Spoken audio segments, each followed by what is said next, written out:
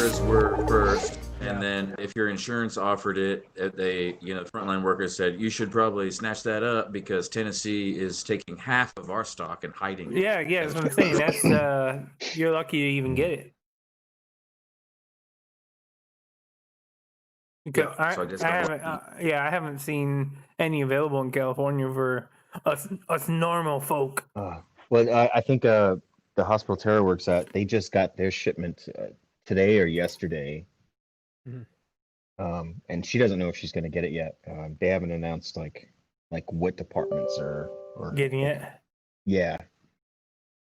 Emily just scheduled me. I had nothing really to do with it. She's like, "You want this or not?" I said, "Yeah." Wednesday. Well, you have to get 2 shots, right? So the first shot I hear is okay. It's Pfizer is 20 days apart. It's the second shot is where people are feeling like shit. And man, Moderna, I'm kind of crossing my fingers because Moderna just got approved, and it's not the same kind of vaccine. Which one are you getting? Huh?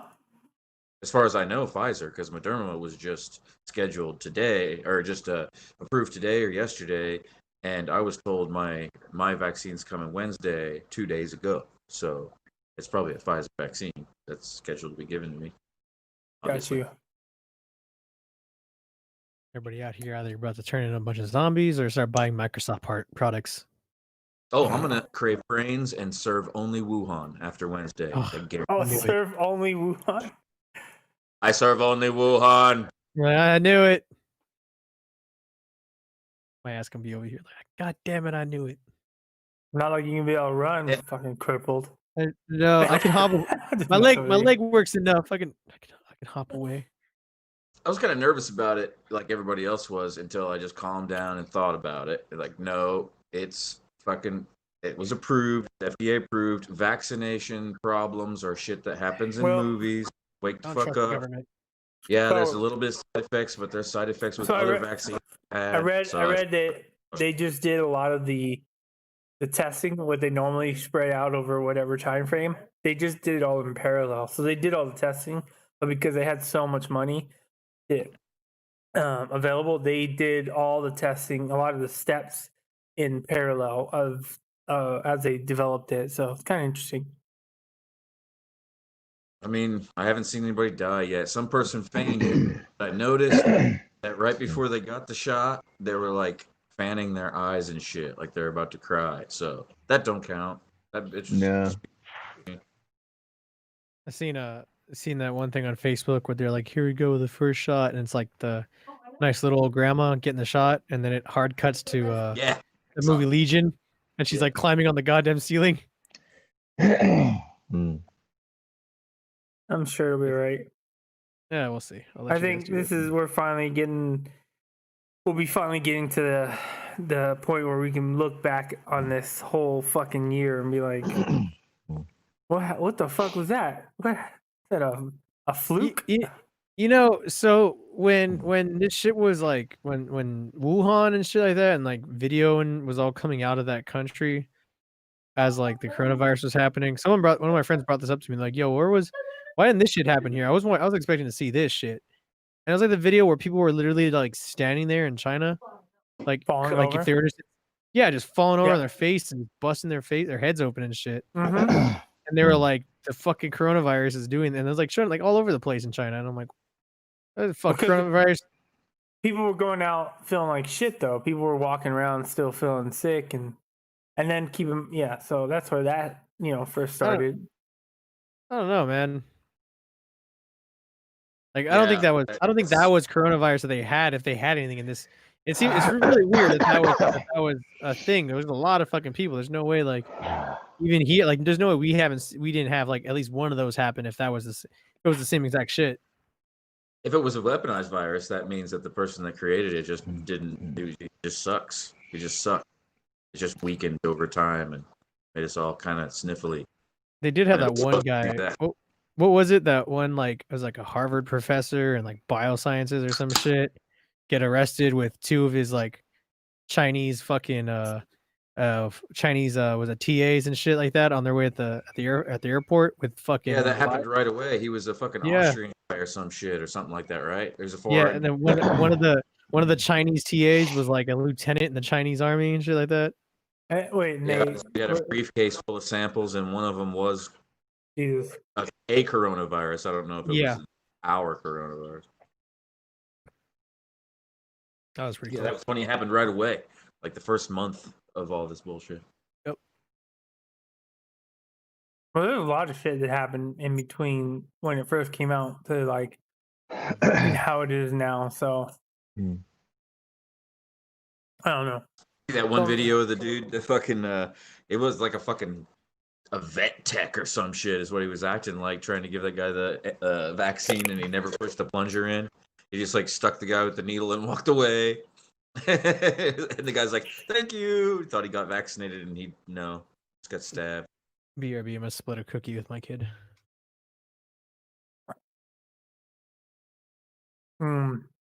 Yeah, we'll see. Like I said, you're pretty lucky that you're able to get it. I know we're not getting it in California anytime soon. But, yeah, I mean, it's just such a big state. Like, I suppose. I mean, it's a fucking huge population. Yeah, I don't know how many vaccines they got. Let's see. I don't know. Many I know. I vac- didn't. The only reason I agreed is because there was vaccines. 100,000 people that have gotten it. Over 100,000 administered shots so far. When I saw that, I was like, okay, yeah, I'll get it. Give it. Trying to see, does California get?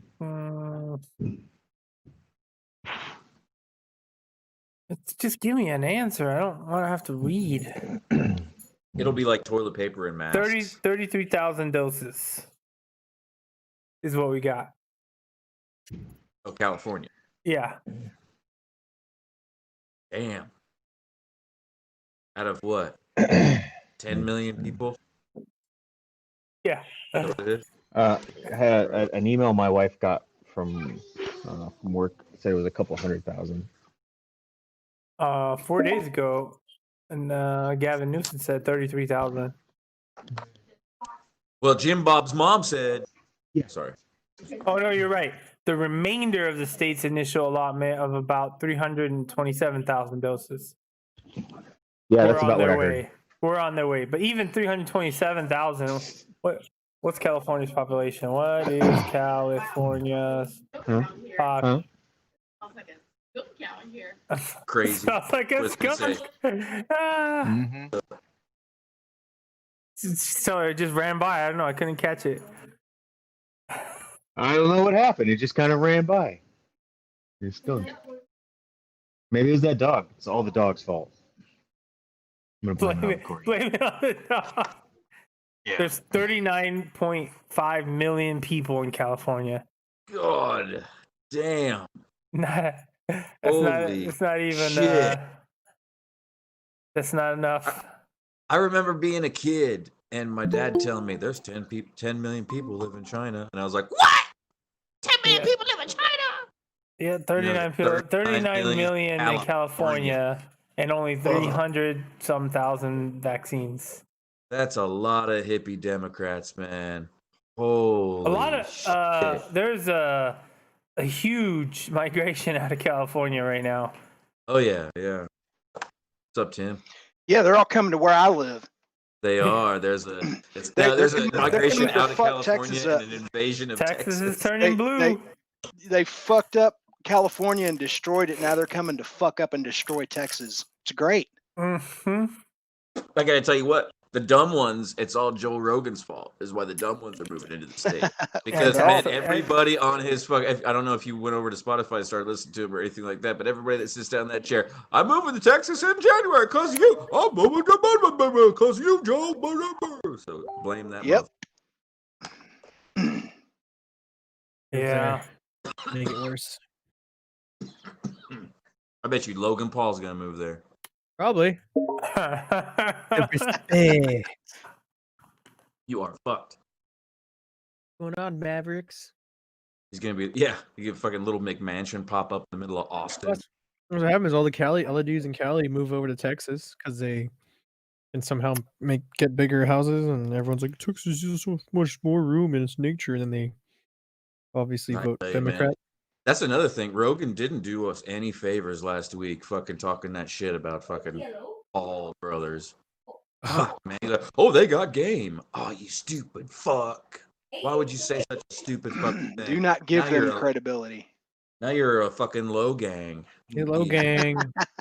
Well, What's going on, Mavericks? you see his was it Jake Paul or Logan Paul put up $50 million to fight Conor McGregor. I think Logan. Of his own cash, 50 million. I think it's Logan, or Logan's gonna fight Mayweather, and then Jake's gonna fight. I can't believe that's happening. That what's so shows fucked up you about that? They don't even care. They don't even care who they want to fight. It's not strategic. It's all fucking clout chasing because they're taunting everybody. It's a matter of the state of boxing right now. The dystopia of boxing is so shit. There's no real passion in either of their requests because they're like fucking driving up to like fucking MMA fighters and saying pussy and then like speeding off trying to get. They can't even fight though. Contracts, man. They can't fight anywhere close to that like professional level. They think they can just like maybe that's what they know. There's like we have to taunt these motherfuckers. We won't get fucking signed. We won't. I think find out in February. I think Nick Diaz tweeted out and just said he'll dead ass fight him. He'll fight. I forgot which one. He said I'll fight him for free. He's just like just to make him shut the hell up. I was like, there you go. That's what we need. I'd like to see what's her face, the MMA chick that got her face busted up by that blonde girl. I want to see her beat the fuck out of Logan Paul. That would be Ronda Rousey. Yeah, Ronda Rousey. I want to see Ronda Rousey rip Logan Paul's nuts off, like make it instrument. And in a boxing match, it wouldn't happen. But if it was like an MMA, if it was like a straight up MMA, oh, she would freaking destroy them. I like seeing out of the element fucking shit because this kid's getting into fighting strictly in the boxing ring. And you know how Conor McGregor acted when he got in the boxing ring and he was, bringing himself up in the octagon. He lost. He wasn't ready for it. He didn't know what he was doing. It was a very entertaining thing to see. So I think Logan Paul in the octagon would be equally as entertaining. It's like Amin Bostepi told me one time, never box with a boxer, never wrestle with a wrestler. You'll lose every time. Yeah, I mean, fucking, that's why... Make him fight your way. Don't try to fight his way. At the beginning of MMA, when the Gracies hopped in the octagon, no one was ready for that. They're like, what the fuck is this frog shit? You beat me. Yep. I don't know, man. Brandon should fucking make a crowbar martial art where we just beat each other with crowbars and then introduce it into the MMA. Crowbar keto. We'd win all the time. Yeah. How you doing, Tim? I'm all right. It's been a rough week. COVID. Well, my dad has COVID-19, and oh no, and my buddy Matt Van died. If you remember him from my videos, he rode a gray Kawasaki C14. Bass player of my band, best friend for like I saw you 20 post that. years. So, yeah. How did he die? He's had cancer since. Well, it's weird. He got cancer in 2013. And they effectively cured him of it for over 4.5 years, and then it came back in 2018 with a vengeance. Was super aggressive, and he passed away a week ago yesterday. It tends to happen with cancer. It just they beat it, and then it just comes. That's why you're constantly getting tested. Like my sister had it, and she's constantly being tested because that shit comes back, and it comes back aggressive, man. Yeah. So anyway, the last, I haven't made that many videos this year simply because of the pandemic, but also because I haven't said anything about it, but I'll make some kind of a tribute video to him at some point, but he's a brother Freemason and, in addition to being my best friend. And, so I've been helping as much as I can with stuff he wants to do. And the past few months I've been doing things like getting his motorcycles sold for him and helping him liquidate because we knew it was coming. And so, anyway, I'm not trying to bring down a happy Friday night, but No, that's all good. it's been a bitch ass Yeah. week, and I'm happy to see you guys' faces and spend a little time with you guys. Yeah, man. That's what this is about, hanging out and hopefully. Absolutely. So that's unfortunate. How's your Mhm. dad? Is he got symptoms or is he like? Man, you have to understand my dad. So my dad's disabled, and Mhm. he's disabled visually. He's legally blind. He has this genetic thing that's passed down maternally. It's called Leber's hereditary optic neuropathy, and he can't see. He can't drive. He can't. Like I have to do his bills. I have to take him shopping, go do his banking, and all of that stuff. So, which is fine. But when he gets sick or something like this happens, it makes it 18,000 times more complicated because he can't go get himself tested. One of us have to go get him tested, me or my brother. Well, my brother was exposed to him. My dad got it from my aunt. Two of his sisters came to visit him, and they gave him COVID-19. They both have it, and I didn't want to make a big deal out of them coming to see him. But I'm worried about my dad because in addition to his obvious health problems, he's got other health problems. He has a pacemaker, and he has some well, I don't want to say respiratory problems, but they kind of are respiratory problems. And so I'm worried about him, but he's hanging in there. I'm calling him like 3 times a day because he lives about a half hour from me. And I'm worried that he won't call me if he really starts to feel bad. He's really worried about being a burden. I don't want to be a burden to you boys. And it's kind of that thing. Hate that when they. I know, man, but so I've told him, man, you've got to tell me. I said, if it becomes hard for you to breathe, if you go into any kind of respiratory distress, you call me or Eric immediately. And so my sister-in-law went out there today. We're just leaving food and medicine and stuff he needs on his porch and letting him get it. And my wife bought one of those thermometers that you can take somebody's temperature like a freaking blaster from Star Wars with a laser, so we can do it kind of from a distance. And so, yeah, man, I ain't gonna lie, it's been a shitty week. Yeah. Well, the hits just keep on coming, but this too shall pass. I was debating on having my mom calling her and being like, hey, let me, why don't you come over for Christmas? And then my boss was like talking about his grandma, his grandparents or his mom and dad. And he said something and it kind of hit me. And I was like, you right. He said he told his kids, we're not having grandma and grandpa over for Christmas this year so that we can have grandma and grandpa next year. Yeah, and I was exactly right. I was like, oh, damn, he's right. Yeah, that's fucking deep. Well, I was worried. Yeah, I was worried about our Thanksgiving. We all got together, and I was kind of worried about it. But I mean, we kept our distance. We didn't, we were cognizant of kind of being careful. But there was a lot of people at my dad's house. We had it out at his place, and I kept thinking, okay, in the next 2 weeks, Dad's going to come up with COVID-19. Somebody's going to be carrying it passively, and he didn't. And then his sisters come to visit him, and they give it to him. And so, it's Amazon sent out an email saying that that they want, by law, they want everyone, and at least in California, supposedly, and they're not enforcing it, but they're highly recommending that everyone go on site because they have a testing facility now on site to get tested every week. One in the beginning of the week, one at the end of the week, and they're paying for it. It's all done on site. And the thing that interests me, and they're not, even though it says it is mandatory by the state, they're not enforcing it. They're asking people to do it. And I know why they're not enforcing it, because they're going to have a lot of employees that are not going to be working, and they pay for the 2 weeks. They pay the 2 weeks that you're out.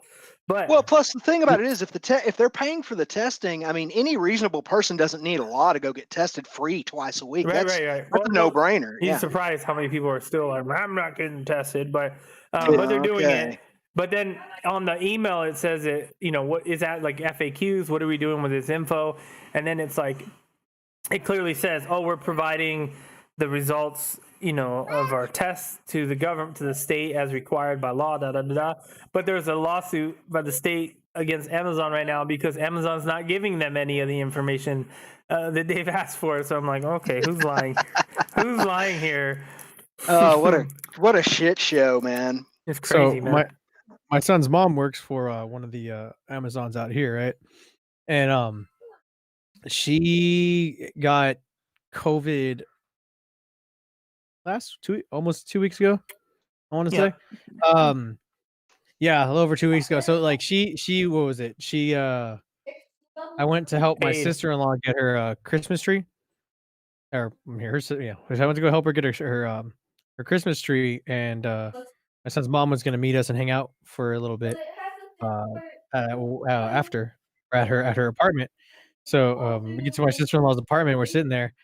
My ex is on the couch, and she's just like looks like she's like dying. She's tired, exhausted. She's just like her Wait, stomach doesn't feel good. is this what she knew she had it? She didn't know. So Okay. she just went to work, and she was like mid work or something. Pretty much she was like at work, and then she just started feeling really shitty like out of nowhere. So it seemed more like it was like a stomach bug than anything. And so she's just not feeling too good. And then we took off. I was like, all right, we're gonna get out, go home, get some rest. And then she decided she's like, peace of mind, I'm gonna go get a test. So she, goes to work. She goes to work the next day, and then they get her in, whatever. Everything's cool. And then she's like, hey, I'm gonna go get one of the tests because they provide the test. She went and got it done. She texted me. She's like, did I tell you what happened last week? Because they had some guy that came into work, and his temperature was a little high. They told him come back tomorrow. Comes back tomorrow. So he was just like, oh, temp's all right, whatever. So he comes back the next day. Temp's not high, but the motherfucker's dying. He's like sick and dying. Fucking Yeah, you don't have to have a fever, exactly. Yeah, exactly. So, but no, what I'm saying is that now he's like visibly sick. Oh, He messed was up. he wasn't And they- supposed to be and there. they- They literally they told let you him- not to go in. They let him in because he was in their range. The range, all the parameters I've set up, they let his ass in. And it turns out they've been doing that to many employees already. If they're within a temperature range and they're still sick, because her place has been getting hit with a bunch of people that go to work, and then they start transmitting it everywhere. That happens. There's literally signs everywhere in the facility that says if you feel sick, do not come in to work. They're everywhere. Okay. So that's on him that he went into work. Yeah, but here's the thing: his ass to get out of there. But there's literally signs everywhere that says don't come into work. And you really just call work and be like, "Hey, I think I have coronavirus." You don't have to call. Yes, you do. Dude, I went and got tested. I just called the number and says, "Hey, I think I was in contact with someone," and they're like, "Okay, go get tested. Don't come in." People out here feel like it's called a global pandemic. So yeah. The thing is, the people out here feel like that they can't. They're idiots. They're idiots. Yeah. Whoever, because it's not. They've literally put all that information out there. Everywhere there's signs that says if you feel sick, do not come in. Go get tested. The free testing that's done on the facility says if you feel sick, do not get tested here. Go get tested in an actual doctor's. Don't come here and get tested. It's everywhere. They say if you feel sick, they give you the number to call. Like. So if you go in feeling like sick, that infringes on my rights. Infringes on my rights. But no, so she got sick, and then she already had my kid with her, so they spent 2 weeks, almost 2 weeks, because she's good now. So he came over yesterday, but I obviously fell off a motorcycle on Wednesday, so it was a little weird because he just wants to play, and I'm like, I can't. You fell off your motorcycle? What the hell did you do? Oh, I just now noticed your arm. Oh, shit. Sorry about that. I fell off a motorcycle. Well, damn it, son. You're not supposed to do that. Well, okay. Well, I mean, I did everything right. The problem is that there's no emergency lanes anymore. But no, so some dude was like, I was pretty far back. I said I was like 3 car. I think I was way more than 3 car lanes behind anybody. But there's 2 cars ahead of me. There was a white like Charger and a black Sentra. Now the white Charger started tapping his fucking brakes, and I saw his brake lights, blinking a bunch. So I'm like, oh fuck it. So then I started slowing down a little bit. All right, cool, whatever. And then I see him like 2 or 3 just big hard fucking just slams on the fucking brakes. 1, 2, 3, and I see his fucking car jolting. So the Sentra is now like right up against this dude's ass, and he's fucking braking hard too, trying not to hit him. So I fucking pull the brakes. I start downshifting. I'm slowing down. All of a sudden, I'm like, all right, cool. These cars are about to pass me. I'm gonna get in the next lane and then just get out of there because that guy's crazy. I can't. There's no emergency lane, so I have to go to my right. Motherfucker decides to go between both lanes, the first and the second lane. Just go right between them, and then just fucking rip that e-brake basically, and just dead stop. So now all these cars next to me have now hit their brakes and are running alongside me. So I'm like, sweet, I got nowhere to go except down and wherever the fuck. So Oh damn it, dude. I throw down. I look. I'm about 32 miles an hour. I'm getting pretty close. I said, fuck. So I keep down. I downshift my last 2 gears, and then I'm just holding that brake. And right when I was like, I'm about to hit the back of this car, because there was no room for me to like squeeze that extra few feet in between the cars, and there was no room on the left either because they got rid of the emergency lanes out here. They're all like fucking just straight wall divider because they're like, we need to make another lane to make our freeways bigger. So let's get rid of the emergency lane. Yeah, so that just happened recently. So when was the wreck, by the way? When did it happen? Wednesday. Wednesday? Oh sheesh, man. So I was like, fuck it. So right before I got to the back, I full fucking rear braked. I saw my skid mark. I had to drive by there to go get my bike out of the shop or out of the fucking impound. And it was maybe like a skid, maybe the length of my bike. And then I ripped the fucking the front brake.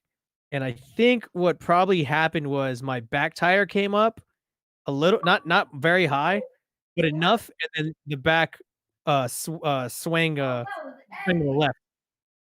And then we hit the ground and just stopped. We didn't slide, nothing. We just went bap. It's full on my left side, and I was like, fuck it. I was like, all right. I noticed I couldn't get up to get my bike. I'm like, well, shit, and I just started rolling off to like the divider. So it was one of those situations where ABS would have been key right there, bro. ABS Maybe. you wouldn't have locked up, and your bike wouldn't have fucking popped up like that. Well, it popped up because I pulled the front brake. Yeah, ABS wouldn't have happened with ABS. Because it'll start going ta ta ta ta ta, and like I would have just ended up smashing into that dude's car. Possibly. I was trying. That was my thing. Is like I didn't want to run into the car and then smash into the car. If anything, I just wanted to go straight in the ground. So I was like, I got to go to the ground. So I mean, I purposely was like, I'm going to the ground right now, and I said, all right, fuck it, let's go. And I brought her. Depending on the situation, I mean, miracles do happen. Who was that douchebag who went underneath the truck that time? Who was that? Oh, he's not a douchebag. He's not a douchebag. He's not a douchebag. He got the speed wobbles, and then he on an FZ09, the bike's fault. That was the bike's fault. He even let go. You could see in the video he let go, and he tried to let it level out, and that shit still. Who was the guy? Hamimoto. Hamimoto. Okay. I actually met him when he was the first person I met when I came to California. Okay. So I rode out to Huntington Beach to go and meet him. So that is the one situation, the one scenario I can think of where the bike going down actually improved the situation. Because he slid so perfectly underneath that truck, man. Somebody was praying for that fool. Maybe if he was bucked off, forward, he could have been run over by the car behind him. You never know. The way I've always heard about braking in situations is this: if you lay your bike down and it doesn't hit the car, you shouldn't have laid your bike down. Right. Because there's enough time for you to stop your bike and stay up. Yeah. That's kind of the thing. So that's not true. You stop faster on rubber than you stop on exactly. plastic. That's where I'm going with it. Is because you'll stop hard. Yeah, exactly. More with your tires and your bike sliding. ABS is not a substitute for good braking control. ABS is good. But it is very beneficial in those 1% of scenarios. So like you're just leaving your house, your tires are cold, and then like somebody pulls out in front of you, or you just hit that small braking in the rain. No, I was gonna hit that guy's car, which is why I was like, we're just gonna hard stop this fucking bike right now and just hope for the best right now. Because I remember going down and seeing the back end of his car. This is why I wish we had video, because that's where you get the learning experience from. there's no critiquing it. You made the right decision because it's Yeah, sitting there right now. Yeah, exactly. That's all. Because either way, I was either gonna Yep. fall Any in between crash, two any vehicles. crash you can walk away from is a good crash. Oh Yeah. yeah. Yeah. You're like, But can you stand? I it's said, fuck always yeah. it's always good to reflect back and Learn see from it, what yeah. you could have done differently. Yep. Because like when I've crashed my dirt bike or when I've crashed Yeah. out on the road, I'm like, what? Like the one I had on the 405, that one off the off ramp. I look back at that and I was like, I could have done so many things differently. Yep. If I wasn't speeding, if I was paying attention in front. Yeah. I So mean, I think that's key with riding and crashing is Yeah. to not get defensive about the fact that you fucked up, because Yeah. more than likely it was your fault. And Learn when from I, it. and And when if I it wasn't crashed, your yeah, fault, and this is one of the things we always used to teach in the motorcycle safety courses was that a crash is rarely caused by a single factor. It's usually exactly. a combination Multiple. of two or Yes. more factors, right? Yeah. And even though it's not your fault, even though the crash may be 100% not your fault, you can usually look back on the dynamics of the crash and figure out something you could have done to lessen the Yeah. severity of it. And So, apply it. yeah. And apply it to Yeah, your and apply to- it moving yeah. forward. Exactly. I think that's the key. The key thing is making sure that you look at it you take a step back from the incident and you look at it from a 50-foot, 1,000 view, whatever, and really get rid of your ego and be like, this is where I messed up. I could have done this better. I could have done that better. Like if you look at my video when I crashed and totaled my bike, I made that video, and the first thing I said, it was 100% my fault. Like I didn't want to try to be like, there was gravel, but no, I was like, this is my fault. Like it was 100% my fault. I know why this, and looked at it from that perspective, right? And I think that's key to your riding career being longer, because you don't have this ego of saying I had to lay her down or there was gravel. You take that out and you look at it and be like, okay, how could I have done better? How could I have done this? That should be like an everyday thing. I think that's one of the something I picked up like early in my riding career. I agree. Not just when you have an accident. Every ride should incident, teach you something. Yeah. Not every incident. Wait, well, not even every incident, but every day fault. riding should teach you something. Yeah. There should never be I'm just going to go for a ride and you get nothing out of it. Like every riding day, even the best one, is supposed to be a learning experience. What's up from Italy? How you doing out there? How's the COVID situation out in Italy? Yeah, honestly, aside from like being further back, and even then, he's still thinking back. I was a substantial amount of back anyway.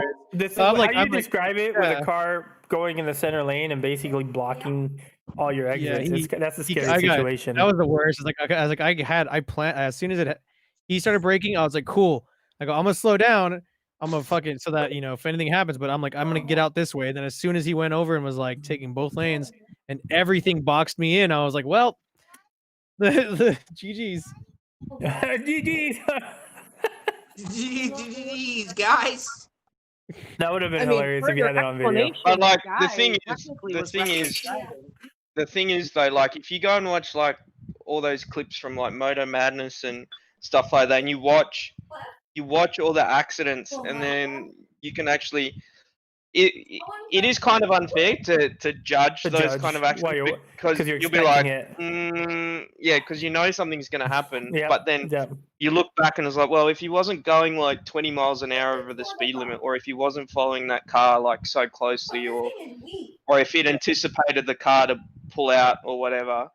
Or if he didn't just rush the yellow Porsche as fast as he could. I have a try and get knee down over it. You remember Ghost when we went on Ortega and we saw the yellow Porsche? Yeah. So I have a video in Coronado where I'm going down this road. It's 2 lanes, and then there's a road that comes out across. And I'm driving, and then I slow down.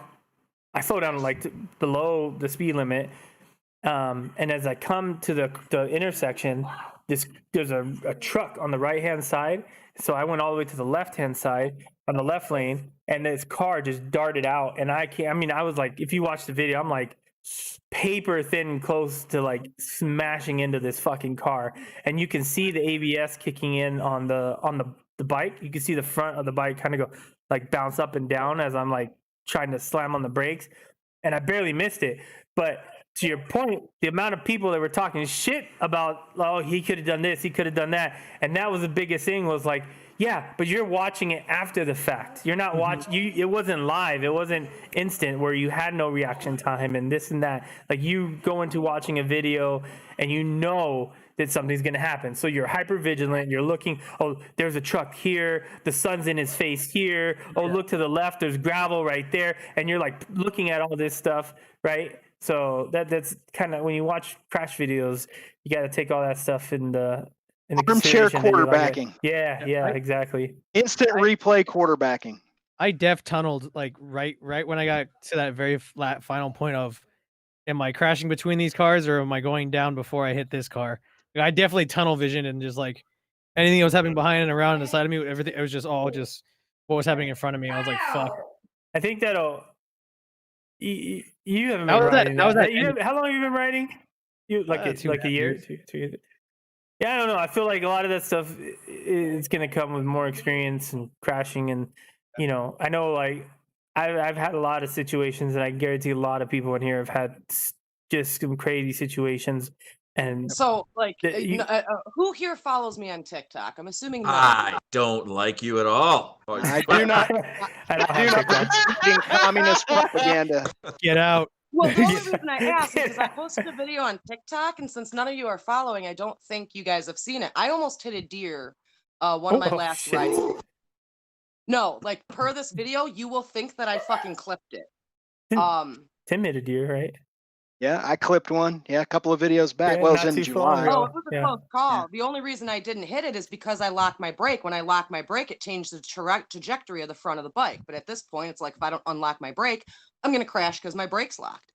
You just let up a little bit and go back on it. That's enough pressure. It's almost like creating just enough. ABS. Right. You don't have to come completely off. You just have to decrease the pressure a little bit till the slide stops, then go back on it. But that's why you practice emergency braking, is to get that stuff down. Instinct tells you not to do this. The thing about, one of the things that's most important about threshold braking a motorcycle, whether you have ABS or not, is weight transfer.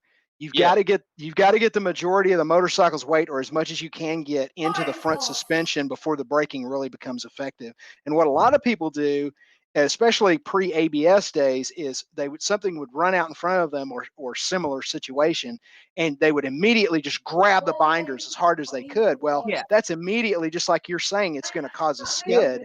But if you're fast enough and you get out of that and continue the weight transfer, just like you said, the second time you get in there, you're going to have really good braking action. Yeah, so. Absolutely. But it's counterintuitive. In the moment, when you're in like crisis panic mode, letting off the brake is the last thing your brain tells you want to do. Right. Well, if you ever watch the what was that video? It's really corny. I forgot what it's called, but they talk about twist of the wrist. But they talk about but they talk about my balls in this leather. Doesn't look great. They talk about those survival instincts and how they're counterintuitive. A lot of those things are counterintuitive, where you have to fight your intuition to do one thing. Just you fight your natural instincts. Yeah, you have to fight your instincts. Crazy is when I almost hit this deer, panic mode never entered. Like, I was calm, my heart rate didn't raise. I came off the brake, went back on. I did everything right. Thank God I recovered it. But like, I should post this on Instagram. It's crazy. You're gonna be like, holy shit. So like, there was an oncoming car, you couldn't see the deer coming, and just boom, there's a deer in front of you. Well, that's where I was talking about, asking about Bobby's riding time in the seat, because I think that's the part that comes with experiences, is being in the middle of a situation, and at the same time you're checking your mirrors, you're checking your exits, you're doing everything to try to avoid the situation. So like, one time I was on the Coronado Bridge. It's only 2 lanes, and I was right behind 2 cars that crashed into each other, right in front of me. And so my options were, do I fucking try and brake and then maybe get hit from behind, or do I go over into the next lane? Can I go into the next lane? Is there a car next to me? Is there a car that's going to be sliding down? Or should I try to go down, just try to say fuck it and go down the center? And all of that had to happen in like milliseconds. Yeah, in milliseconds, and check my mirror, you know. So, and I think that's where it all comes with experience and having in situations is you keep calm enough that you can make all these quick decisions, check your mirror, look for your exits. And then you're like, okay, here's the decision. And the decision you pick, you have to like 100%. Like you have to commit. Exactly. Like I'm doing it this way, 100%. Whatever the fuck happens is gonna happen. And like if you watch that video, the Coronado video, there were fucking scary situations. But it wasn't until like after the situation when I get past it, I'm like. You know, because in the midst of it, your brain is like, oh, just working this like a problem, you know? So it's crazy, man. Yeah. Well, what I would suggest, I mean, unless you plan on upgrading to a bike that has ABS, practice locking up your brakes when there's no threat in front of you so you can learn to control that. Yeah. And you know what it feels like. Like, look, it probably sounds like we're trying to make we're making you feel bad because you crashed, but the only no, we're just trying. I'm just randomly talking about the whole concept of no, I've locked up. Well, not my front tire because fuck that noise. But I mean, I've locked up my rear brake and shit like that. And I've gotten to like I know where where my pinpoints are for locking them up if I have to. That's why when I was at that point, I was like, all right, fuck it, let's lock the tire, let's lock this, and I was like, let's go to the ground. But I mean, as far as like situational awareness and stuff like that, like that's why like before I got to that final point of we're hitting, let's figure out what to do. Like that whole point, I was like, my 3 years of just fucking off in like the woods in Kansas and shit like that in the army was like, oh, fucking sound or light or something in that direction, fucking closest fucking cover. Where the fuck is our exit route? Where the hell are my boys at? Where's this? Where's that? Go in a room. You know, it was the whole thing, and I'm transferring that over to writing because I'm like, okay, cool. Like fuck, that guy's fucking slamming his brakes. Where's my exit? Where's the nearest car to me? Where the fuck is that? Where can I go? Like, so that's I did the exact like all of it, and then if you know, I just ended up getting boxed in. I was just in a shit situation. It sounds like the dude cutting over is what fucked you over really the most. I was like, cool. I was like, cool, I have all this room. Let me go here. And as soon as that car passed me, and I was like waiting for it to just go a little further, motherfucker went right in that lane, and that fucking big ass SUV went skirt. And I was like, fuck, it can't go nowhere. It's shitty. And that's what, then when we were talking, I was like, it's that surreal. There's a surreal moment when you know you're gonna crash, and your brain is like, huh, all right, this is happening, man. This is what it is. Yeah, this is gonna be weird. I can't believe this is happening right now. And it's like this slow motion thing that happens, and you're just like, it's just so surreal. It's such a weird feeling. Oh shit! We found an underground nuclear fort in Iran with seismic vision. Nice. Cool. Damn Iranians. What the fuck is seismic vision? The vision of seismic. That sounds like some superhero shit. Sounds like some super villains shit. What seismic villain? vision? Yeah. Means my eyes shake a lot. Yeah. I can shake my eyes. Not fun. Insidious said that it's 5 a.m. where he is in Italy. I was looking at the gray line. The current gray line position is the sun's not even up where he is yet. Super early. I want seismic vision goggles so I can see earthquakes coming.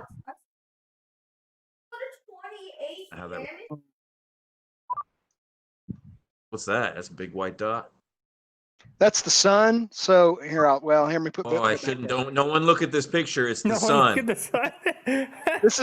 This is a private web page I built on my website. I mean, it's not private. Anybody can. That is bright, dude. Man. This is just all radio propagation stuff for ham radio, and this shows the sun in the active sunspot regions is what that is. And the sunspot activity sucked today. Only 12 sunspots. It's horrible. I don't see any spots. Well, if you look at here, I'll show you. If you want to see some real sunspots, if you want to see the real boys, I'll show you the real boys. I'm a real boy. Tim, This is a- when the microwave rays were shooting down on Oh, like they're in the fire blue there. locations? Yeah, okay. Yeah, that's some fucking eruptions. Look on the I far might side have of a the beer. limb.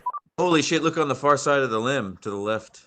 Yeah, these are the active regions, right? You probably can't see the little thing I'm circling with, but those are the active regions are kind of in the center moving kind of toward the bottom, but it's just not really enough for good radio communications, for good what's called skywave propagation, and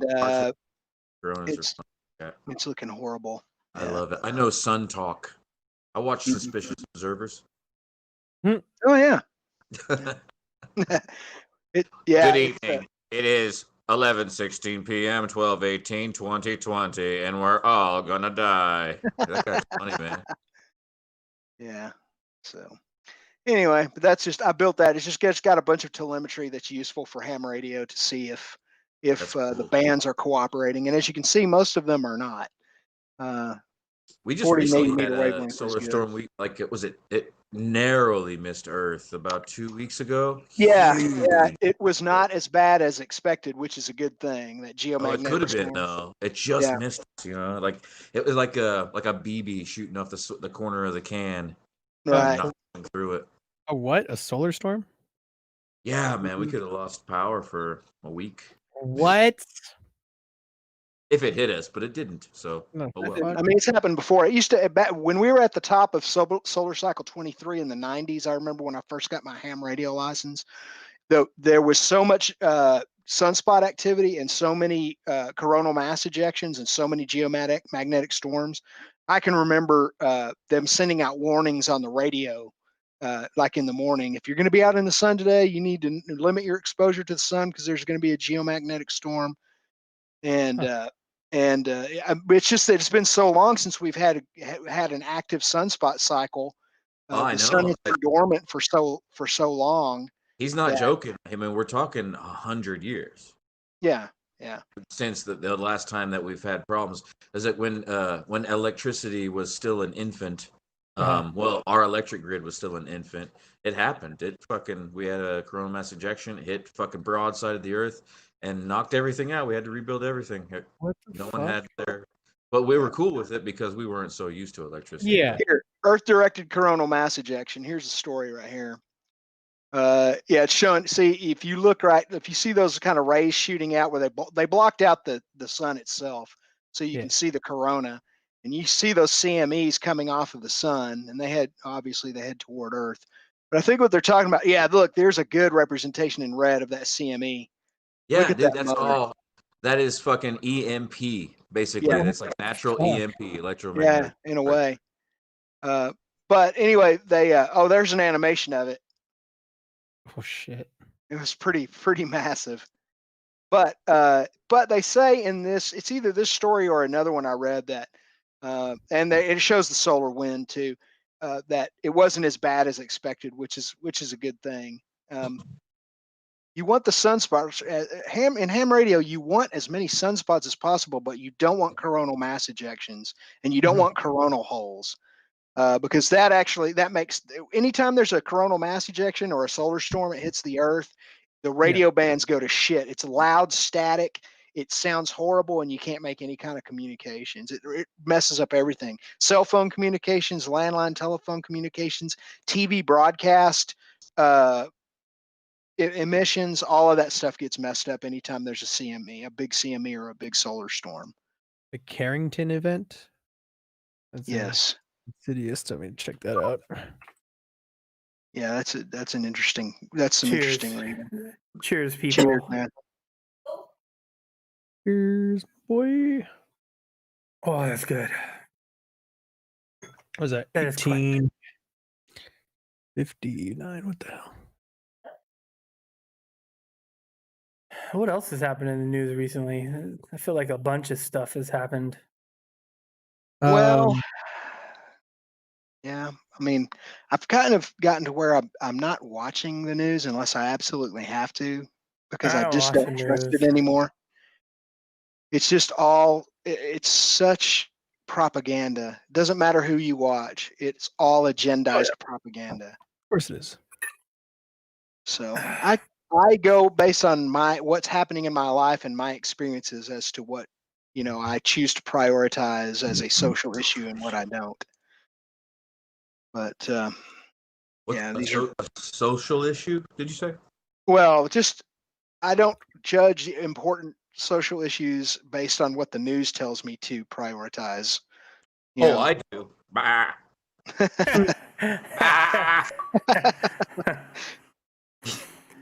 Yeah. An ATF agent got tased by a local PD because he was Was he undercover?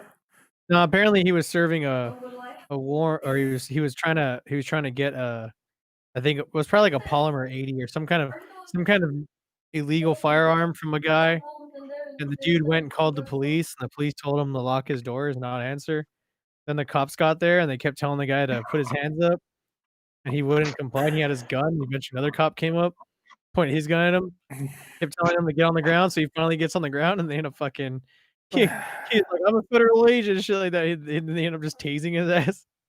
That's fucked up. And then they throw him in the car and then check his shit. But I was, oh yeah, he got what he deserved. ATF piece of shit. So I got a similar story.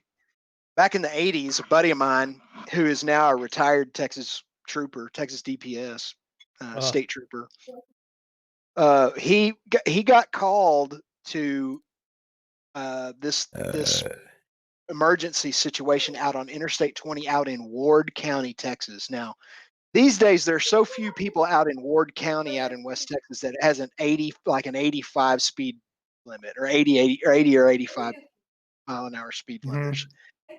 And so apparently what happened was a Ward County sheriff's deputy decided he was going to pull over this 18-wheeler because the 18-wheeler didn't have proper markings on it. And so he pulls over the 18-wheeler, and as soon as that sheriff's deputy gets out of his car and starts walking up to the cab of this truck, he is surrounded by black SUVs and like black Crown Vics and all of this stuff.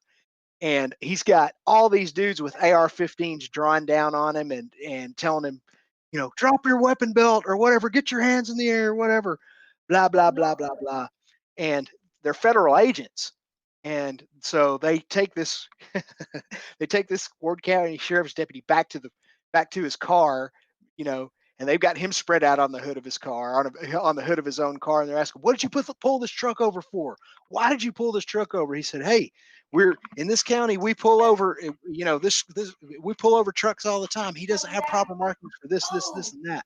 And they said, "You need to get in your car, radio yourself clear of this call and get away from this truck. It's carrying a nuclear weapon." Oh shit! God damn. Yes. Yeah. Be like, yes, sir. Yeah. Can you get it out? Can you please get it out of my fucking city? Now. Yeah. Can you please get it moving? That's weird because that's like the last thing they're supposed to say if they have a nuclear weapon. Hey, I got a nuke, everybody. Whoop, buddy over here with a nuke. I think what they do now is certain agencies are informed when a nuclear weapon is moving through a region. And it doesn't seem to be the problem it was, but I remember back in the 80s, it was a problem. I remember hearing that story happening in several different places. Is this their solution for broken arrows? I guess, yeah. Can you imagine we'll drive it there. That way we can't lose it. Remember that time that one nuke fell out that B-52 in North Carolina? Yeah. That's what a broken arrow is. It's like it's still underwater, right? I think so. I think last I heard, it's still there. I thought they got it. I thought they got it out. I'm not sure. Arizona? Did you say? No, it was in no. I don't think this one. It's in the Carolinas. North Carolina. What? That's close to me. Yeah. Here it is. 23 January 1961. B-52 Stratofortress carrying 2 3 to 4 megaton Mark 39 nuclear bombs broke up in midair, dropping its nuclear payload in the process.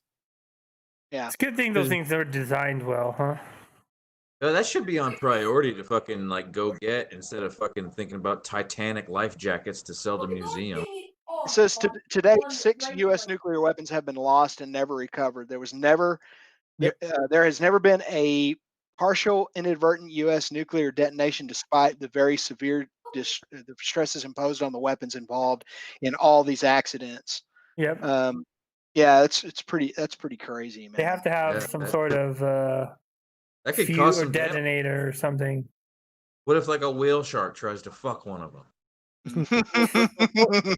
Before the nukes were like you could set one off. You could set one off. Like now they have like The they Baby won't go off unless they're I think electronically Baby Boy had a yeah.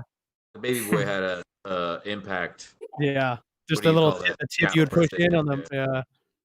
Or Well, you I mean, could hit it with a sledgehammer and blow that fucker. If you ever look at how they transport the nuclear rods after they're done spent from a nuclear facility, and they put them in these pods Impact on a train, yeah. And the way if you ever watch them test those things, they fucking run trains into those things and they don't fucking explode, which is nuts. Oh yeah. Yeah, they bring those Cheyenne rods. Mountain, right? They bring low level and medium level nuclear waste out here to West. Well, it's not in West Texas. It's actually right across the border over there in southeast New Mexico. They have a disposal facility over there in the middle of nowhere. Then we turn it into tank armor and fucking sable. Yeah, dude. Tank armor. We should go back to that kind of warfare, dude. Just Bro, brute force. Have you ever heard of the M1 Abrams, right? Or plutonium armor or some shit like that? It's irradiated armor. Yeah. There you go. Have you ever heard of a Helepulus? I bet you Tim knows what a Helepulus is. A Helepulus? Yeah. I It was the first tank. It's also called a siege tower. It was the first tank made by Archimedes, designed by Archimedes. So it was basically a mobile castle, like a mobile home, motherfuckers, like wide load coming through the mountain. And they would construct 4 timbers and make like a McMansion and put like stories, like 4 or 5 story high, motherfuckers. And there'd be slaves at the bottom turning this wheel, which made the tracks go, and they drove it up to the side of a castle and just beat the fucking shit out of the castle, or drove in the windows, these ladders to get up top. That's crazy. Fucking catapults came out, and archery bolts came out of the fucking thing, and the biggest one was 40 meters high. Wow. Imagine a 40-meter high castle just fucking rolling through the fucking hills. That's awesome, though. I'm gonna fuck you up. Ancient military technology was pretty dope. And also pretty laughable. You think about them using a trebuchet to fucking shoot at a castle. That fucking worked. Hell, the Greeks had fucking flamethrowers, man. Hell, Gondor used them. They had was it Trojan horse, right? Like, Yeah, look a gift. They also had Greek fire. That actually worked. That's fucking funny shit. Greek fire. Yeah, they did. I think they tried to make a play off of that in Game of Thrones. There was that green. It was that green fire that they had, but I think it was a play off Greek fire. Yeah, the wildfire. Yeah, the wildfire. It was based off that Greek fire. It was like you couldn't put it out. Just fucking napalm, basically. It was napalm. It was beeswax and a bunch of other shit that was flammable. Everybody's like, "Oh, it's a mystery. No one knows what really is in Greek fire." Bitch, wax is good enough. You mix wax with like some wood pulp, and then liquefy that and set it aflame. That'll burn, man. Cornstarch. Cornstarch. Yep. Why does sugar get so hot? That's a good question. It's like glass, huh? It boils, doesn't it? You boil sugar, but it gets fucking. It boils at a high temperature. Yeah. That bitch. Who was the first person who was like, "Let's tar and feather this motherfucker"? Some motherfucker that had some tars and some feathers just chilling. And, you know, it's in cartoons. Well, the thing is like you watch it in like cartoons and it looks funny, but in reality, it would melt your fucking skin. It would kill you. Yeah. It was a chicken farmer from La Brea. Was the first person. Yeah. Did you guys ever watch the HBO miniseries called Carnival back in the mid 2000s? No. Yeah. No. There's a scene in that series where they tar and feather a guy, and it is fucking gruesome. Yeah. That's what I'm saying. Is that if you hear when you hear it, you think of it like as a cartoon, like, oh, he tar and feathered. You know, it's like in a movie, it's tar and feathered. But the reality is, it isn't gruesome. Before I got on medication, I saw a guy. He tarred himself. We were putting up a gazebo, making a gazebo. He was standing on the top of it with a bucket of tar that we just had over the fire, and he fell. And I had zero empathy. I just started busting out laughing at the guy because it was just like a cartoon. The pot of hot tar fell after him and landed on top of him, coated half of his ass. He didn't get burned or anything, but it was still hot tar stuck to him, and he fell 10, 20 feet. What up, Warbeard? How you doing? Then I got medication, and I called that guy and apologized.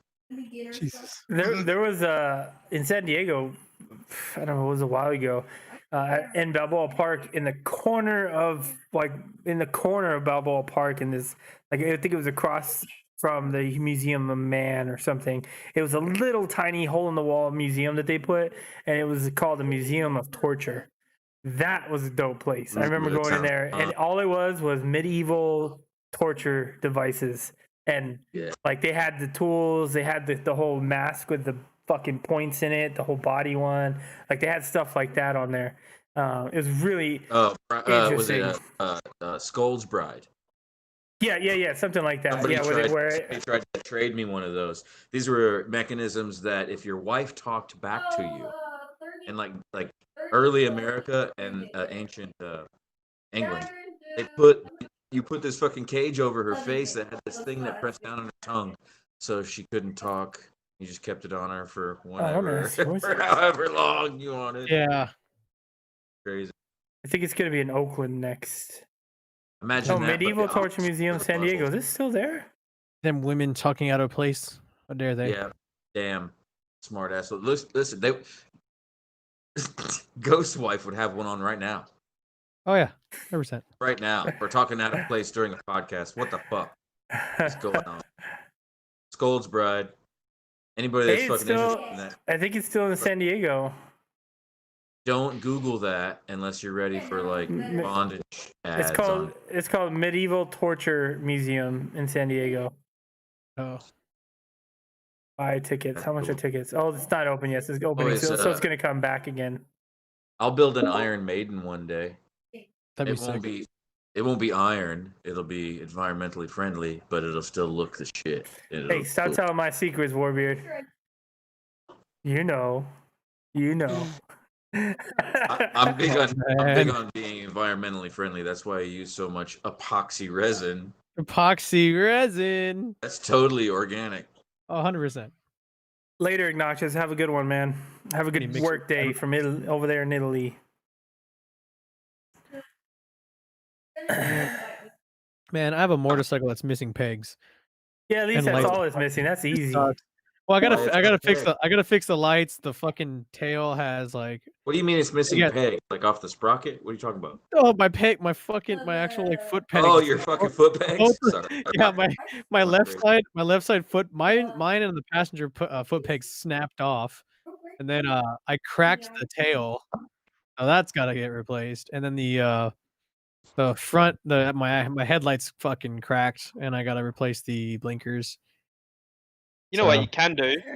You can grab the right hand side passenger foot peg and then put it onto the left hand side rider foot peg.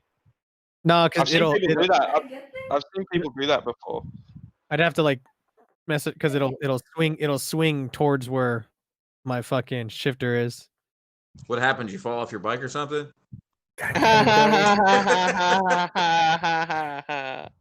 Tell us the story.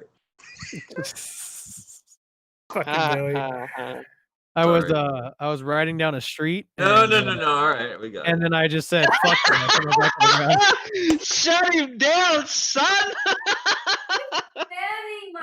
I was just kidding. I was listening before. I said down the street. I didn't say freeway. I was just gonna be like, I was gonna say like, yeah. Then I just fell over. Fuck it. Oh, look, I'm fancy. I got a handkerchief. Oh, he's got a handkerchief for his glasses. And a handkerchief. Does that mean I'm old or just fancy or both? Or just a pussy. You're just jealous you don't have a handkerchief. His like light blue shirt. His Nah, light blue collared shirt. His light blue sweater.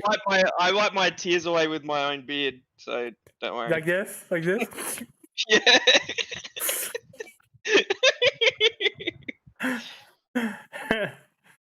Hey, I've got something that really annoys me. Laugh all the way to the bank. A handkerchief cost me $40. Just laughing now. I'm fucking wiping my glasses, boogers off my glasses with $40. Well, you're a fucking idiot then. I'll buy a $60. Don't tempt me. I'll buy a $70 one. Do it. I don't know how it is there, but when you sell secondhand stuff, like on, I don't know, you guys use Craigslist. Here we use Gumtree. I don't know if you've heard of that. It's Gumtree. Zombie. It's like Craigslist, basically. Yeah. But don't you just hate it, like when you put up an ad and they're like, "Oh, what's the best price you can do?" Oh yeah. I'm like, I'm not negotiating. You bring cash, have a look, then we can discuss. Right, but you have to answer them too, or then you have to answer them, or your response rate goes to shit. So you have to say something, and you have to be nice too because it's your business, right? It's a real bitch. I want to put a dick to them. Like read the post, you fucking dick. It's $20. How low can you go? $20. Sometimes I'm nice about it when they do that because I'll go stalk their social media for about 5 minutes and like try to estimate their net worth. Yeah. And what they'd be willing to pay. Yeah, so I think if they're worth it, then I'll go into their DMs and then I'll. Billy's like they're worth a $40 handkerchief. Yeah. Listen, I'll sell you the handkerchief for $70, but I'm not gonna wash it. Am I allowed of fucks to give, bitch? He's like, you need a handkerchief?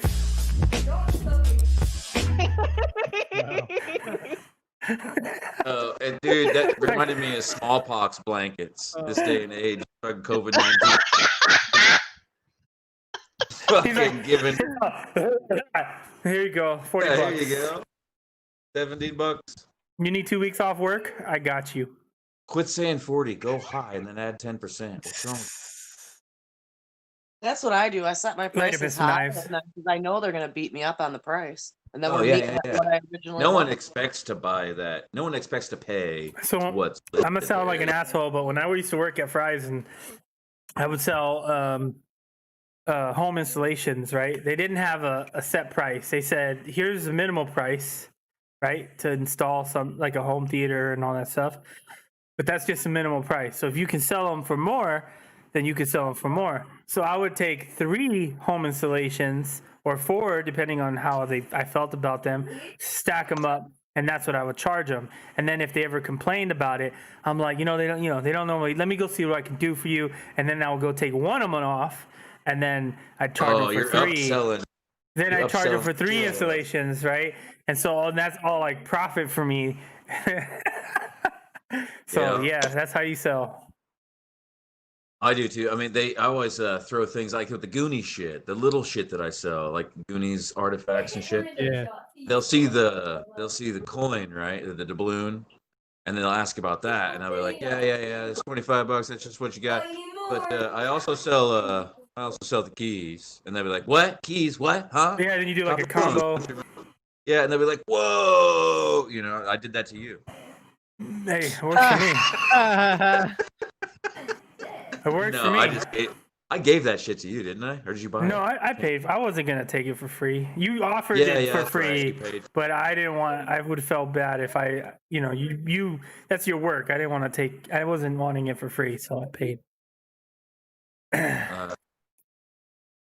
gotta send me your address then. That's ridiculous. You shouldn't have to pay for that stuff. That's like my side trinket stuff, Yeah. Yeah. It's not going to be a mummy. It's not going to be a mummy that shows up at your door, but it'll be something cool. I promise. Selling is an art. That's for sure. You just got to be. I think you just got to find that fine balance of being, just being blunt with them, but also trying to be polite. It's Like, really don't- important. don't- In art, it's really important to know your worth. It's very yeah. important to know your worth. And in art, mechanics, engineering, design, you really need to know your worth. You need to fucking put it right in front of them right away, or they will fucking juice you to death. I think my biggest thing for selling was always listening to what they were saying, right? Like actually listen to what their need is, what they're looking for, and then try to befriend them and talk a little bit about, you know, life and get them to become a friend with you, because then they drop your guard, and then I sell them shit they didn't need. Right. Yeah. Yeah, but it would get definitely. that's really easy though. It would meet what they wanted, so it was never anything less than what they wanted, but it was always more than they needed. If that makes sense. With a manufactured branded product, yeah, it gets way more in depth than I could ever see. But no, I'm talking about like over like on Facebook Marketplace or like Craigslist or Gumtree, where you're not face to face with them. Yeah, okay, like yeah. But that's what I'm yeah, dealing with. I I'm get it. trying to sell my racing sim, and this guy like he keeps wanting to know what like how cheap I'm gonna sell it. I'm just like, dude, come and have a look at it. I'm not gonna get into a bidding war with you. Just don't make bets in front of them. Email. Very true. You got to shut them down when that starts to happen. I mean, I you give them a agree little with leeway. Don't ever say, okay, I'll go this ever. And if they keep on saying, how about this? Then you I just don't. agree. Because they'll be like, okay. They'll be Yeah, like, okay, and then you can do it for this cheap. See you later, and then you never hear from them again. I agree with Ehard's. Ehard's process is you overprice it so that they come down and they maybe give you a little bit lower offer, which you may have been what you wanted to sell in the first place, and then you're just gonna be like, okay, fine. No, that's true, but the thing is, when they're not, is to underprice it and have everybody who wants it show up at the same time. Now they're entering into an auction and they didn't even realize it. Actually, I would take that idea over your first one, because a friend of mine did this with like an older Aprilia 2-stroke, and they're like super rare, these bikes, like super rare. So what he did was he got 3 or 4 people to all rock up at the same time at his house, and he ended up selling it $1,000 more than what it was advertised. Also, if the sale they walk up, happen he's got to stand and be like, "Do I got 400, 400, 430, 430?" Yeah, but also when the sale doesn't happen within a day or two, anything that's worth over $1,000, if the sale doesn't happen within a day or two, it's not happening, man. Just move on. Yeah. No. The thing is though, if they're in front of you and you're face to face, you have a lot more control over the conversation. Yep. That's the difference. So like, that's why you get them to come and have a look first, and then if they want to negotiate, and then they can negotiate. But if they don't have cash or any means of paying for it, I'm like, well, I'm not negotiating. Like, you know, See, need to that bring I don't have cash. any And then experience in. one of the things with selling too is you never, like, let's say you have a set price of $100. You might be willing to let it go for 60, but you're saying 100. But when the seller says, "Will you let it go for cheap?" You go, "Give me an offer. Give me an offer." And you make them give you an offer. I don't even get to that stage. I let them come and have a look, and then, you know, because I need to see if they're genuine or not. Because a lot of people, they negotiate and then they're like, "Oh, I'll think about it," and then you never hear from them again. Well, see, here's the thing about sellers like that. You never know. You could have these guys with these big garages. You can get a Tim Kreitz, where he's got all the money in the world and he's out to get. He knows what he wants. You just happen to have it. Hold on, hear me out. You just happen to have it. And this guy, he could be repeat business in the future. Yeah, you're not a motorcycle salesman, but maybe you know this guy that likes to buy. Classic bikes. And then your friend might need to sell one. It's a contact. So, that's why I look through their shit, make sure. Sometimes I find those sheiks, these motherfuckers got money. They got their shit together. So Tim, are you a sheik?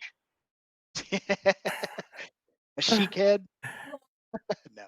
No, I am not. So, but the thing is like when I was selling my Holden Ute like a year ago, Like I ended up selling it for I only lost like $200 in the sale.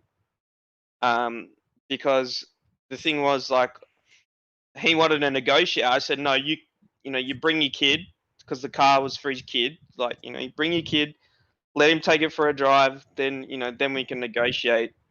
And like I told him, I was like, I know what this car's worth, as you've seen. Like it's mint condition. You probably haven't seen any other one that's in this condition. And he's like, yeah, true. Like I've looked at 5 other ones, and this is the cleanest one I've seen. And I said, look, I said, have you got cash? And he's like, no. I said, well, tomorrow bring cash, and then he can take it for another drive, and then we can negotiate. And then he brought cash, and I said, look, I know what the car's worth. I said, you can throw me an offer, but please don't try and insult me because I know what the car's worth. And he gave me a very, very reasonable offer, and I was like, sure, I'll take it. So that's the thing. There's no point negotiating over text message or like emails or whatever. Right. Yeah, I agree with that. Well, see, Like I had a lot more control over what he could offer me and what he could say to me when I was face to face with him. And as a result, my car was advertised for $7,500. I sold it for $7,300 within 24 hours. Now, see, cars especially are one of the things that I like to price slightly under market, so that way I have lots of people interested and tell them all the same time to create a bidding war. Yeah. But my thing is sometimes if there's something I'm interested in, the price seems set just a little too high. Don't get me wrong, maybe yours is in mint condition. But you know how many I looked at that claimed mint condition and it's not? Like sometimes I want to get a feel whether or not this person is willing to wheel and deal, or is their price set? If their price is set, my answer is no. But if they're willing to wheel and deal, then we might have. Yeah, but you'll know whether they're willing to wheel and deal because they'll put OBO or ONO or negotiable in their price. Not always. Sometimes they just don't put anything and they just list a price, and you're like, well, I guess. But like Facebook Marketplace or Gumtree, for example, you can either put fixed price or negotiable. I always put, the price, and I say or nearest offer or best offer or negotiable. I've sold because ultimately at the end of the day, we can put whatever price we want, but ultimately people will only pay what they think it's worth. They're only going to pay within reason to fair market value. Yeah. I mean, I sold a lot of shit. I sold a lot of shit for the same price that I've paid for it. If you pick up stuff like secondhand, if you get a good deal yourself. Yeah, when I worked at Fry's, my first big screen TV was a 57-inch Panasonic DLP. It had a built-in sound bar, and it was like, I think I paid $500 for it because it had just came back from repair. So I bought it, and then within a week or two, it dropped for like $200 or something like that. So I went and got my money back, and then I had it for like a year. And then a 65-inch came out from Mitsubishi, and I was like, I want that. And so my wife's like, not until you sell our TV. And that Mitsubishi was on sale for like $600 because of the same situation where it was like repaired and brought back. And, we had it in the warehouse, so I knew it before customers. So then I put the Panasonic on fucking sale for the same price that I originally bought the TV at like $600. And then I had it connected with HDMI, with Blu-ray, like playing the Transformers and shit. So it was like the best possible fucking way that TV can look. And someone came and picked it up, and I've made a fucking profit on that. And I did the same thing with the other TV. So it's possible. Yeah. I generally try not to sell anything at a loss unless it's going to benefit me in some other way. That's the main thing. Yeah. Like, when I sold my 78K Z1000, I made money on that. I didn't really want to sell it, and now I really do regret it. But the money I made on that bike paid for a huge part of the Bonneville. And so, man, I mean, I sold 2 bikes. I was ready to sell my ZX7R, and actually between selling the KZ1000 and the ZX7R, I actually paid for the Bonneville. So, it's kind of one of those things where, I got 1 bike for 2, but I got rid of a very, very sexy but uncomfortable super bike. And I got rid of a bike that I didn't have a bunch of money in that I made a profit on. So, and also, man, that that KZ1000 was constantly needing attention, mechanical attention, and I thought, man, I can get an old bike that looks like it's from the '70s for for $7,000 and not have to worry about it. And actually, man, for the last 7, almost 8 years, however long I've had that Bonneville, it has been, knock on wood, it has been trouble free, man. Great motorcycle. It's so I've been debating on selling the 675 just because I don't ride it because it has issues, and it has issues that I haven't been able to resolve. So I'm like, man, if I sell it, if I can get like $2,000 out of it, if I could sell it for $2,000, it's just got an oil leak. Well, if a bike becomes a problem, that's when I sell it. Yeah, it's just got a. Here's the thing. Here's the thing with me and motorcycles. I'm not really into selling so much as I am acquiring these days, apparently. Right. But the thing about it is, if a bike does become a legitimate problem and I'm not enjoying it, like if it's sapping my enjoyment of motorcycling because I'm constantly having to dick with it and I'm not enjoying dicking with it, I'll sell it. Yeah, that's what I'm thinking. Of maybe selling it.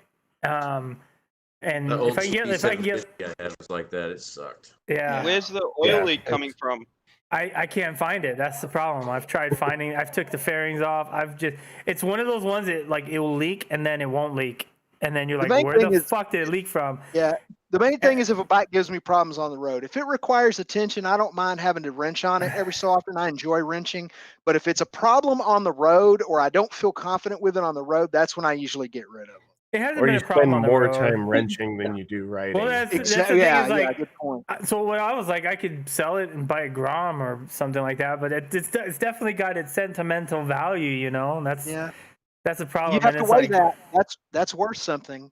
I had a guy who wanted to buy my ZRX not too long ago, and man, you got to keep in mind, man, I've had that bike for over 15 years now, and he was like, "Oh man, I want to buy that from you, man. I've got to have one of those." And I was like, "Well," I said, "I'm not saying I won't sell it because it's going to be an extra price for the right price, but you are not. Don't be thinking you're going to get a bargain on this bike. Oh man, they go for $3,500, $4,000 all day long." And I said, "Well, you're not going to get mine for anywhere near that." Exactly. You'll have to find one of those ones. Yeah, we'll have to find one of those bikes. Exactly. Because that's what the thing I plan is to do if I ever sell that CRX is have almost enough money to go buy a new Z900 with. There you go.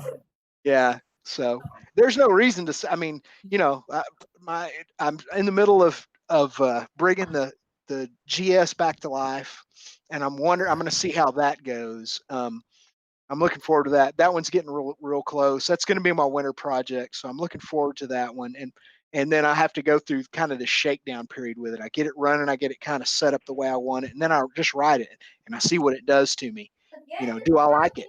If I like it, okay. Well, is it dependable? Well, it's a Suzuki air-cooled Suzuki GS engine, so it's probably going to be good for 100,000 more miles or something. So you have to weigh all that stuff. Does it please you? Does it have sentimental value? Is it mechanically reliable? I mean, all that stuff matters. There's not any part of that doesn't matter. So would you, if it had no oil leak, would you ride it more than the 765? Oh yeah. There is not a time that I've ever gotten on that bike and gone for a ride and came home and not been like, fuck, I love that bike. Fix the oil leak and ride it. Yeah. It's just all you need to do, really easy. Hard to find. It's not going to cost you anything. Take all the fairings off. Clean the engine. And then that's what I did. Except mirrors. Clean the mirrors. Yeah. And then ride it around the block a couple of times. That's and the then thing. that way you'll know where. I've done that and it won't leak. And then all of a sudden, like, it'll sit there for like a couple weeks, and then I come back and there's a fucking leak, and I'm like, where the fuck did you come from? So well, what he's you've got saying spots, is, with the fairings off, you should be able to trace that leak to see where it's coming from. Yeah, it'll be spots on the ground. What side of the engine is it coming from, and where is it coming from? It's right underneath, so that's the problem. It's not on the left, it's not on the right, it's dead center, so I can't, it's like dripping down the dead center somewhere. Is it a 14? Mm-hmm. So that's a common problem. It's at your sump. So Yeah, those bikes leaked at the sump. So where the oil sump connects to the engine, that's where it leaks. Or what Look at you that. can All you gotta do, do is ask Tim. Jeez. you can go buy some AC refrigerant dye Yeah. and Or put do that that. in your oil, and then run it for a while, and then hit it with a black light and see where it's glowing. There you go. Now, see, I learned that. I'm- I learned that from Scotty Kilmer actually. That's what I do when I'm chasing a leak. Yeah, that AC refrigerant dye glows under a black light. You put it in your oil, and it makes your oil glow. Is it? It's a AC dye kit. Is that what it's called? Yeah, AC refrigerant dye. Oh, it's for and it won't fuck up the engine. No, you just put a little bit of it in there. You're not like replacing your oil. Just enough so the black light will work. Yeah. Yeah. So here, check this out. Here's where it's leaking. I would almost bet you money that this right here is where it's leaking from. Oh, you want into your cave, buddy?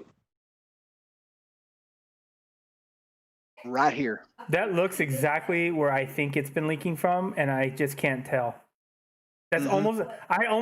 You know what? That's almost exactly where every time I'm cleaning up the area and the gunk, there's always gunk in that area. Yep. So what I would do is you do what Adam said for sure, but also that's an easy fix, man. Oh, totally. Man, just pull that sump off of that thing and put some ultra black or something. Well, not ultra black, some Permatex gray gasket maker on it. Yeah. Gray Yama Bond or something with a gray What about style. RTV? I'm almost positive that's exactly where it's leaking from. Yep. Adam, what about red RTV? Nah, I wouldn't go red. I mean, the gray is like made for like oil sumps and stuff. Yeah, it's made to touch oil. Exactly. Yeah. Like Yama Bond, I love that stuff. It's made to seal the case halves of motorcycle engines. So it. Kenny, you hearing all this? Kenny awake? I don't know, but Kenny, you hearing all this? You can take notes, sir. Oh, okay. So Yama Bond, is that like a liquid gasket? It's just like gray silicone. It's the brand that I like best. And how I usually apply it is I just put a bead like around the mating surface, and then I just spread it with my fingers. That's how I do it. Frosting a cake. Yeah. So what does it cure? Just really dense, I suppose. It's just really oil resistant, is what it is. It's like a lot of RTVs, oil will kind of work its way in, and yeah, that's thing you want is a leak on a motorcycle. Yeah. Put a Scold's Bride on that bitch.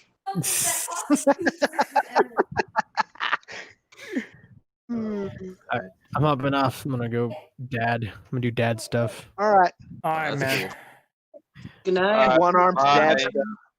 The one-armed dad. Oh, so that's the whole oil pan that has to go off, huh? So I got to remove the exhaust and everything to get that thing off. Yeah, you'll have to pull the header off of it.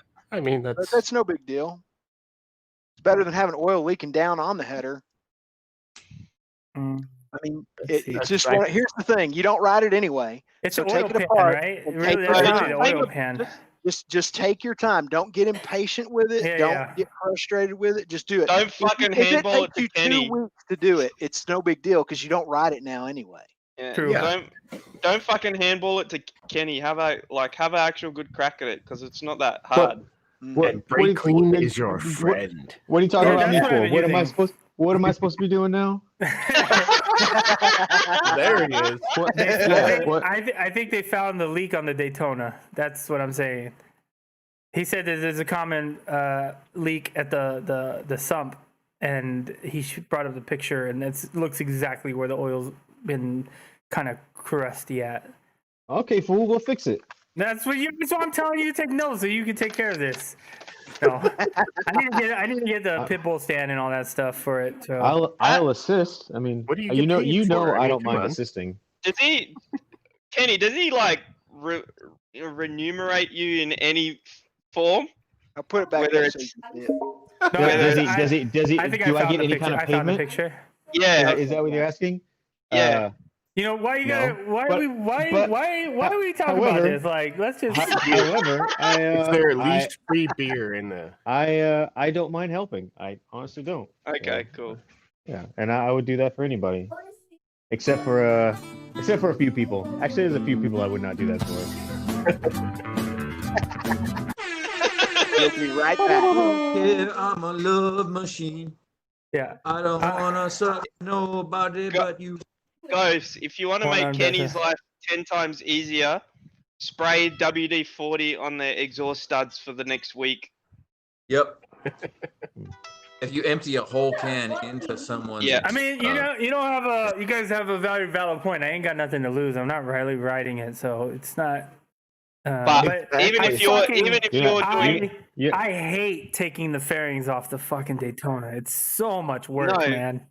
but have you got other stuff that you want to do to it while the fairings are off? Because that would be ideal. Not right now, no. Other than clean up all the engine, Yeah. clean all the engine Are area you up planning and everything. on starting this project now? No. I mean, well, now I know what it is. I might as well get the stuff to get started on it. But before you even like start removing headers and stuff, take all the fairings off, clean. Yeah.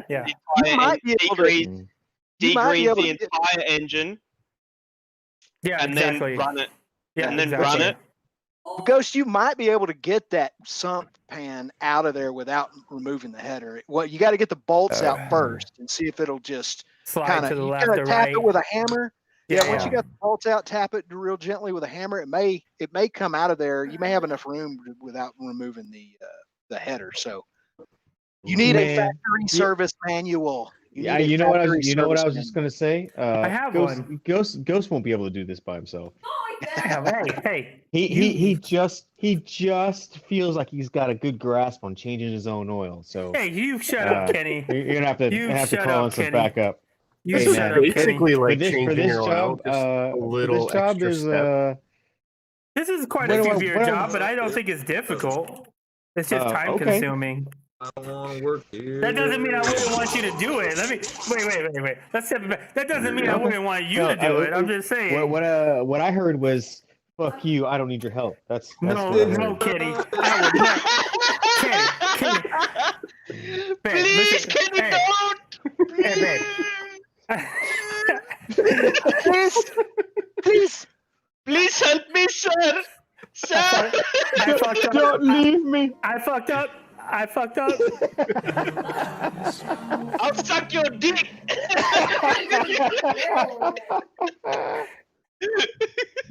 Oh god. This guy. Here you go, man. I found you a free downloadable service manual online. It's factory service manual. Oh, you can send that over too. Yeah, I have send a you the disc somewhere. I gotta find it though.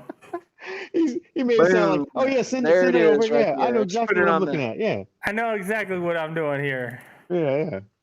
Fortunately, it's an older bike now, so there's probably tons of information. Tell you, let's see. anytime I would I'm start working a deal ordering on a your bike, parts now. I always get a service manual thrown in. Oh yeah, and man, it makes all the difference. You have all the torque specs. You're They gonna didn't need the have one torque for the specs, and you got to put Daytona. that back on. So you got to Well, be careful here's with. one, dude. Nobody I know has ever been able to find a 2014 GSXR 600 service Oh man, manual. this is. Shit, I'm about to find you one right now. I You think. can I find think. one you want after to say. after 14. What is it? What year is it? 2014 2014 GSXR. 600. I'll find Yeah, one is right it now. downloadable?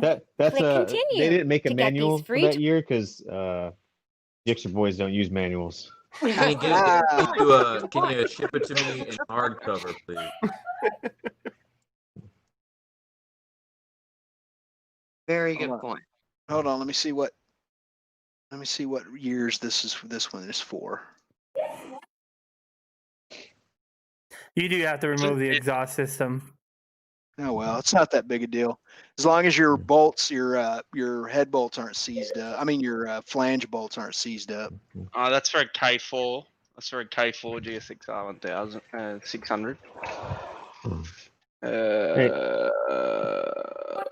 Hey, Ghost, let me finish the H2, and then you can use the space in my garage because we're probably gonna have to use everything that I have in here. So We may just buy that. We may just have you sell your stand and buy that shit. oh yeah, I forgot that too. That would work. We're debating on going in on what is it, the Bursig? Yeah. Yeah. So splitting it and just keeping it at Kenny because all the major work's going to be done there, and then we could just lift that bitch up on that. Huh. Wait, hold on. So from 2011 onwards, the GSXR 600 has been the same up until now. I guess There's I'm not sure probably about that. I probably know a lot the to 14 change. forward is all the same, Hold on. but I G6R. know the 11 and 13s somehow they're different. When you look stuff up, It they're says that actually- 2011 through 16 is the same bike. Yeah. Hey Kenny, So if you went 2013, Chivalry 2 is coming out on the 17th, and it's out already. It's cross-platform. It's alpha. It's an alpha. Chivalry 2, that's the one with the knight that you were running around. Fucking people up. Shut up. I was fucking people up. Yeah, I don't remember that. I remember you dying on the beach a bunch of times, or like getting fucking shot with flaming arrows. I remember that too. So you have to do an NDA, but it's available. I'm gonna fucking. You had a sword and you were just like waving it around your head like a T-shirt. Oh, it came out today. That's everybody in that game, though. All right. I'm playing. I'm trying to play through Dark Souls. Here's your 3 service again. manual, girl. Oh, you did find it? Yeah, there it is. Holy shit. It's in some dude's Dropbox. Just click the download button and you'll have it. Yeah, I don't know how to do that. you'll have it. Can you Oh yeah, she's on a Instagram phone. that? Can I do Yeah, what? I'm on a cell phone. Can you like Instagram that? Can you do it, huh? Oh shit. Yes, I can. Except for then I'll have to get on my phone. This is all. Wait. Are you on? You can do Instagram. Yeah, You can do messages on Instagram online now from your browser. No, I just found it in here. I started pushing buttons. I'm downloading it right now. Okay, good. All right. Just jamming buttons. Hell yeah, I want this shit. So early sign up. Oh, you can sign up for it now, Kenny. I'll forward you this email. Cause this is gonna be cross-platform. I'm down to play this shit. I was telling you, I'm playing through Dark Souls 3 again. The last time I tried to make it through this game, my PlayStation 4 broke and I lost all my shit. So. Well, I just sent you the email. You should try to get on the beta or the alpha, so we can try this shit. Depends on what kind of guy you are. Maybe it's beta.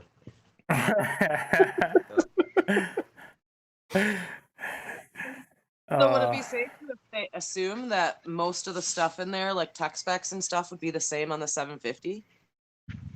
No, do not make that assumption. Now on the chassis components, you're probably okay, but you can get some bad things can happen electrically, and definitely that may be a completely different top end. I bet it's probably the same bottom end, but I bet it's a different top end. You're going to have different cam timing. You're going to have different valve duration. I mean, all that stuff's going to be different. Okay. Yeah. But it may have the exact same bottom end. It may have the exact same transmission and crank and all of that, because there's not that much horsepower difference between a 600 and a 750. No, but the funny thing is like the 750 feels so much heavier than the 600, even though it's really only a 5-pound difference. One, I don't know where they're getting the extra 5 pounds, because even the oil is the exact same. 2.6. It's probably more top heavy somehow. It is more top heavy. The More 600 boobs. feels like a fucking toy now compared to the 750. Yeah. You got it. And it's a zip file. That kind of makes me nervous. Oh, it is a PDF. Okay, good. Yeah, I got one level. Yeah. Oh, yeah, I mean, man, My computer did okay. That is a full service manual. That is all right. yeah, Awesome. I like to get the Daytona fixed because eventually I would like to turn that into a track bike. That would be fucking dope to have that. Yeah, it would. It's something like, it's just one of those things that like it's one of those moments when you reach a level where you have a dedicated track bike, you know? And then you go to the track and And you go to the track for like a year and then you realize, man, this fucking sucks. I don't know. I think I'd enjoy it, hanging out and camping and. Oh yeah, you will. shaking You'll all enjoy night. it for about a year, and then it's going to be expensive and a pain in the ass, and you're going to have to deal with all of the bullshit around it, and you got to load your bike up. I feel and like you it'd gotta- improve my riding abilities It in will. general. So No, it I will. would Don't just, get me wrong. For like I a would year, just you're going to love it. stop. And after a year, you're going to go, oh, I've gone as far as I can go doing this. I'm just burning up tires, risking crashing. I'm spending a whole lot of money. I'm having to deal with safety techs and blah, blah, blah, blah, blah.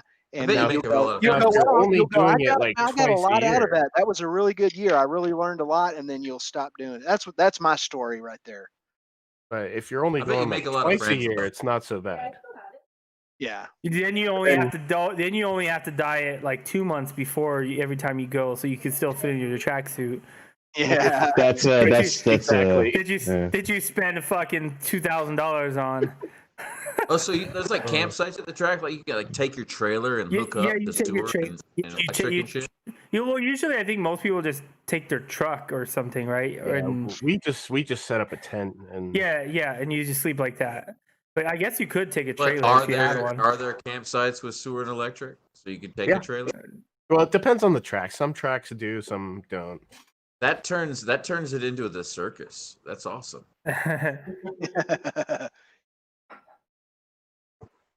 Who frosts a cake with their fingers? I've never seen anyone do that. I thought it was like a go-kart track. Ride up, pay money, and fucking run. I know. Y'all don't frost a cake with your fingers? What the hell? Fingers have poop on them. Don't fucking touch it. You should probably wash your hands if your fingers have poop on them. They still have poop on them after you wash their hands. Soap is a man-made thing. Bullshit. Just do the best you can. So don't touch the cake. I'd like to know how somebody figured out we can take animal tallow and mix it with lye, right, and make something that cleans us. Right. Two things you don't ever want to put on your body by themselves. It was an accident. I'm sure, just like beer was an accident. It was they were washing exactly. clothes down by the river, and they found that this one area of the river was better. And yeah, that's how they found lye. Scold's Bride. Interesting. Yeah, man. The only time I'm really fucking totally confident that somebody's hands are clean is if I soak them in alcohol myself. It's like, yeah, all right, now your hands are good. Because you know the motherfucker. And then you light them on fire. Yeah, you know the motherfucker picks his butt. He's had his finger up his nose. He's been touching his eye, touches his daughter, that filthy little fucking thing. Well, you know, tell him where she's been. Gross. Smoking. Maybe they fucking touch a bong and they hand it to other people. They touch a bunch of doorknobs. Fuck your hand washing. No one washes their hands right. No one does. No one. They fucking just slosh it together and they like sing happy birthday and act like it means something. Bullshit. You gotta fucking soak those fuckers in alcohol. Gasoline!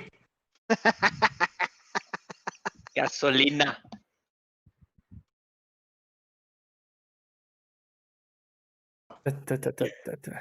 Everybody acts like their fucking house is fucking sanitized too. That's a joke.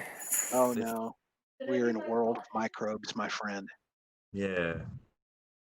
We have microbes living on us and in us. Oh yes. No doubt. Dude, if everybody knew what was in their air filter right now, you'd fucking puke your pants. Oh man. One of the grossest things, if you ever want to see something really gross, is after you've got about, 7,500,000 miles on your car or your truck, clean the cabin air filter. Oh yeah, we do that. It's pretty gross. That's usually a rat in there.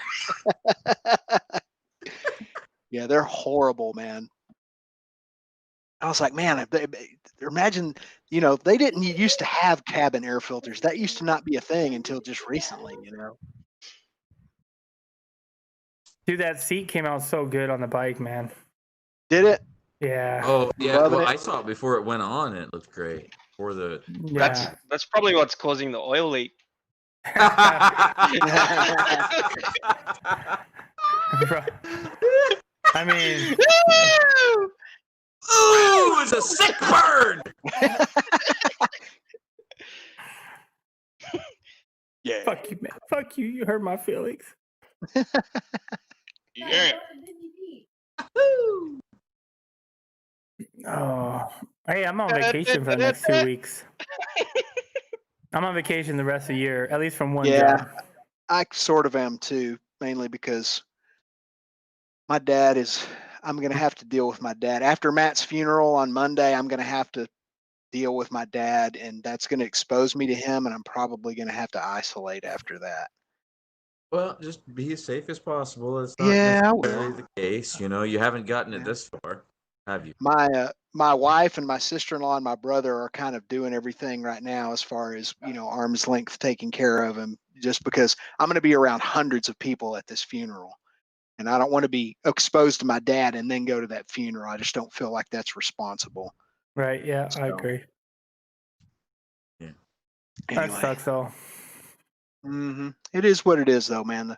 The pandemic at some point was destined to touch my immediate family somewhere. I'm surprised it took this long. I think there's a But this is a statistic huge. now that This is a talks huge about second that. wave. Yeah. Yeah, This yeah. is this second wave, from an exponential standpoint, is way bigger than the second wave of the Spanish flu. Well, they said it was going to be big, so Yeah. It's not killed as many people, but you're right. Like comparatively, yeah, big time. It's huge. And then we're gonna have a third one. Crazy. I don't know if we'll have a third one now that the vaccine's coming out. Don't be a tinfoil hat now. Look at the graph. If you trade stocks and then you look at the coronavirus graph, there's gonna fucking go down and back up. It's a pattern. Everything's got that stock market pattern to it. And if it was General Electric and you had money in it and you were looking at you're looking at the map, you'd know you'd have a fucking a sell point coming up soon. It's gonna dip and go back up. I hope it doesn't, but I'm just saying. I mean, it just means you're realistic. And I dip, you dip, we dip. Yeah. Put your hand on your hip. I mean, I really hope it doesn't. Maybe the fucking vaccine has a fucking effect or whatever, but the way the graph shows is that it's. Well, I mean, that's the thing. The graph isn't going to be able to show vaccine coming into play, which it is. I don't know how quickly they'll get it out across, but I mean, I feel like they're going to try to get it out like as fast as possible. You're right. I just hope you're right. I really do. Ghost, if you sell your Daytona, why don't you get an adventure bike? Hey, Adam, if you're talking, you're muted yourself. Yeah, you dumbass. I totally forgot that. So I was closing tabs. Every once in a while, I'd see you moving your mouth. And I'm like, what is he doing? Is he talking to somebody else? Is he on a fucking Zoom conference or something? I was closing tabs. Why is Billy ignoring me? And then Totally I reopened stepping it. on everything I'm saying. Okay. Yeah, that's it'll do that. When you come back in, you're muted. Like, God damn it. But yeah, everything I've read on the vaccine says it's not going to hit the general public for 6 to 8 months. Yeah, I have my vaccine on Wednesday, Adam. They're going to give it to certain people first. Yeah, exactly. Like my brother-in-law, my wife's brother, he's a respiratory therapist supervisor at a big Vegas hospital. He got his, obviously. Yeah. Quite honestly, I don't think I'm going to take it, man. I think Emily just hit me up last week. She said my vaccine's scheduled on Saturday, and I have a chance to gift a vaccine. there you go. And nice. I said, yeah, okay, let's do whatever. She said, was it Wednesday, Thursday, or next Saturday? And I chose the earliest. Nice, dude. The only reason I said yes talking is to you next Friday night to see if you have two heads and. I was telling him earlier, man. I'm gonna be craving brains, and Wuhan is my master. See, I want to jump in early just to see if I get like the super autism. Yeah, right. Oh, that's another thing. I've not heard. That's another thing to bring up. We talked about it a little bit, but I shrugged it off because she was making a point of it. But I'll be the first autistic I know, along with everybody around here, to have it. See what's going on there with that. And now I'm getting Pfizer. I'm pretty sure I'm getting the Pfizer through. Yeah, Pfizer's the only one that's approved right now. So right. Well, Moderna got approved yesterday or today, right? But it's not distributed. So. I knew they were going up for approval, but I hadn't heard that they'd gotten it yet. I finally took all of that. I finally took all of that pear juice that we got off of Cliff's pear trees back in the summer. I let it sit and ferment naturally at cold for several months, and I made Perry out of it about 2 weeks ago and just kegged it all tonight, and it tastes delicious. So I hope that cures COVID-19. That would be badass. It's going to be a really good sparkling Perry. I'm looking forward to it. Oh yeah. Awesome. Awesome. I got that small batch bourbon, been brewing for 8 months. Right on, man. I tasted it a little bit about a month ago, and goddamn oak. Jesus, I don't know. My taste buds, my new taste buds are different. The oak is pungent. Yeah, I don't know if you're. I did a video back in the summer. This was in early June. I did a video called something like a GS1000 in barrel aged beer with some random title, and I talked about what I was going to do on the GS1000 and where I was and getting the tank cleaned out. And then I talked about I had just come from the brewery, and there's a little deal at the end where I show us putting beer into barrels. And we did a Christmas beer, a Christmas stock ale that we did in brandy barrels, and then we did one of our regular stouts in oak barrels. And dude, we took them out of the barrels the end of last month, and fantastic, dude. But you're right. The oak really carried. Yes, very much. Yeah, it really comes through. It's like when you're chopping fresh oak with a chainsaw. That smell. Mm-hmm. That's the taste you get straight up, and it is sharp. Yeah, you're supposed to char those whenever you age anything in oak, it's supposed to be charred black. Yeah, well, I got a medium char on my barrel, but okay, there you go. It still comes through, man. Yeah. Well, it may be time to take it out. Does it have the right color yet? Oh, a long time ago. Okay, yeah, you might. I mean, if it's mature, you might take it out. But the thing about it is, Billy, at a certain point, it's only going to absorb so much oak flavor.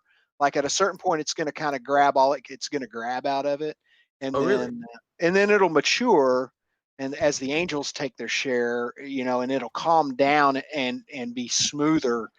That's why they age that stuff for 10 years or 15, 20, 25 years, because it's it smooths out over time. So technically, I can keep my small batch in there for another year if I want to. Man, you could keep it in there for 10 years. 10 years. Yeah. Oh, I was worried about it being in there for too long because it tasted so damn sharp.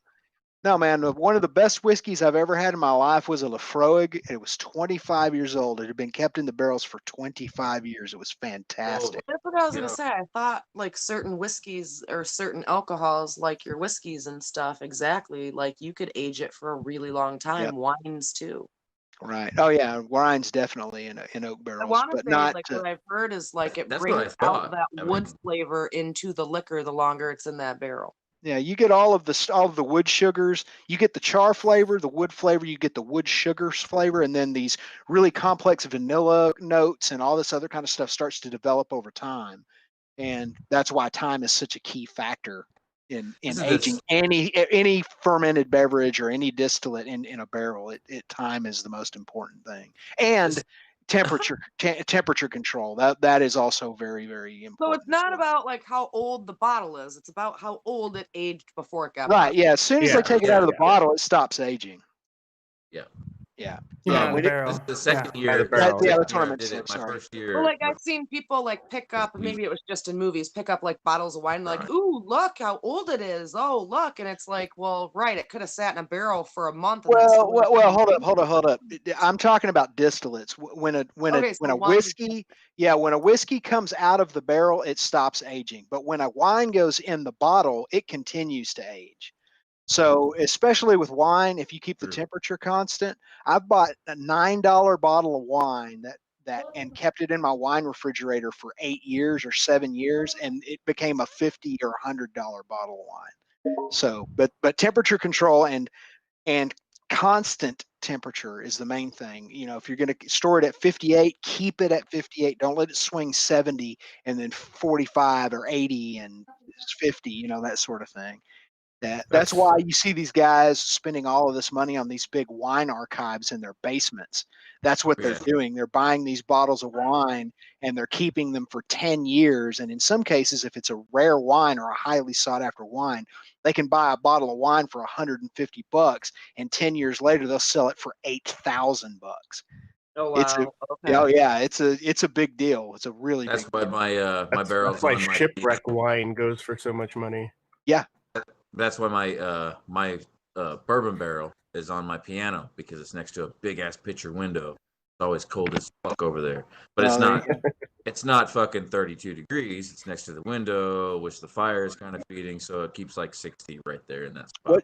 What Jack Daniels does in the summertime is they rotate their barrels on these huge conveyors that move them up to the top of the barrel house and then back down to the bottom of the barrel house and back up, and they're constantly rotating on those things. They do it several times a year where they move the barrels so that all the barrels it keeps them from getting too hot. You know, the ones up at the top of the barrel house will get really, really hot in the summer, so they move them down, and they're constantly doing that so that there's more consistency in the whiskey when they finally blend it all together. And Jack Daniel's charcoal filters too, which is kind of a nice thing. Yeah, that's a lot of time. There's It a lot is. going on. Alcohol. It's a lot of time. It's It's a lot of time, but that's all it is, man. Hold on. Right, it's a lot of time, but it's not a lot of Well, no, I'm effort. saying like Not a lot of effort. time, but going from the Here's liquor what I to do. the You get wine, that. you different rules. It's complicated. You get this barrel, right? So you buy your barrel, and that's the biggest pain, because you're like, oh shit, $100 for a nice little fucking charred barrel. Which means you need to get your right wood for what you're doing. For instance, if you're making bourbon, you get a white oak, and you put fucking corn liquor in it, and you age it. Boom, you got a fucking great little small batch bourbon. But it's just the time. Otherwise, it's the money. You go to the grocery store. If you want to distill your own liquor, that's different. You got more time and more work, but you can just go to the grocery store and get some corn liquor and put it in a medium char barrel that you get from Amazon and wait 6 months. It's really no work at all. It's no work at all. Well, no, I'm saying knowing all the little things about everything. So like exactly as we just discussed, aging stops for your hard liquor like immediately, and wine continues to get better. Well, that's just like enthusiasm, right? If you really like liquor, if you are the liquor, right? It's like second nature. You just fucking end up searching YouTube videos about it and learning about it anyway. Yeah.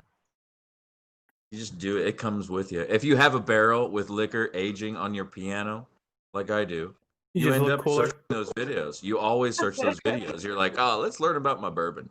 I want to learn about bourbon. I just keep picturing like a standard 32-gallon barrel on on a piano. That would be awesome. That's my laptop. Party at Billy's this summer. Dude, if I had that, I would talk like a pirate all the time. Like, oh, have you seen me bourbon barrel on my piano? Allow me to pour your whiskey, me proud beauty. Hey, one of the most unique. You gotta pull your boobies out a little bit. It was a brandy that was aged in Madrone barrels. Really? Yeah. It was the most unique flavor ever. I bet. It kind of sounds like it tastes. Don't you have to put like salt on the top of the barrel? No. No, I know what you're talking about. It's not a pickle. Not for pickles. Yeah, that's for pickling. Pickling. Oh yeah. No, but I've seen like. Or ferment. It's for like fermenting. Fermenting, maybe. I don't know. Well, I mean, it's for fermenting some kind of food, and I can't remember what it is. I'm looking it up. I'm trying to look it up. Sheep dicks. You've been looking up preserving sheep dicks, Ghost? Salted salt on sheep top of whiskey barrel. Salted sheepcocks in a barrel from I remember. Stand No, and- I just remember watching something on them making whiskey or something, and they put salt on the top of the barrels. That's Okay, probably here I just a found it. I found it. prevent- It's some kind of a weird. That sounds strange. It sounds like a moisture. No, it's preventer. Tabasco. Oh. That's what it is. It's Tabasco. Tabasco. I knew it was some food. Mmm. Holy shit, man! Before that I was turned into gonna Tabasco, it looks horrible. Mm-hmm. right. It looks like a bunch of dookie. I've been experimenting with pickled eggs the past few days. My kid fucking loves those fucking delicious cocksuckers. I like pickled eggs. Oh Should yeah, if get they're 'em on done right, they're fucking pristine, man. And the best way, in my fucking opinion, when I was growing up, man, we would just fucking make them in old dill pickle juice, right? You just fucking throw the pickled eggs in that. My But- granddad lived into his mid-80s eating pickled pig's feet. Oh man, I don't know about that. He did. That kind of freaks me out a little bit. I mean, if I've had pigs, right? I see what I they want call to try these that now. later. Bye, my random life 247. I See you love guys. you. Later. I might try that. Just throw some hard-boiled eggs and some pickle juice. Oh, it works great, Ghost. You just leave them in simple there as for that. like a week or two? No, a day. The next day they start tasting Yeah, good. it doesn't take very long. I've never had a pickle. we would do that. We would do that too. Once the pickle jar got down a little bit, a couple pickles down, we'd start throwing eggs in there. I got a list You of want to fall things. in love with them. You want to fall in love with them. Do it in the pickle juice for a day. Take one out and chop it in half. Salt that shit first. Salt it. And then just shove it in your mouth. And you'll fucking start making them for the rest of your life. Oh, you don't even need So it says not only is there salt used in the pepper mash, but salt is added to the top of each barrel. The barrels have a valve on top that releases carbon dioxide from the fermentation, and it bubbles through the salt. When the fermentation is done, the salt forms a hard rock salt puck on the top of the barrel, which helps to seal the valve. That's what it is. That's why they do it. Oh, so it's crystallization. Yeah, sort of. You can think of it as that. Yeah, it just gets wet. It's salt gets wet, it gets hard. It's like if you ever go to a potash mine, dude. That stuff is hard as that ground is hard if it's on. Oh, it's not crystallization. It's dehydration. So the salt water dehydrates and seal. Got it. It's constant rehydration, dehydration. Yeah, interesting. Okay. There's all these fucking weird ass Democrat types artists that are like crystallized skulls, and they saw my head of the king of El Dorado, and they're all like, "How did you crystallize that amazing formation?" I was like, "Super glue." Stupid shit. You don't have to wait. You have to wait 6 months for some stupid shit to occur. You just glue it together, you dumbass. Oh man, people truly believe what they want to believe. That's so funny, man. Well, if you tell them super glue, then you can't get as much. But if they think that you fucking grew the crystals on it, you got to come up more. with some No. mystic. Here's the thing. I'm honest, and I don't decrease the price. I don't give a fuck. Yeah. Still looks good. That's right. It's about the time. It's about the artistry. Mm-hmm. What you're I think was it Michelangelo's David was forged by aliens? No. Oh man! All right, boys. Motherfucker cast the hell out of that shit. I'm out of here, fellas. I enjoyed it. This was awesome. I wish I had more gas. I would stay longer, but I'm gonna go hit the hay, I think. All right, man. All right, man. Love you guys. I'll talk to you later. Good luck in your days. Bye. All right, bye. Shut up, Red. Ain't nobody talking to you. Ain't nobody talking to you. Go play video games, sir. That's a red one in the chat. I see you over there playing. Ghosting about that life. What life? Forging. I see you over there playing Cyberpunk. I'm sitting there in the character creation, like just like scrolling through, and it's like penis. Oh, I think I'll be able to fucking enter that gaming life with you guys late at night soon because Emily fucking said, "Hey man, give me a Christmas wish list," and I just made a wish list full of computers. There you go. And I sent it to her, and she goes, "I won Christmas this year," so that's pretty much hinting that she fucking got me one. Got you a And everything I put in my wish list is a machine that I can play some games on. Catch back up with you guys. Yeah, that'd be cool. I'm not buying my own computer. I haven't been playing in a while. I haven't been playing much lately. It's been working. That's my problem. I mean, Work, I'm a work, dissenter. I don't play those war games. I just play Warcraft. Yeah, man, I want to play something like that with my buddies, like something like Elder Scrolls, like some kind of cool Elder Scrolls style kind of thing. I can't do that. It's too long, too many hours. Fallout 76 online. That's like a 4 or 5 hour session every time you play. That's the problem with those games. Because you get into it. Can be. Yeah, I really like that one. What is that one game? I got into it for a second with a buddy of mine, but then I don't know, something happened. We just stopped playing it. But it was spaceships, man. Where you fucking build it's like Star Wars. You have to fucking build your own spaceship and then upgrade it and fucking slave. You can drive slaves throughout the galaxy. It's a really popular fucking game, man. You can mine asteroids. Are you talking about Eden? Or Eve? Eve. Yeah. That's it. Eve Online. That shit was cool, man. With the setup that he had, it was cool. Because he had a big old, he had a big concave monitor and all that. It was nice. Amazing is the amount of money some of the people spend on that game. Yeah, that's his setup was crazy like that. His half of his garage looked like a spaceship cockpit. It's the fucking shit. Looked beautiful. That's like, what was that game? The Game of Life or whatever it is called? Life.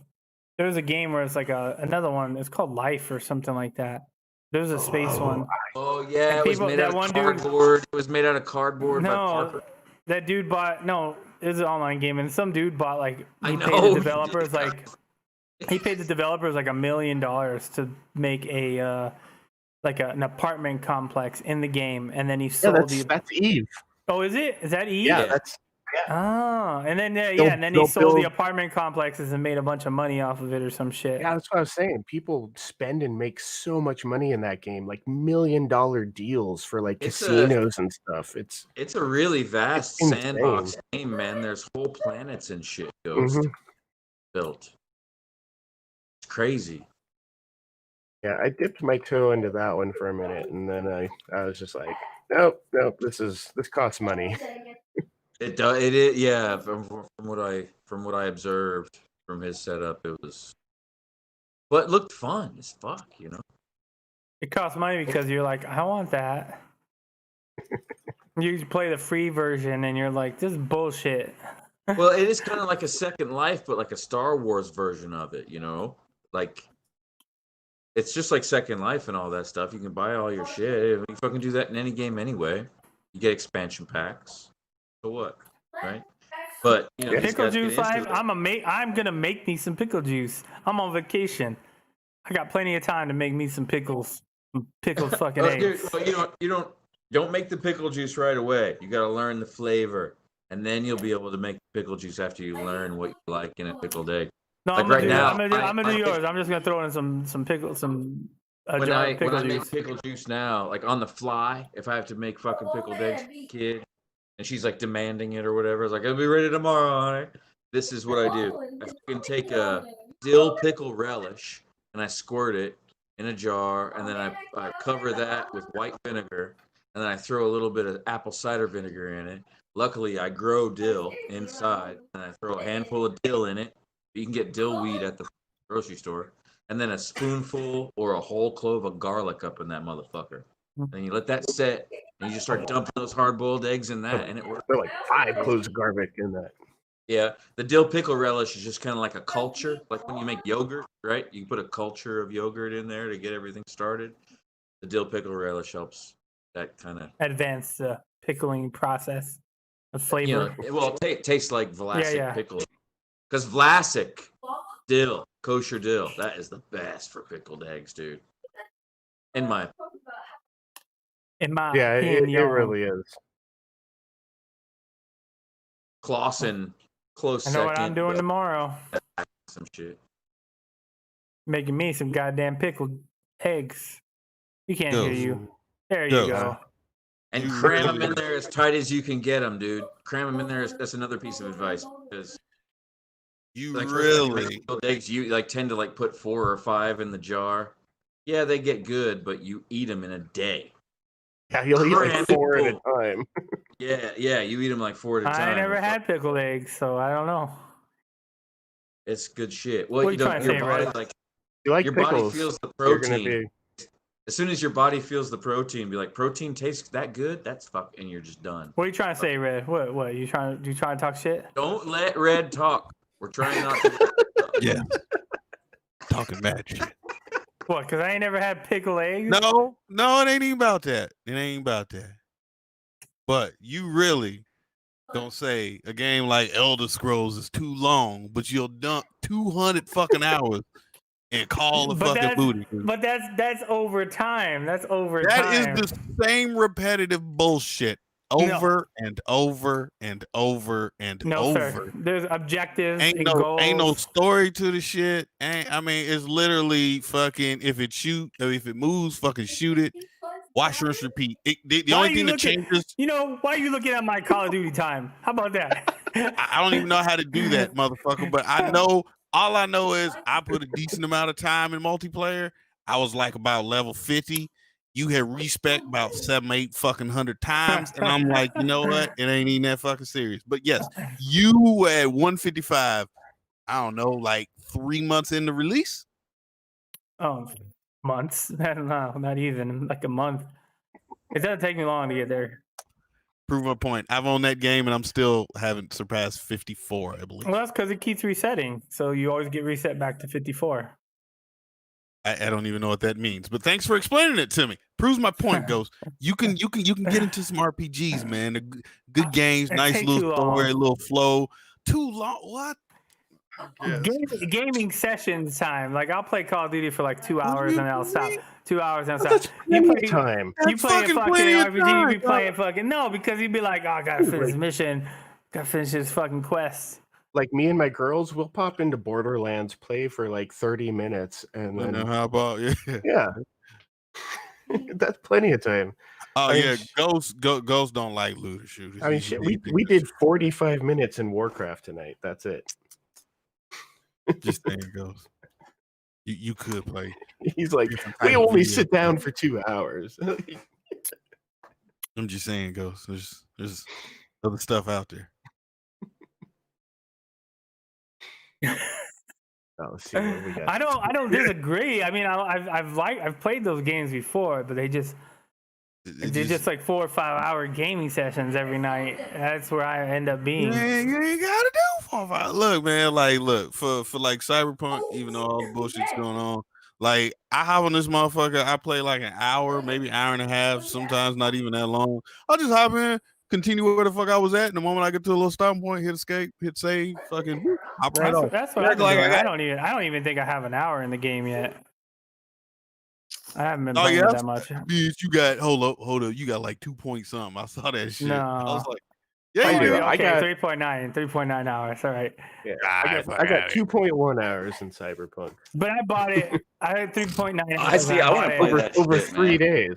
3 days. I bought that like to get I 2.1. bought that a week or two ago. Like when it, like the next day after it came out, I bought it. I want to play that shit. okay. How many hours you got? Tell, in it, hey, Red? Leo, tell Red One to buy me Cyberpunk. Okay. Oh, he's saying, please tell Red to get me Cyberpunk. Sit and do it right. Tell him in plain English to buy me that shit. Okay. Tell him, hey, tell him louder.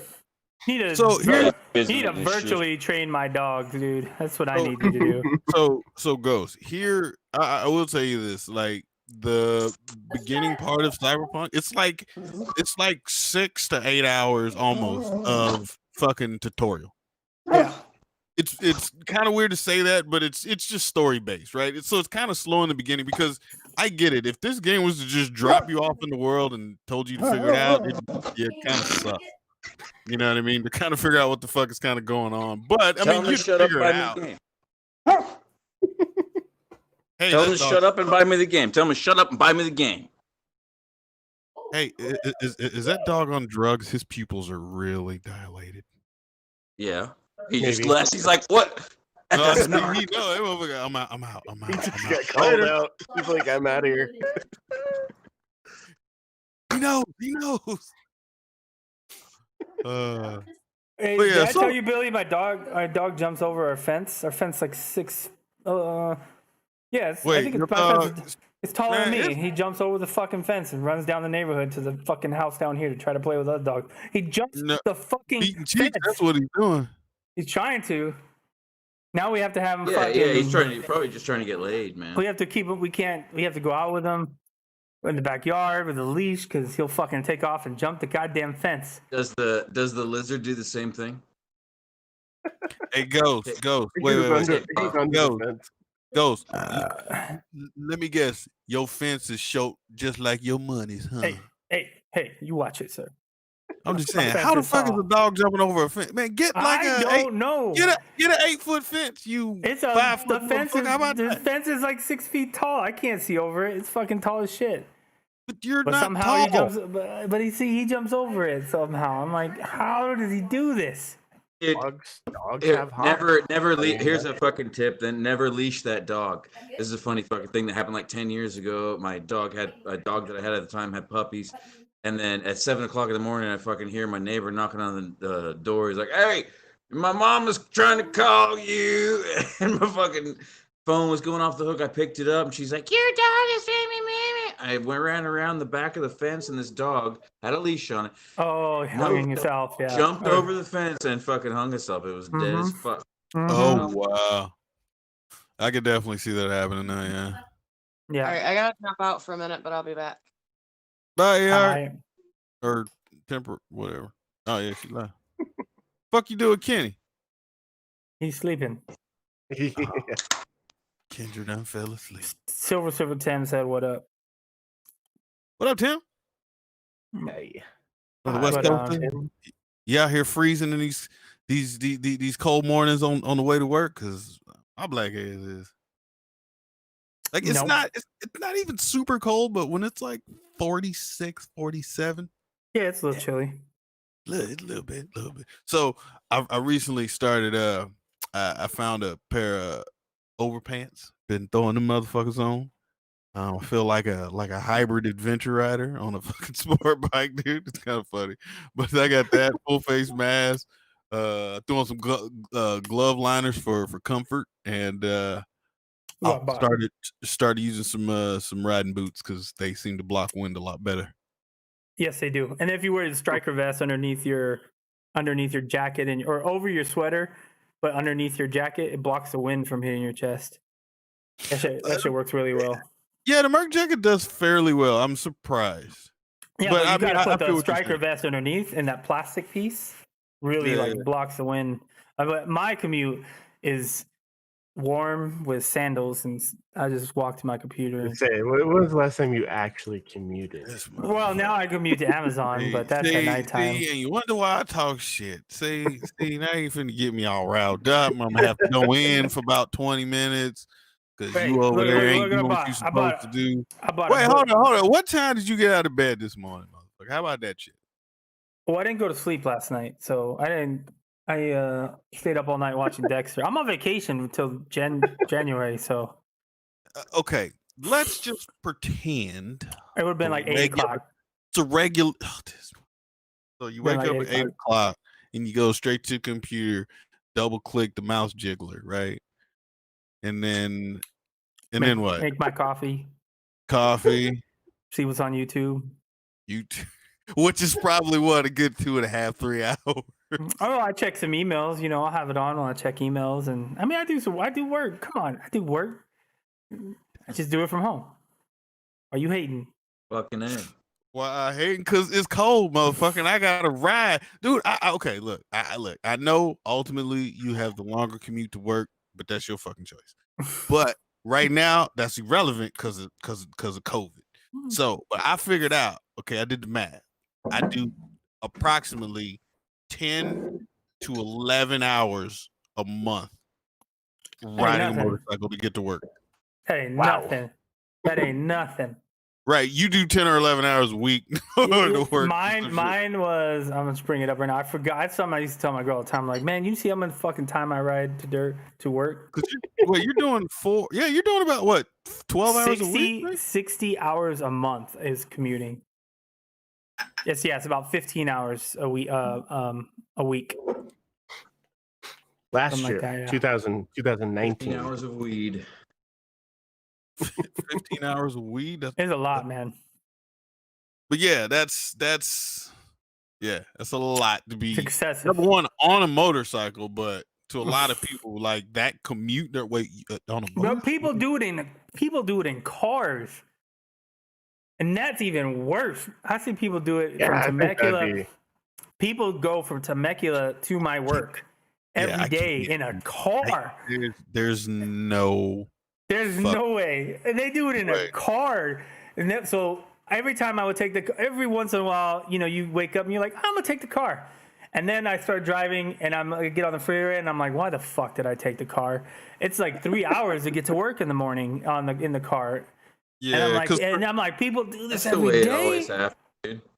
Like when I fucking like layer in the morning, ooh, feels shivery. I layer in the morning, I'm sweating my dick off. Everybody looks at me like I'm a fucking idiot, like a Christmas Story. They're all wearing shorts and fucking tank tops. Here's the thing with riding and getting dressed for cold. You have to get everything ready and be like everything ready so that when you get dressed, you're out the door in 5 minutes. Otherwise, or you're sweating your ass off, and then you get on the bike and you have all that sweat on you, and then the wind starts hitting you, and now you're fucking cold as shit. But we finish in the garage. Like the final layers happen in the garage. Yeah, in the garage. That's what I do. I put everything but the jacket on. But when it's really cold, I have to wear the riding pants on top of my stuff. So I have the riding pants, and you can't put your boots on through your riding pants. So you got to put the riding pants on first, not the ones I have. Yeah, and, so you know what? We should all have a Squire. I like that here. I'm down. Yeah, like, put me in. No, wait. It's got to be. They got to be 18, but it could still be Squire-ish. Just get a little weenie-looking guy. Looks like a piece of shit. They're like a little helper with a personal assistant. Yep. If you have children, Ghost, you got kids, you should just assign a Squire. Assign a Squire. Today, sir, you are the Squire. You have to put my boots on for me. Well, they're not going to look at. So here's this, Red. So they're not going to look at us even going back to work until April, and even then it'd be a phased approach, and we would be in the last phase, which would be like 3 months after that. And then yesterday I had a meeting, and my boss was like, we may not come back in 2021. So I was like, ooh. You. Fuck you. Okay. Hey, look at the book I bought, bitch. Look, I bought a fucking book. Like for me, I can't wait until it's April. Bitch, look at the book I fucking bought. So I can go back. Smoking meat. You know what's funny, Ghost? You know what's funny, Ghost? I guarantee you that shit is not gonna make your barbecue taste any better. Hey, my barbecue tastes just fine, sir. Tastes just fine. I said better. I said better. No. I bought it for different recipes, not that to make anything better, but like because I wanted to do a turkey. There's a whiskey smoked turkey in here. Aren't you in IT? Well, I can find it online, but why not have a book? There's something about the smell of a book. You need a book to put on that bookcase behind them. Wait, hold on. Right? Hold on. Ghost. I'm sure it comes with a PDF. Ghost, since you got time and money to get barbecue books, you got that fucking TV up in the garage yet? Huh. I don't want to talk about it. Insert classic. Why are you bringing up old shit? Mm-hmm. Right. I need a sound bite for that shit. Why you gotta bring up old shit? Yeah, I got nothing for that one. No, you ain't got it up yet. Fuck this shit, I'm out. Fuck this shit, I'm out. No thanks, don't mind me. I like turtles. There you go. Barbecue book, huh? Mm-hmm. So I'm gonna try to smoke a turkey for Christmas because I didn't do it for Thanksgiving. Guess who I was in DMs talking to today? Good old Capo 79. He ought to be cooking good shit, man. Right. So I was looking at his steak and I was remember his ribs? Oh my god, he made the best I ribs. never got to. I hit him up. Was kind of talking to him about how he prepares steak and all this, right? And so one thing that I realized that I was fucking up on was I was kind of going from the fridge to the grill. Or you gotta get room temp. Gotta let it rest. I mean, look, I'm a black dude, man. Steak is still somewhat new to me, man. I'm still trying to figure out how to cook that motherfucker right every time. I'm getting better. What are you talking about? You watch that Goga Foods, dude. How you not know that shit? That's where I learned. I'm like, oh, you gotta let it rest. All right. No, the rest part got all that, but yeah, I mean, like, I'm not saying I'm immediately out of the fucking refrigerator, but he's like, almost look, room temp, right? Yeah. Yeah, he's like, I leave it for about a half hour, and I'm like, oh damn. Yeah. I was like 5-10 minutes tops, because I was wondering like how his was like, medium or whatever, like all the way through, whereas mine it would be medium or however I cooked it, like just crispy on the outside. Yeah. Not like I do like a crisp on the outside, but it's like it would go from like a burnt kind of crisp to like a gray, and then a pink, and then a gray, and then and then the crust at the bottom or whatever. And I was like, how the fuck they get it like the same color all the way through? And I thought, oh, that's how you do it. Gotcha. I've tried. So I'm gonna try that shit out next time. Gotta start with room temperature meat. I made Kenny's wings. I made wings Kenny's depends last on what week. you're going for. It depends on what people like, right? Room temperature meat's my fucking go-to. Definitely, you got to make sure that it's like 65 to 75 degrees before you throw it on a thing. But there's also a great crispy method that I've learned recently that you just throw a frozen steak on a certain temperature grill, and you'll get a rare center with a nice char black exterior. Oh, nice. You know what I want? I want one of those fucking sous vide fucking machines. Any of you got one of those? The little. If you don't know, it's just the little. It's like you vacuum seal or whatever the meat, and then you put it in like a tub of water, and then there's a machine that slowly heats, or it warms heats the water up to like a low temperature, so you cook something at a very low temperature for a long period of time. For a steak, it's like you can always get the perfect steak. It's like if you wanted whatever temperature, if you're cooking it to 140 degrees internally, then you could fucking turn the thing on to probably like 125 and then finish it off in the fucking pan, and then that'll bring it up to its last little degrees. Yeah. And then fucking boom, you have perfect fucking steak. Like I saw one, this guy did a brisket, and I was like, God damn. But dude, he left. Yeah, it took like a day and a half. It took a while. I was like, God damn. But I mean, what kind of experience would that be? You know what I'm saying? Like, I'm sure it would be the most tender thing you could possibly make. But I mean, common sense tells me it would be as tender as you could possibly get. What's that? Yeah, that's the thing about food feed is it's very tender. The fuck is that food place? What? Taco Bell. There's it's almost like I don't want to say it's a cheap place, but they sell meat super cheap there. Fuck it. It starts with a W.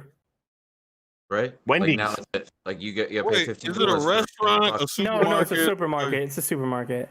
Winco. No, there's a Winco over here, but it's like purple. Fuck, I can't remember. I'm about to Google it here. Yeah, I can't help you.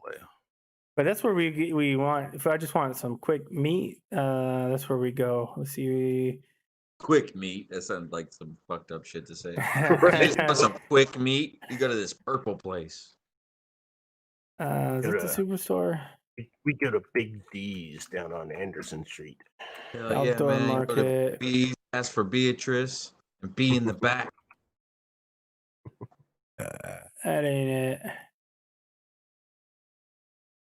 What the fuck is it called? My girl goes there all the time. I have no idea. Actually, I want to say Walt. Speaking of bourbon and shit, man, one of the gifts I got my stepdad was a fucking. I didn't know they did this. They take honey, and then they heat it with chili, and then you age it in bourbon barrels. And it's Wait, Interesting. honey Yeah. with chilies. yeah, so it's Aldi's. spicy honey aged in a bourbon barrel. It's a W. It's Aldi's. Have you ever been to Aldi's, Red?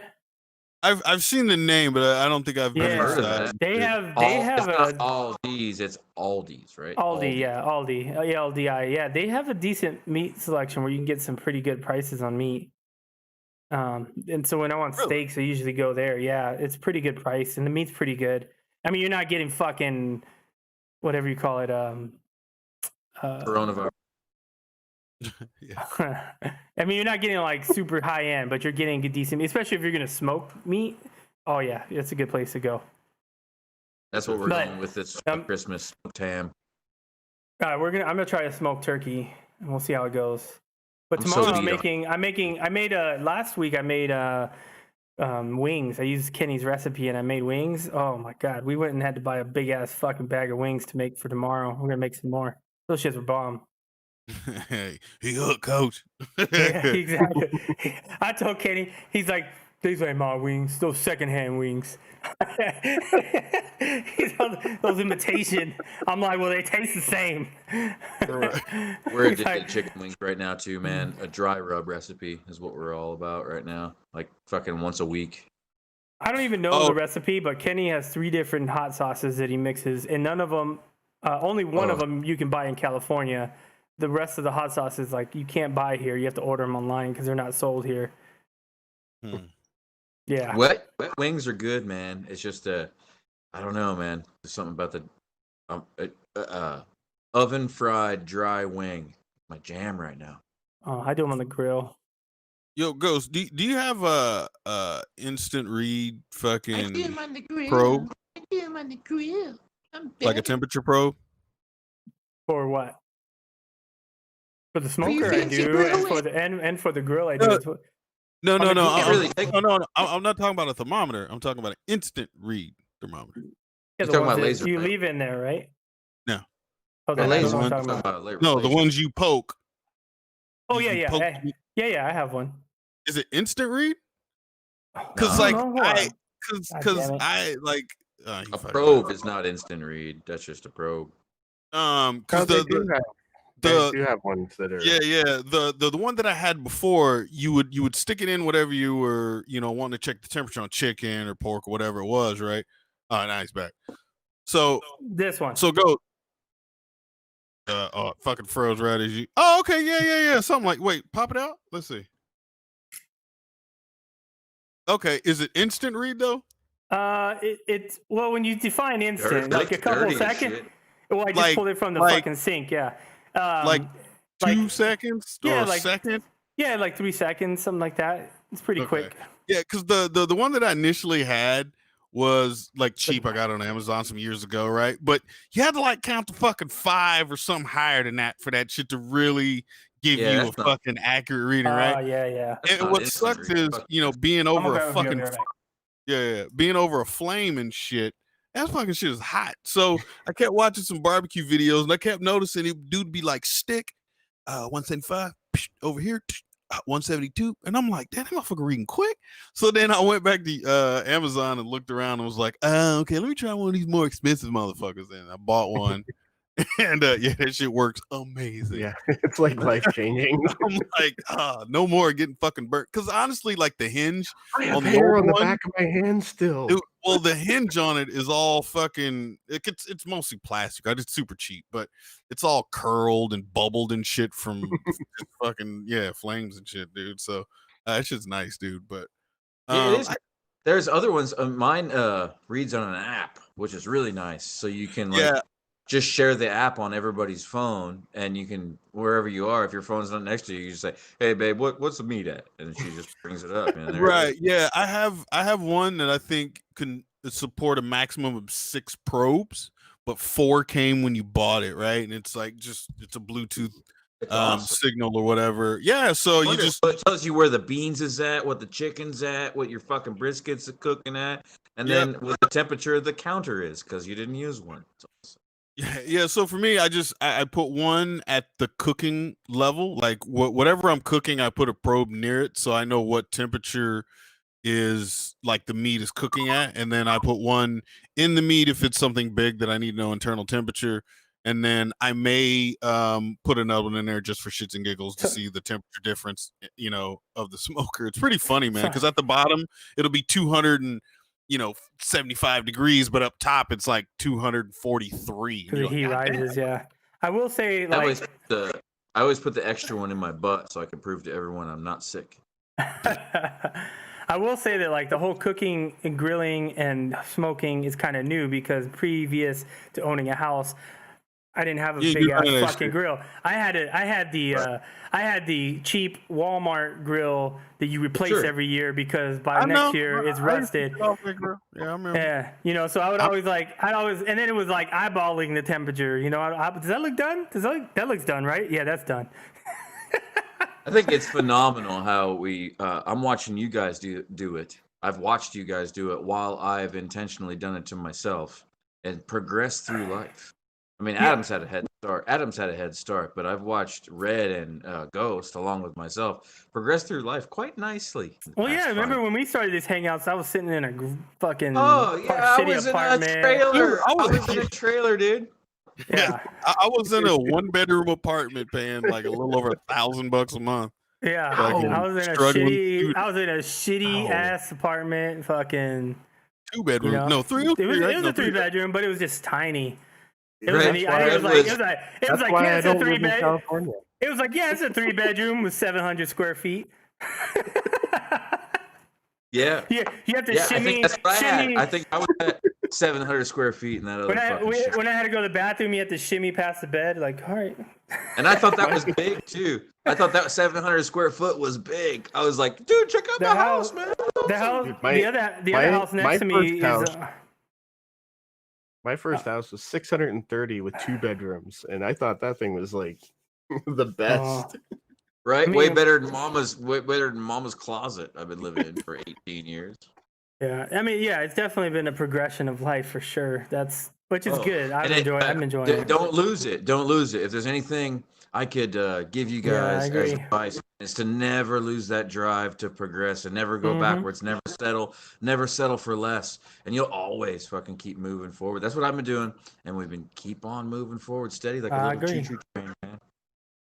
On the other side of that is don't get over your head. I will say, I will say, like when it comes to grilling, I always fought the idea of having a propane grill because I always liked the charcoal. I was like, no, charcoal. My wife always wanted a nice grill, so finally I was like, I'll buy a grill, and so we went and I spent a good chunk of money on that grill, and that's just dope. And it's propane, right? And it's propane, right? Yeah, that's just dope. So look, charcoal has its pluses. Charcoal's great when you're entertaining people or you're cooking a lot. Charcoal's great. But sometimes you realize you need way more charcoal to get the job done, but the job only takes 20 fucking minutes. And now you got fucking, it's overheating, it's fucking on fire. No. The one thing that I hate the most, for instance, like say if I do cook something that just doesn't take a lot of time, right? But I need a fairly hot temperature in a regular or 22-inch like Weber grill that I have. It takes quite a few charcoal to heat that thing properly. But if I'm only going to use it for 20 minutes, but the charcoal's going to burn for the next fucking 2.5, 3 hours. I fucking hate that. So honestly, I kind of want one of those little travel or small grills. No, not propane, just charcoal. Because at that point, instead of having to layer a bunch, or not even layer a bunch, but use a lot of charcoal, you can use a small amount. And the cooking surface or the grate is lower to the charcoal versus a big round domed grill. You know what I mean? Think about it. So you're like, yeah. So indirect, you're wanting to cook on indirect heat on charcoal. No. I'm just saying, like, if I cook a bunch of, not a bunch of burgers, but if I cook burgers on a regular 22-inch fucking Weber grill, like I can't use a small amount of charcoal. Yeah, you gotta cover it. You can. You can. You load up a little bit at the very back corner, and you keep it very close to that pile. That's all. Right, but if I'm cooking directly over it, I have to use more charcoal to cover a bigger surface area. Oh, for real? Yeah, for sure. Right. But if I had a smaller little one, then I mean, sure, I may have to, cook the burgers in batches, but I'd use less fucking charcoal. That's the whole point. Like, if I'm cooking ribs or I'm cooking like some sort of pork or like a brisket, not brisket's too big, but something that's gonna kind of maybe offset, like you were saying, Billy, indirect for like 4 hours or 3 hours, then using as much charcoal as I need is fine, because I feel like I'm getting use out of the charcoal. But I feel sorry for you guys, man, because like unlike I'm pretty sure Adam's in the same situation as myself. We're out in the middle of the woods, in a rural area, so like I can just like 6 times out of 10. Oh, you're not? Sorry. I'm in town, right in the middle of town. Yeah. 6 times. Well, with myself, 6 times out of 10, I can just go pick up hickory out of the woods and bring it in and fucking cook over straight hickory. I fucking we don't have that up here anyways. 3 o'clock in the afternoon, and then by 5 o'clock in the afternoon, I have hickory coals, and I can throw a wet log over top of that and smoke if I want to on top. Yeah, see, that shit. I gotta go to like the local store, probably like a Home Depot or Lowe's. And I gotta buy that bag of hickory. But for me, I buy the chunks instead of the chips. Ghost, of course, would have to buy the chips because he's running electric. Yep. But I buy the chunks because they burn slower for sure. Yeah, the chips burn really quick. Oh yeah, well that's why they always say soak them. Soak it for a day. Yeah. Soak it for an extended period of time, and then in water or in like you. Just water. Just water. Yeah, just soak it in water. So that way you could soak them in beer if you wanted to add a flavor. I've seen people do that. You start to get or apple juice. Oh, well, I saw what they do is they take the little bowl that goes in there and they put juice in there instead of water. It just depends on how you want to do it, man. It all.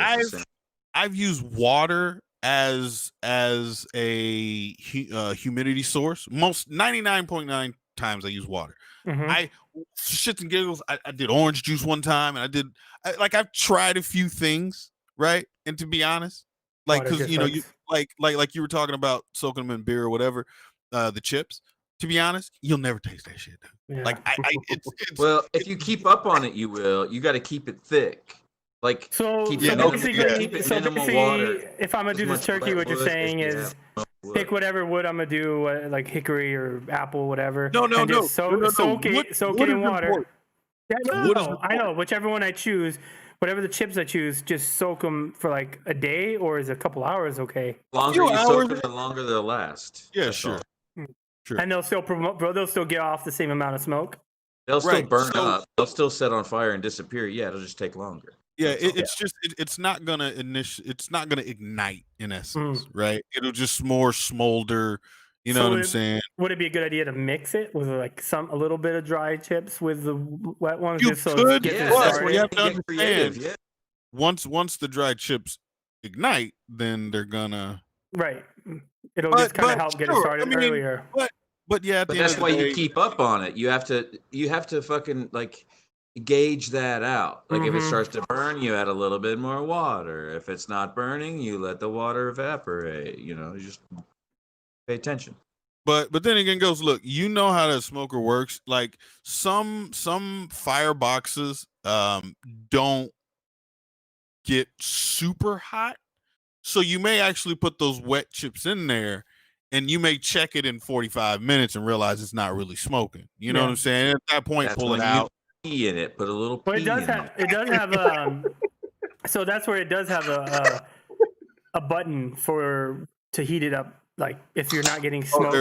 There's a button you hit it and it fucking turns up the temp on that bitch. Well, let me ask you this: when turbo boost, just using dry chips, does it smoke? Really does it smoke a lot in the beginning? So the way that this one works is you have to turn it up to 300 degrees. I think it's 300 degrees for 20 minutes so that it heats up to 320 degrees and supposedly kills anything that's left in there or whatever that needs to die off. Automated button to heat it up to a certain temperature with a flame. It's not a flame. It's electric. Yeah. Oh. So then towards the end of that it's usually just starting to smoke, and then within that hour, within that hour it'll smoke pretty good, but then it like levels out, and then usually like an hour and a half I have to replace the chips because they'll be done. You know what? Right. Yeah. So of course try it tomorrow, but definitely keep some dry ones on hand. Yeah. Because Well, you that's may what I was realize saying, because maybe I could work. just throw, maybe I'd do make like a mix, like maybe like 70% wet chips and then maybe the rest dry chips, but mix it in. No. I'm gonna tell you this: if you go wet and it doesn't work, just abort. because with cooking, especially with smoking, time is precious. It won't get into the meat, right? Yeah. You ain't got time to be fucking around, dude. So yeah.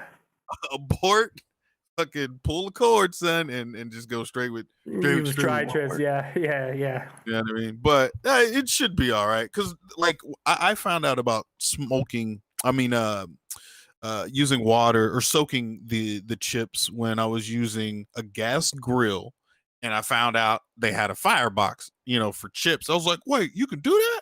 Yeah. So I bought one and put some chips in there, and fucking threw the lid on, right? And then the moment I turned the shit on and it got really hot because I had them on high, the fucking box just caught on fire. I was like, oh shit, right?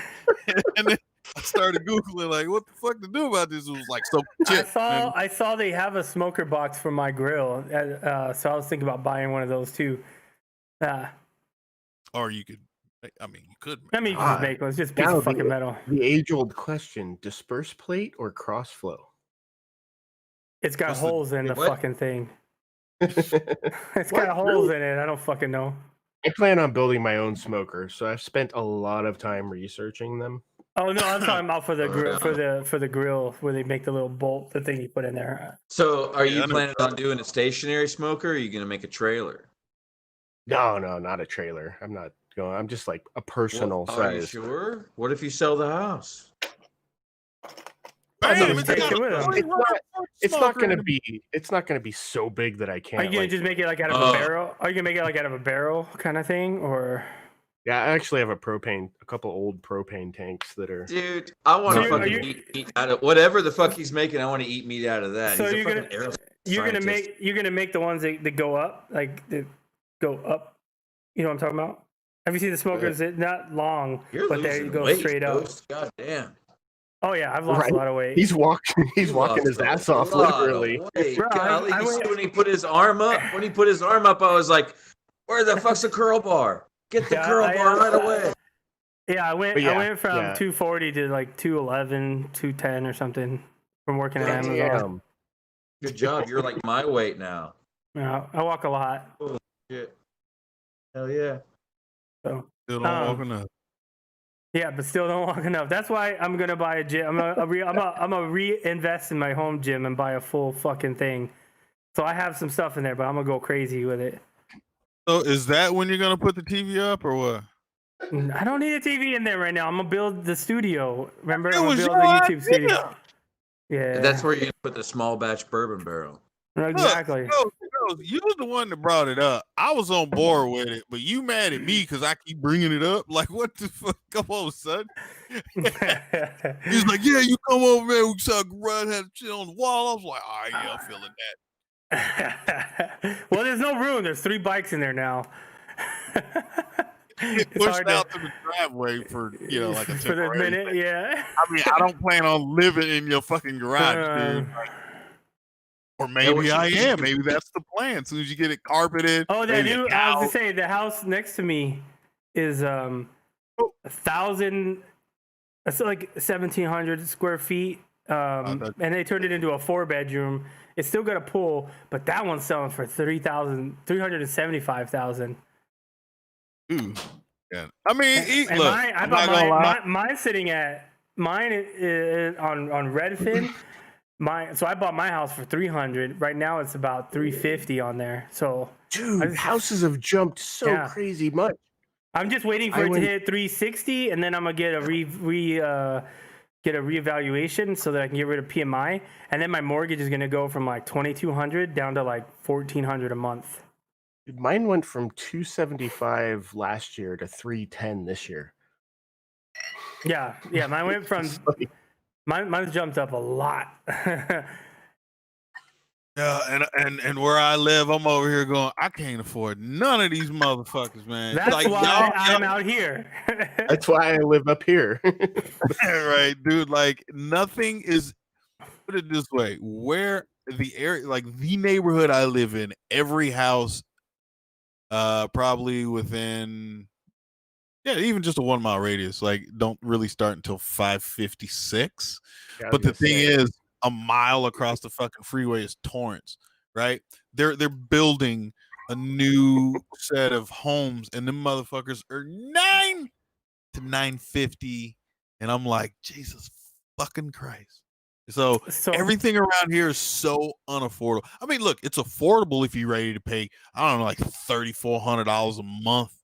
So in January, the estimated price for my house was $313,000 of this year. Right now, the estimated is $348,000, almost $349,000. That's insane. I just want to get rid of PMI. I don't even care about trying to take equity out. I just want to get rid of PMI because that's like another $600 a month that I can stop paying. It goes to nothing. Yeah. Yeah, it just goes to the bank. So what is that? So PMI, if you don't put 20% down and you get a loan from the bank, they charge you PMI, and it's private mortgage insurance. And all it is you're paying the bank insurance, the extra money. Your down payment. Yeah. So what you're saying is a good thing I got a VA loan. Yeah, Yes. yeah, exactly. Yes, yes. So I'm in the same boat, and I'm like, fuck yeah, that's a great thing. But the problem still is everything around here is $600,000. I've been trying to tell him to move out here, but he be fucking around and not listening. I'm not fucking commuting 700 miles. There's Temecula Motorsports right down the street. There's several other fucking motorcycle industry places down the street. Water World up here, the Yamaha dealer is like looking for. Yeah, there's places, and that commute is probably quicker than what your commute is right now, and it's probably just a little bit further. I'm 30 minutes. No, 30, yeah. 30, So 30, your Temecula 30, Motorsports is about 30 minutes away from here. 30. Oh, you mean if I come move the fuck out there? When you move out here, yeah, it's right there. Okay, Yeah, he's saying the house next door is for sale. It's for sale. Okay, and then what about Sachi? Where is she supposed to work? I mean, there's plenty of other places around here that she can bring her skill. There's places around here that have her. They're calling her skill set. Your house. Hey, I do it all the time. You do. Look, she can work at Amazon with me. Get out of here. I'm trying to get out of this building. What the fuck? I'm lost. I'm telling you. No, I'm not moving out. I know you're playing fucking Cyberpunk or whatever. Yeah. I'm trying to get out of my apartment complex. I don't remember where the fucking exit is. But yeah, so I'm just waiting for it to hit that amount. I might just call soon, probably within the next week or two. I'm gonna call and see how close I am if they work with me, because that's a huge chunk of cash that I can get rid of paying, and that's a lot of money, man. Yeah, I put that. I'll take that. I'll take that and put it right to the bike. Pay off the bike. Yeah. I'll just take that and put it to the bike and pay off the bike quick, or the savings. Man, you know what kind of car I can buy and have a $600 a month payment? You know damn well you would rent. No, Ghost, don't think of it like that. I wouldn't put it towards a car. I'd put it towards paying off the bike, or put it in savings. You would rent a midget. You know it. I probably would. Yeah, at least a day, right? What's that? I want to call him Corky. Ghost, all I'm doing is I'm waiting for the market to crash. Once that bitch crashes, I'm gonna go ahead and swoop in and pick up one of these houses out here for like $500. It ain't gonna crash anytime soon. You got all these people that are about to be kicked out of their apartments, so the apartments are gonna become available, but homes are not. Right. All the people that aren't paying their rent are saving their fucking cash. A lot of these people are saving their cash, and because they don't have to pay the rent legally. I know, I have been. And so then you take all that money you saved and you put it as a down payment towards your fucking house. And there was a couple articles where people have already had that Or a happen, where they didn't pay midget. rent. They haven't paid rent since the beginning, and the owner's hounding them. And he's kind of giving them a break because COVID. And then they move out, and then next thing you know, they're buying a house, and they're like, "Where the fuck did you get the money to buy a house, but you couldn't pay rent?" And a Because I midget. didn't pay rent. Yeah. That's So why. yep, that's what's gonna happen. So I don't see the housing market going down. Interest rates might go back up because right now they're super fucking low. If you are in the position to buy a house, the interest rates are fucking like 2% right now, 2.something%. It's super low, and that's another reason why I want to fucking do this because I'll refinance and get a lower fucking. Get your midget. Yeah, then I'll get. I mean, my fucking mortgage may drop down to like fucking $1,200 with a 3% interest rate or 2% interest rate. That would be amazing. I know you can get that midget. Amazing. Amazing. Yeah, up here, don't our, get me our wrong. housing market is just like non-existent right now. We've had so many people move up from California, and then the fact that 2 cities were completely burned to the ground. Y'all All had a fire or something like yeah, that. Yeah. it just ran right up the I-5. It burnt the city of Talent and Phoenix, like just devastated the place. And now they can't build houses fast enough. Dude, we are. You know those fucking maps on the History Channel? It shows like the conquest of Europe and shit, and it shows it like red spreading across the Yeah. continent and shit. That's California. That's what the fire. Well, I mean, we're seeing geoformation go on before our eyes, like historic geoformation. I think it's what's going on right now. Maybe a little bit at a time, but the fires are really going to start changing the landscape, I believe, along with a few other things like midgets. Oh, you have to pay the back. You have to pay the rent back. Misha Girl is saying after the moratorium. Yes. I mean, you have to think though. You're gonna have the renters are probably gonna have to go, or the owners are probably gonna have to go after people to get that money back. So we'll see how it goes. That's the scary part, man. That's even if they had, what happens if the owner loses the house because you weren't paying, and now that goes over to a bank, and the bank owns the house. Do you have to back pay still? Like who did, you know what I mean? There's little cases like that. Dude, if the property's owned by midget, they're gonna So I fucking do know that mortgages, a lot of banks are doing deferments where they're just moving the payments to the back end of the mortgage. That's So- good. Yeah, that'd be So smart. in all actuality, the people that are renting the houses probably won't be affected that much. I heard midgets are given short-term loans. Short term. Really. Oh God, I'm gonna die. With very low interest rates. Oh God. Yeah, I don't know. It's crazy, man. We'll see what happens. I mean, like I said, I've been fortunate, man, going through this whole situation. I feel I've one of the, I don't know how big of the population, but I've been very well off during COVID. Yeah. So I've done all right. I mean, to be honest, and I like, guess, get paid the oh, same. I guess the baseline, right, is you weren't negatively impacted by COVID, where you're struggling, right? So no. when I say negatively impacted, you're not. You have food, you have your roof, and your general baseline of life hasn't changed. I should have Right. poured this in one of those beers, and I think that's the standard, right? Like, okay, I'm doing good because I'm not, I'm at this baseline, but I've kind of So well, that I mean, positively impacted by it. I was My really life positive. has not changed this year. So like one way though is you have to let's say for the most part your life pretty much didn't change. Meaning, you still went to work, you still buy food, you still do the normal day-to-day shit. That you were normal life. before, yeah. But because shit isn't open, or like there's things, there's things that you didn't do this year that you normally would have done, whether it's spend $100 at the bar a few nights out of the year and go here and do this, do that.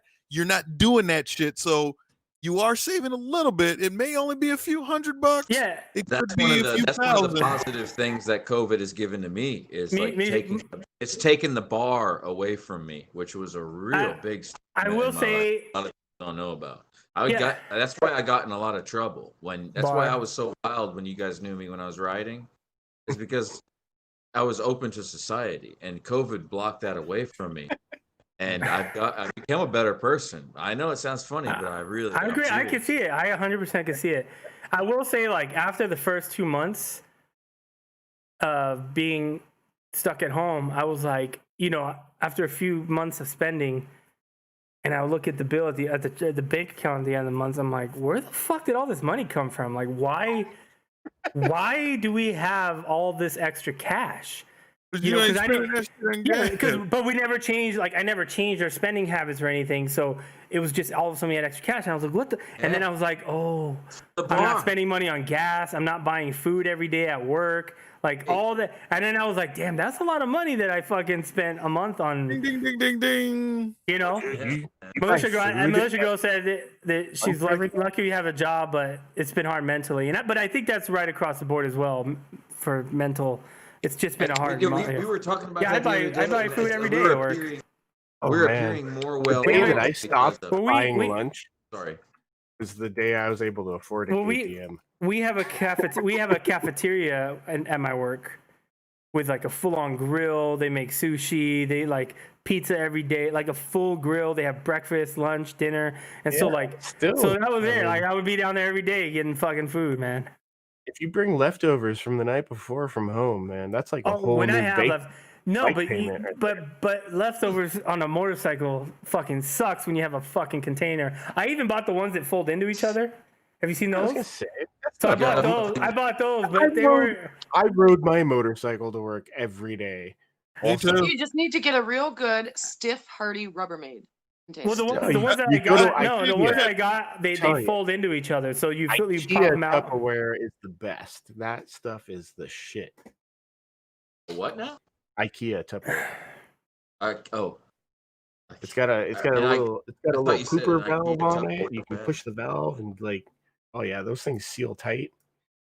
I had one of those things bounce around in the back of my top box while I was like practicing jumping the KTM, and still kept my lunch in good shape. Practicing jumping the KTM. Yeah. Yeah, I don't know. You remind me. Sometimes Adam, you remind me of fucking Bob Lazar.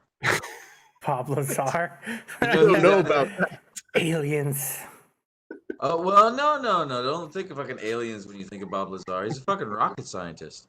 Yeah, no, I get it. That dude like made fucking a Honda Civic go like 200 miles an hour with a fucking turbine.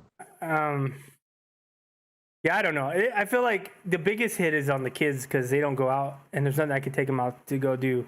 I'm actually planning on Monday to take Nathan to the range and take him shooting for the first time. So since I'm on vacation, I'm gonna take him out and have him shoot, and I think that would be fun. And I'm trying to figure out things to do with the kids while I'm on vacation, so we're not we're gonna do a lot of gaming, but so that we're doing things, like I bought some science kits from. For electricity that we can work on together, that teach you about electricity. I bought a crystal one where you grow crystals, and I'm buying little science activities that we can do. Not inside a school. I'm not that cool. But I'm trying to find learning activities like that we can do, like science projects. So now I was like, maybe I'm gonna go to Home Depot tomorrow and see if there's a build kit that we can build shit, or buy plans to build something. I'm trying to find things like that because I can't take them anywhere. I can't go take them to the go-karts. I'm like, dude, let's go. Go-karts are closed. I'm like, that would be fucking cool. Here's a fucking fun thing that I ordered for Vance this year. EVA foam.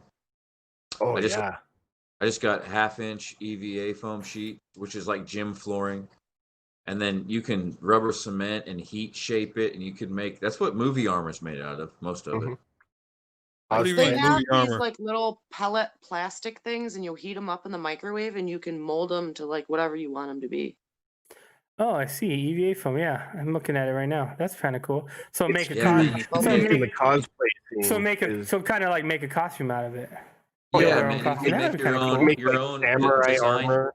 You can sit down and draw it out with them, design the armor, fucking make the Wait, armor. so do you? build How do armor. you? Do you just heat it like a? How do you heat Yeah, it? hair dryer, dude. Hair dryer, yeah. So you just design the shape and then maybe put it on something, blow dry it, and kind of form it over it, and then You can form it with your straight up hand. What? Just I'm measure not it gonna all do this. out. You know. It's not that YouTube expensive, it goes. huh? YouTube it goes because that's the next thing you was gonna do anyway. Yeah, you're right. Yeah. And you can paint it. I Dude, still it's got the only paintable. shitty part is I'm on vacation for my main job until January, but I still got to work at Amazon, which sucks. But at least I'll be able to sleep in. Yes, Or you can just drive down to Harbor Freight and they got it there in these like Yeah, square. that's what I'm talking about right there. That's a big hunk of perfect example. Well, I mean, I've taken a big chunk out of this one already, but yeah, this stuff comes in. It's like a 3-pack, and it's like freaking cheap. Huh? Yeah. I got tons of that stuff in the garage. It's great. What were you making out of that one? Flooring? I think the last thing I made out of that one was my dash cam for my motorcycle. It's like a protective box for it. It's good stuff, man. And it's good to line things too. Like I'll use it for other shit. Like I had leftover EVA foam, and I've shot rubber cement into my knee pads, and hit it with the heat gun. Shoved it in there with my fist, cut it out, cut the excess off, and my knee pads were good as new. Yeah, exactly. Got so many uses. And I always have some in the shop. Feels good, man, to lean on too. I mean, like it's a very comfortable fucking foam. What's HFT? I don't know what that is. High functioning tits. Are you seeing something I'm not seeing? It's on the Twitch stream. It's Twitch side. Militia girl saying she works at HFT. Oh, Harbor Freight Tools. Oh, no shit. Yeah. Duh. That makes sense. That makes complete sense. Why is Saluz Tacos doing a live stream at 10 o'clock at night? That place is bomb though. It's 1:30 here. Fuck. My favorite taco stand was like serving chili today. It was like the perfect. Well, that's not a taco stand. It was like a carne asada chili. Oh, nice. And it was. I mean, granted, it got up to 50 degrees today, but like after riding around off road in the cold, to have a bowl of chili was just like icing on the cake. Oh, I'm sure. Yeah, that's a good idea. I got a lot of fucking beans and deer burger left over. Deer burger. Deer Yeah, chili. I got Venison chili? backstrap steaks left over, but they're fucking piddly things. They're right, they're fucking backstraps right at the fucking small of the back. They're about the size of a beer can. That's like ripe for chili right there. Yeah. Yeah, you might as well just throw the whole things in there. It's not like it's worth eating as a steak. I like those center mass ones, man.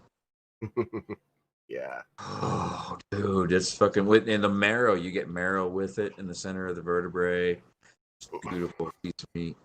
Ghost, you quiet as shit. How many videos you don't watch so far? I don't watch shit. I'm just listening to him talk, drinking beer, and hanging out. Fuck out of here. I said how many videos have you watched You're so far? fucking on Amazon I won't shopping tell for fucking dildos. Yeah. Right. I'm gonna make You're him out of fucking, EV. let me share your screen. Share your screen right now. Share your screen. Those anymore. I'm just gonna make him out of EVA. Oh, he's changing the subject. No, it's the same subject. We're talking about. Right? You never shared your screen again. Nuh-uh. He's already clicked away. No. Already clicked away from the deer fleshlight. Oh. Does it have antlers to hold on to? Oh my god. It's got marrow. It's got marrow. Jesus, you guys are. Wow. I don't even. And I died again. Man, dude. What the fuck was that? I don't know why, but I've had a decent year this year. And I spent all my money on Christmas. I spent I guess a all of good, us do I spent all a good the time, chunk. right? I did some good Christmas shop. I'm excited to see the kids open up their shit.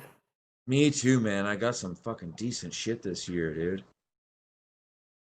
I Don't still do haven't been that. able to find the I don't Xbox worry. 5, the Xbox. So I don't do Christmas, so I don't know. Really? Are you Jewish? You're not Jewish, are you? Yeah, he's Well, Mormon. Well, I am. Are both, you Mormon? actually? I didn't know Mormons didn't do Christmas. That's something new to me. I didn't know. that. Mormons do Christmas. They do Christmas like huge. you just don't do Christmas. You just don't do it. Okay. But yeah, ancestrally, I am Jewish, and I was baptized into the Mormon Church at one time in my life. So I was just guessing. There's a dude I was in boot camp with named Scott Nebeker. He was Mormon, dude. Ooh. We tried to get that dude to curse and do all kinds of shit. I fucking love Jews. Oh yeah. Okay, move on. Yes, L'chaim. Yeah, I was raised around it. I was never like of the Jewish faith. Oh, I don't care. I don't care if they practice or not. I'm talking about Ashkenazi people. Oh yeah. The bloodline they're just cool people. Prone to cancer a little bit. Super cool. I don't like Christmas because it's just an overinflated like marketing. Just all the commercialism and everything about it is just like, if I love you and I want to buy you a present, I'll buy you a present, not because it's Christmas. Yeah, but there's nothing that says Valentine's Day like diamonds. Right? That kind of shit. I don't celebrate Valentine's Day either. Like, nobody does it like marksman's. It's funny, man. But yeah, no, it's all marketing bullshit, man. And especially, the De Beers and how they fucking marketed diamonds, dude. Because I remember even hearing something about Japanese culture, right? Like, they didn't buy diamond rings until the 40s or 50s or 60s. Not until somewhere around there. after World War II is when the Japanese started doing the diamond. Okay. Yeah, maybe it was the 60s. Yeah. But it was just, and it was all because of De Beers. De Beers. Like, no fucking other company or whatever was that company. So diamonds are dirt cheap and freaking everywhere. Like, I have tools out in the garage that are coated in the things. Oh yeah. I mean, well, synthetic diamonds, right? I mean, simulated. But still. No, the tools are probably coated in real diamond dust. It's just not high quality, like jewelry quality diamond. It's the stuff that's knocked off when they make the rings. Exactly. The stuff that dude smuggled out with Leonardo DiCaprio. What was the name of that fucking movie? Blood Diamond. Blood Diamonds, yeah. I remember. I'll never forget this. Before that movie came out, fucking 20 years before that movie came out, looking at my grandmother's ring, and my grandfather said, "This one here is a blood diamond." I was like, "Is that the color?" He's like, "No, son. That's not the color. Here's a cute kid you got there." And then later on, I saw that movie Blood Diamond. I was like, "Holy shit. And then my mom ended up inheriting that ring, and she melted it down and put the diamond on another ring that she had. Like, that doesn't make things better. Yeah, that's my stand on that whole thing. He has a rubber. I don't have a ring. My wife doesn't have a ring. I didn't have a ring. We didn't have rings forever. And then she wanted a ring, and then I saw a couple people that ride almost get degloved. And I was like, I'm not wearing a ring while I ride. And then she was like, what about the rubber rings? She was like, what about the rubber ones? I'm like, I'm down for that. And so we got the rubber ones. And then I just buy new ones. It's pretty. I rock some stones. I think I rock like 1/4 of a carat at all times. Word. I don't know why. My mom did it. My grandma did it. This is probably shit. My mom gave me this one. This could be some fucking illegal most expensive jewelry I have is my watch. I mean, I do have one. I do have a wedding ring. And you probably still pull your phone out to see what time it is. No, I actually use it. I use it quite a bit. I don't. I go for my watch more often than my phone. My wife's wedding ring. I use my watch a lot. I designed my wife's wedding ring and had it made. I remember when you got your what was it you? Yeah, the first smartwatch. Google Watch. That's right when they started coming out, and that's the first time we met. Because we were at the bar, I was like, "Yo, check this watch out! check this watch out!" I'm sitting there going, "It's dope and all." But that's right. That was like when they first started coming out. How come they don't make fucking precious metal or fucking nice blingy fucking smartwatch bands? Oh, I'm sure in-house? they do. I'm sure They they do. Hey, They Billy, don't. They don't. Billy, You have to Billy, fucking have them made. Billy. Well, show me. Send me a They link. do. It's just your pockets ain't deep enough. Yeah. Pockets ain't deep I enough. guess so. Yeah, like makes I mean, sense. it's like those exotic iPhones that comes out that's like $32,000 and shit. You're like, you want to know on another subject? You know how I realized I was getting older? So last night I was at work and I was talking to this kid, and he was talking about buying a car. Well, we were talking about working. Like I was like, you know, how long you working here? And he was like, yeah, I'm saving up to buy a car. I'm like, oh, cool. I'm like, what kind of car? He's like, a Camry or whatever. I'm like, oh, you want a car that lasts a long time? Camry? Yeah. I'm saving up for a Camry Yeah. and a snow. But he's like, oh, you know, and then we started talking about like I'm like, oh, cool, like how much, you know, we started talking about down payments, then we started talking about banks, then we started talking about interest rates, then we started talking about then we started talking to him about You went full on dad on him, didn't you? like, dude, but he didn't know any of it, so that's why I kept going. And I'm like, oh, you're one of those guys, you're one of those kids that like, you don't have someone telling you this shit, you know? Dude, so, I didn't have people telling me shit. I had the lady from Sprint PCS school me on fucking credit and tell me what to do. I'm not even kidding. So then I was like, I'm talking to him, and I'm like, all right, cool. What bank do you have? And he goes, Wells Fargo. And I was like, oh my God, what the fuck are you doing with Wells Fargo? I was like, you need to close that fucking account right now and move to a fucking credit union. And like, it was like one of those conversations where we just cover like all of it and shit. And I was like, and then I like, after we were done, because then he would come back and we'd ask more questions, right? And so I was like, cool. But then after we were done, I was like, oh my God, I'm old. Exactly. I was like, But so many times when we get a new soldier in. But you know what happened, though, right? He learns the game and doesn't get fucked over as bad. Yeah. Okay. Yeah. Then he turns around and lets his homies know, hey man, this motherfucker, this old motherfucker, right, came hobbling up to me and shit, told me about the credit and stuff. Get the fuck out of here. Fuck out of here. Yeah, because then I was like, then we started talking about, because he was talking about buying a car, so we started talking about negotiating tactics. I was like, yeah, they're gonna try to like sell you on the payment versus the cost, the total cost. And when they bring the payment up, you need to be, now I want it the total cost and get the fuck out of here with this monthly payment shit. And you need to talk about the total cost, not the monthly payments. And that'll come down the way. But like, that's what they're going to shoot you on so that they can fuck. And so like, there was that whole conversation. I was like, man. Anytime you walk in a place and they ask you, well, what can you afford? You know, they're going to try to fuck you. Bad. I've always told them like, we're not talking, well, how much do you owe? And it's like, none of your business. Yeah. Yeah, you never They're talk like, about what. I'm like, you heard me. I want to know the total cost. I don't give a fuck about monthly payments. I'm talking about the total cost. Yeah. It was just kind of one of those moments. I was like, all right. It was cool though. Maybe he learned stuff. Maybe he didn't. I mean, he was asking questions, so I was all for it. You know, even too, like the other thing with extended warranties are good if you get the right ones. You know what I mean? Like some extended warranties, like for the most part, are damn near close to OEM. You know, I mean, like factory warranties and shit, right? Where like it'll damn near cover everything. And then there's the ones that only cover shit that's oil lubricated. So your dash goes out or Not whatever. covered, Not covered. You know, so it's like I tell people, look, when somebody's pitching you a fucking extended warranty, understand they got 3 or 4 different options and they all come at different price points. Right. Yeah. So depending on how you're, relaying information, he may throw you to, a cheaper one because it looks enticing, but that, don't cover much. Don't cover as much.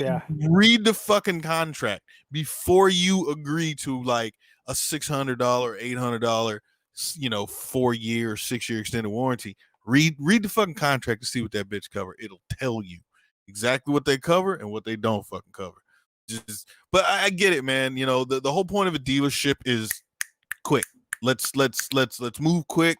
Let's fucking get you in, sit you down, get you on a bike, get you going. Boom, boom, boom. Let's talk some numbers with something low. Yeah, you're happy. Everything's good. Sign here. And then you sit down with the fucking the finance person, and he starts pitching all these numbers about extended warranties and coverages. And you're happy, and you fucking sign it. Everything looks good. And then when it's all said and done, you like, wait a minute. Yeah. What just happened? Wait, he said I had some 100. weird minutes happen on a couple occasions, and I had to call the financing institution and bitch a fit and talk to supervisors, but they eventually took it off and recalculated payments. And the other thing is, at least in California, it ain't yours until you drive it off the lot. If that shit never leaves the dealership, you hop back in your car and go the fuck home, still technically it's not your car. Even if the papers are already signed? Yes. You have to drive it off the lot. I did not know that. Every fucking dealership that I've been to is like, get it off the lot. As long as they take it, it's theirs. Yeah, I think Oregon's the same way. As long as I mean, granted, you're gonna have to jump in. You're not accepting delivery until it leaves the premise of purchase. So it's funny. But I mean, granted, you're gonna have to, I mean, it ain't gonna be an easy process to unwind, but it's not legally yours. You didn't take possession of it. Got it. Right. Well, at least for Kelly. But no, I mean, I love these motherfuckers on Facebook. They're like, "Oh, help me! This guy sold me a truck. Won't give me the title. Did you pay him? Yeah, of course." That's another thing. I don't even know where I put the fucking title for the Daytona. Uh-oh. Yeah, it's somewhere safe, waiting on you for when you're ready to come get it. Eventually. Yeah. I'm still waiting for the title for the GSX because we paid that off like 2 months ago. I still ain't got that from the bank. Or a month ago. Call Suzuki and ask for it. Or what bank did you go through? Whatever the Suzuki bank was, I don't remember. That'd be Sheffield. Oh, you just called them and said, Sheffield. Sheffield is the freaking worst about that shit. Like they haven't sent it. Well, I had no problem. I just called them and said I made my last payment. Can I get a copy of my title? And they sent it immediately. It's just I had to call them. Oh, yeah. I'll probably that's what I'm saying. They're the worst about that. If you don't ask for your title, you won't get it. Yeah, I'll probably have to call. Yeah. And the problem with the Daytona one is I remember it still had the loan, the bank on there. So if I request a new one, I need to have the bank also provide input saying that it's paid off. Yeah, you have to have a printout. I wanted to do is take the title to AAA because you could just take it in, remove the names that you don't want on it. Gotta love AAA. Yeah, you just take it in, they'll remove the names that you don't want, give you a new title. So yeah, AAA is a must out here for like the minor day-to-day DMV for stupid shit. Yeah, the DMV for registration, plate loss, right? Like your license plate gets lost or some shit or whatever. Like they take care of you. But DMV out here, especially now, it's they're not. They're only open 1 day a week, I think, right? No, they're open. I think 5 days a week. But when Sachi went to get some shit renewed or whatever, she had to go to DMV. She couldn't do it online or whatever. That right? sucks. 8 hours, son. That's crazy. 8 hours at the fucking DMV. Well, the way that they're doing it here is by appointment only. You can't just walk into one and get serviced. You have to make an appointment. And like right now, our appointments are all the way out in like March. Yeah, that's the way ours are. Well, that's why they're here. They're not really stopping anyone for expired tags. So, even though you can just walk right in and pay for them inside the. Not always. Have you been to the DMV lately, man? Lately? Fuck no, I ain't going to that goddamn place. One of my cars, I did the online thing. I paid to register my tags, and they sent me a freaking trip permit. A trip permit? What the fuck is a trip permit?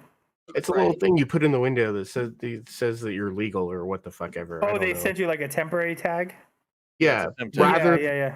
Rather than sending me 2 tags in the mail, they sent me a freaking temp tag. And like, that's so really? stupid. You couldn't just send me text. DMV employees in general are kind of special. They feel no, they ain't. They ain't fucking special. They get to look at motherfuckers like you all day, every day, man. That's the problem. Like asking the same bullshit over and over and over, and you're just like, ah. But by choice. Hey, they get pension, they get health care, they get dental. You better put on that goddamn smile because my tax dollars are paying for your fucking veneers, motherfucker. You better put on that smile and your tapping shoes when I talk to you. Yeah, as somebody that worked inside the government freaking system, those people don't give a shit. Zero. They get paid the same regardless of whether they like help you or not. Every day, day after day. You ever been to the DMV after 5 o'clock at night? I don't go to the DMV. That's when them motherfuckers actually put to work. Oh, If they're open after 5? No, because they want to leave. They try to, If you have a ticket, so how it works is if you have a ticket, that means you're in line. So that means you're in the building. So when 4:30 starts rolling around, you see just an ant farm at the DMV of people just flowing. And I'm like, you realize if you just did this at 8:30 to 10 o'clock every fucking day, you would just leave at 4:15 because nobody building would be empty all day long if you did that. Yeah, they don't get it, bro. So you got 35 fucking people just sitting on their ass, and I'm like, yeah, it would probably take like 6 months of them actually grinding, and then it would just mellow out because you'd be, oh, dude, I'll go to the DMV whenever it's quick, and then you're just like, hey, yo, boom, boom, boom, boom, boom. And when you're there after 5, bro, it is like, what is this? You need this? Okay, here you go. Sign here. Do this. Do that. Boom, done. And you're like, I waited 7 hours for 2 signatures and a goddamn stamp. All right, fuck you. Right. You're like, fuck you, man. Yeah, You fucking low life piece of shit. I'll see y'all next year. Yeah, exactly. Yeah, my coworkers, a service on a Humvee is like 23 hours. They would take 2 weeks to get it done. Why? Exactly. Oh, okay. I was like, what is the... I would do 2.5 Humvees a week. Right, because I'm like, okay, I was just checking. It's like, but they're getting paid the same as me, right? Even though I'm doing, when I times what they are. When I was working for the DoD, they had this section where they had the Navy guys sit that were supposed to do the same thing we did, but like while we were working, they would be in there throwing paper balls at each other, throwing Cheeto puffs at each other, looking at magazines, and I'm like, these motherfuckers don't do a goddamn thing. Like, I did this wrong. Yeah. I felt the same way. I would say they got paid less, but at the time I was getting paid shit. So no, if they active duty and if they was probably younger rank or low rank and shit, yeah, they don't get paid that much, man. Yeah. But I remember the civilians we work with, I was jealous of them motherfuckers because they did the exact same fucking job we did, right? Talking to airplanes and shit. But they got paid fucking way more. times the amount. Oh yeah, your job, right? And then they never worked holidays or weekends. I was like, or mid shifts. They only work days and swing, Monday through Friday. I'm like, you motherfuckers. I can't believe you couldn't get a job in that, man. Oh, well, I tried for a little while to go. I know, but I remember I just couldn't believe that like somebody with experience couldn't get fucking hired, although you were fucking old as fuck. On the cusp of Old as age. dirt. Like that's fucking crazy, bro. Damn, on the cusp of that's like a nice way to say you old as fuck. Old. Hey, they just want a retention shit, you know what I'm saying? So that's all. But yeah, they're like old people don't have retention. Good time. Nah, that's just air traffic, man. The motherfuckers say you got to go at 55 or no 56. Peace.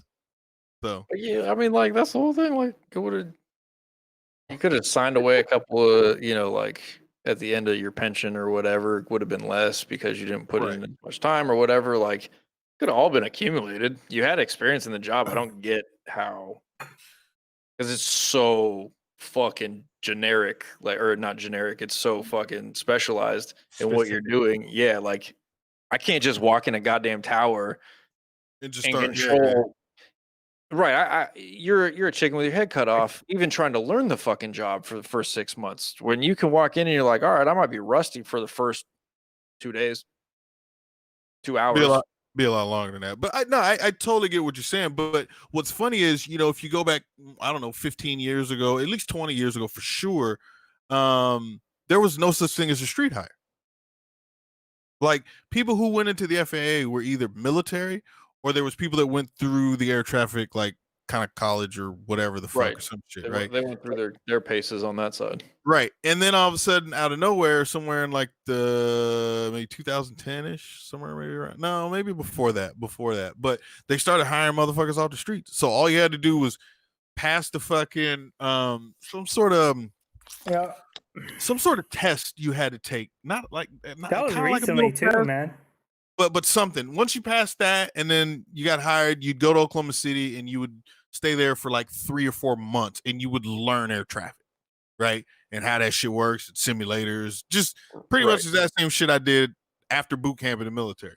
And then after that, you get hired at whatever fucking airport. You go there, and either you can do it or you can't. If you can't, then you probably go fucking push paper across the street in some other building or some shit. You know what I mean? But yeah, I mean, motherfuckers say 36. That's it, dog.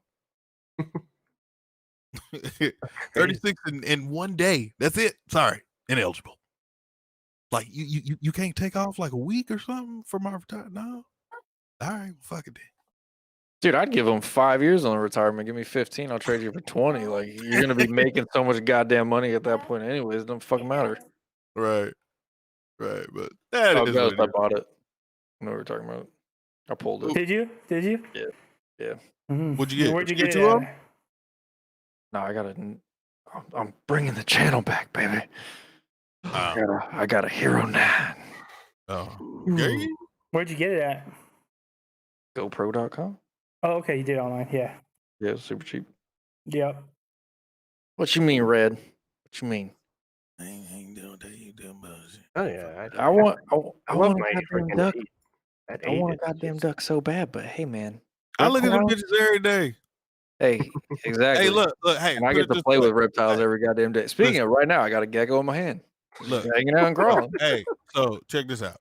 The longer you wait to get a Ducati, the more expensive better. it'll be.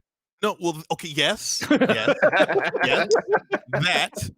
But on a positive note, it'll be way more reliable than they are even today. Yeah. Which they are. Like, dude, Ducati's They ain't gonna not be as beautiful, fucking bad. though. They going in an ugly route. I'm not digging it.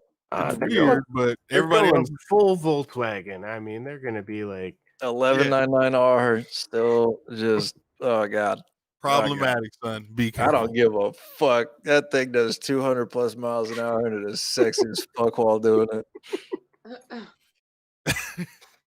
So if I keep saying 11.99, I'm like, they made a 12 after that. You know that they basically at 13. You about 300 cc's behind, dummy. You get back here talking about 11.99. He talking about 2014, 15, 16. That is the quintessential fucking most beautiful motorcycle on the goddamn planet. I ain't talking about like the 12.99 is exactly the fucking same. No, it's not. The fairings are different. Fairings are different. Dude, I don't like them. On an aside, okay, 200 cc's is a big freaking difference. It's only 100, but the difference between the fairings, Red. Okay, so the rear tail is different. They don't have like inlets, so it's just plastic, and I don't like it because it's all like wide open, looks like a blown out fucking vagina.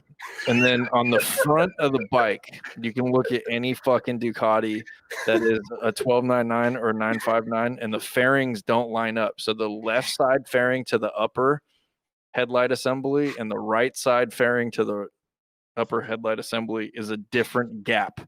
And it's a fucking like 13 millimeter gap that drives me nuts. So I walked in, said, "Oh damn, that's cool. What the fuck is that?" It was that noticeable. That was the first thing I said about a 959. Have you ever ridden 959? No.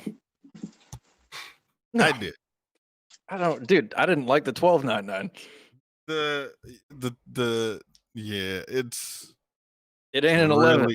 No, it's really disappointing. I was just like, I came back, was like, was I in some weird fucked up mode that just was like Nope. in rain dumbed down mode or some shit? And they're like, Rain no, mode. dude, like Nope. that's it. There's nothing. There's nothing on it. There's it's like wow. And then even when I turn it in I forgot what is it? Not Super sport mode, like basically. race mode or whatever the Yep. fuck. Yeah. Yep. It's okay. does. No, it wakes up. It's they're like, Right. oh, hey, here's a new guy. Where were you fucking 20 But you're like minutes ago? But you're But like it's not halfway the- through your morning coffee awake. It's not like I Not- just yeah, it's- railed the coffee, drinking espresso, and I'm wouldn't- thinking about doing some cocaine. Like I mean, the best thing to me about the 959 is the fact that it's a Panigale and it's a Ducati. Other than that, so like, you know, what I mean is you're sitting on it at a light and like a car pulls up and looks over at it. Yeah, you can nod your head and be like, yes, bitch, it's a Ducati. and you'll still know what I leave mean? them in the dust because it's a Right. motorcycle. But like as far as it being something that's like semi scary, no. Like trust me, your 750 is more terrifying simply because you don't have a bunch of shit planted, you know, like traction control and ABS and all that bullshit to keep you planted. You know what I mean? But Have you ridden an 1199R? no, but 12s, V2s, V4s, multis, and everything else under the sun. Okay, if you get a chance to take an 1199R out, I want you to. Probably won't because they'll be pre-owned and they just don't really want to put miles on them. Fucking. I hear you. I'm just saying, if you get an opportunity, because the bitch is like having sex, man. Like we're talking about fucking. Like that is one of the most favorite rides ever. Just because there's no, it's like we're doing 20 miles an hour. It's like, bitch, crank it. Like let's go. Like, Have I ain't you playing. have you ridden the V4? Yeah, it's boring as fuck. It's one of the most Which one? The R or the S? The factory race, whatever, like whatever the top of the line is. It was Did boring it, as fuck. did it have the little wings on the side? On Yep. the front? Yep. Must It have was been- real boring. I did 172 miles an hour and basically fell asleep. It's like I was like, okay. Like So- 120 on the Panigale is like just I'm ripping it, let alone 200. Yeah. Like I rode the fucking Rocket 3 today. Oh, okay. Yeah. How was that? the new one. Yeah. So in a Is it straight banging like the old line, one? huh? Is it a banger like the old one? Like you're fucking ripping? Yeah. Okay. Like Hell a yeah. lot. Like to the point where I was scared to really get into it. Number one, because when I kicked the thing in first gear and pulled out of the dealership, I was at 0 miles. It was a brand new bike. Right. So this is going to a customer, and I'm like, is there enough torque to break the rear wheel loose? You know what I mean? So I'm like, Yes. but it accelerates very fast in a straight fucking line. It does. And How's corner? turning, it's Like a Diavol kind of like where it's a little bit heavy and bulky, or no, Diavo's still somewhat nimble, but yeah, oh no, the, they're the, nice. the handlebars, it's kind of way out there. I felt like my arms were short. It's just I didn't, yeah, dude, it's not the greatest thing in the world. Like no confidence, put it that way. Definitely a big dude bike. Yeah, yes, it is for sure. It Oh, is a fuck yeah. definitely Big C, Big Chris. Yeah, he'll love that shit. But the moment I threw a Diavol around the corner, or like the little loop that we have for the dealership, Right. immediately I was like, oh, okay, yeah, it's the bike. It's but the Yeah, seating your position turn is just isn't different. right, Yeah. and you grind the pegs, but dude, a But- Diablo is still like one of the most comfortable bikes I've ever been on. The thing is like, but fun, Yeah, which is weird because it's comfy, but then you're like, you can totally rip it. right. But in a straight fucking line, yeah, dude, that 2500 cc's is on point. Nice. It's nice. I just couldn't imagine giving it to a tuner who can be like, everything's unlocked, sir. Enjoy. You know what I'm saying? Like, because Triumph fucking Dumbs it down. Yeah, that by thing's a got so lot. many nannies on it that A lot. That's like the H2 shit. Oh yeah. Where like you come out of the factory and sometimes they do 187 and sometimes they do 212 and then you go to a fucking tuner and they all do 305. Like, I took the fuck is doing that? I took the Beamer out today. Down. You want to talk about nannies? Oh my goodness. Oh, the 1200? It's 1200. Yeah, the GS. Like the KTM, that thing's just like freaking rip your face off in every direction. But that BMW, it's like as soon as you start to pick the front wheel up, it's like, no, don't do that. I'm sitting there, I'm pushing buttons, I'm trying to turn stuff Turn off. everything off. I'm like, even with everything, it looks like it's turned off. It has like the lights and everything. It's just like It's got everything off. I'm like, and then it's like, 50 horsepower less than the KTM. So I'm just like, Exactly. I don't have none of those electronic things. Yeah, I'm not about that life. I mean, I got A, B, and C mode basically. yeah, right. That's the electronics. The KTM, it's like sport, street, and off road. Right, done. But you know what's funny though? Like all those electronics, right? Like it can make you a sloppier rider because it's gonna kick in and do things for you when as long as it's on. But yeah, that's the other thing. My KTM, I have a dongle that I plugged into it, and it turns everything off. Oh, really? Okay. Oh yeah, I ride my bike freaking unlocked, no traction control, only ABS on the front wheel. I like lock up the back tire, slide around corners, do all that shit on the street. Got you. But some of the newer shit that's on bikes nowadays, like heated grips, never really understand what heated grips do until it's cold outside and you turn that shit on. Like in your head, you think like, oh, it would be nice. No, you have no fucking It's heavenly. clue. No, Yeah, it's but like don't the top of your hands still get cold? Not really. Well, but it My warms the fingers- glove up. My palms are It's warm, the but whole my fingers glove are is warm. Oh yeah. Gotcha. Like the heat goes through your glove and then it goes around your hand. I have heated glove liners, and so those are fucking amazing. So I don't know what the difference is. I couldn't tell you because I've only ridden heated grips for a block and a half. But when Snowcat first came down here, we were doing wheelies at Bash's house, like around the corner, and he had heated grips, and it's fucking 27 degrees outside, and I'm like, I can't wheelie with you, bro. Like I can't hold onto the bike. He's like, oh, dude, just rip the bike, go around. I was like, okay, so like I just like grab the grips. It's like, all right, my hands are warm. We went and did a couple, and then I was like, okay, hands are frozen. I'm out. Like it warms the whole glove up, almost to the point of like the top kind of pulls out the air that you wouldn't want to sit in there because then you get sweaty and then the wind would make it cold. So it breathes it through really nice. Yeah, I was like, dude, this shit is nice. And then even like with the Triumphs, they got, you got different like you got the the TFT screens and there's different display modes and I was like, god damn, okay, it's kind of cool. Like eventually that shit's gonna be like straight up full blown car, dude. You know what I mean? With just bells and whistles, lights and this and that flashing, but it's also a lot of fucking things to go wrong, and I'll be seeing that shit happen. Yeah, I don't want all that shit.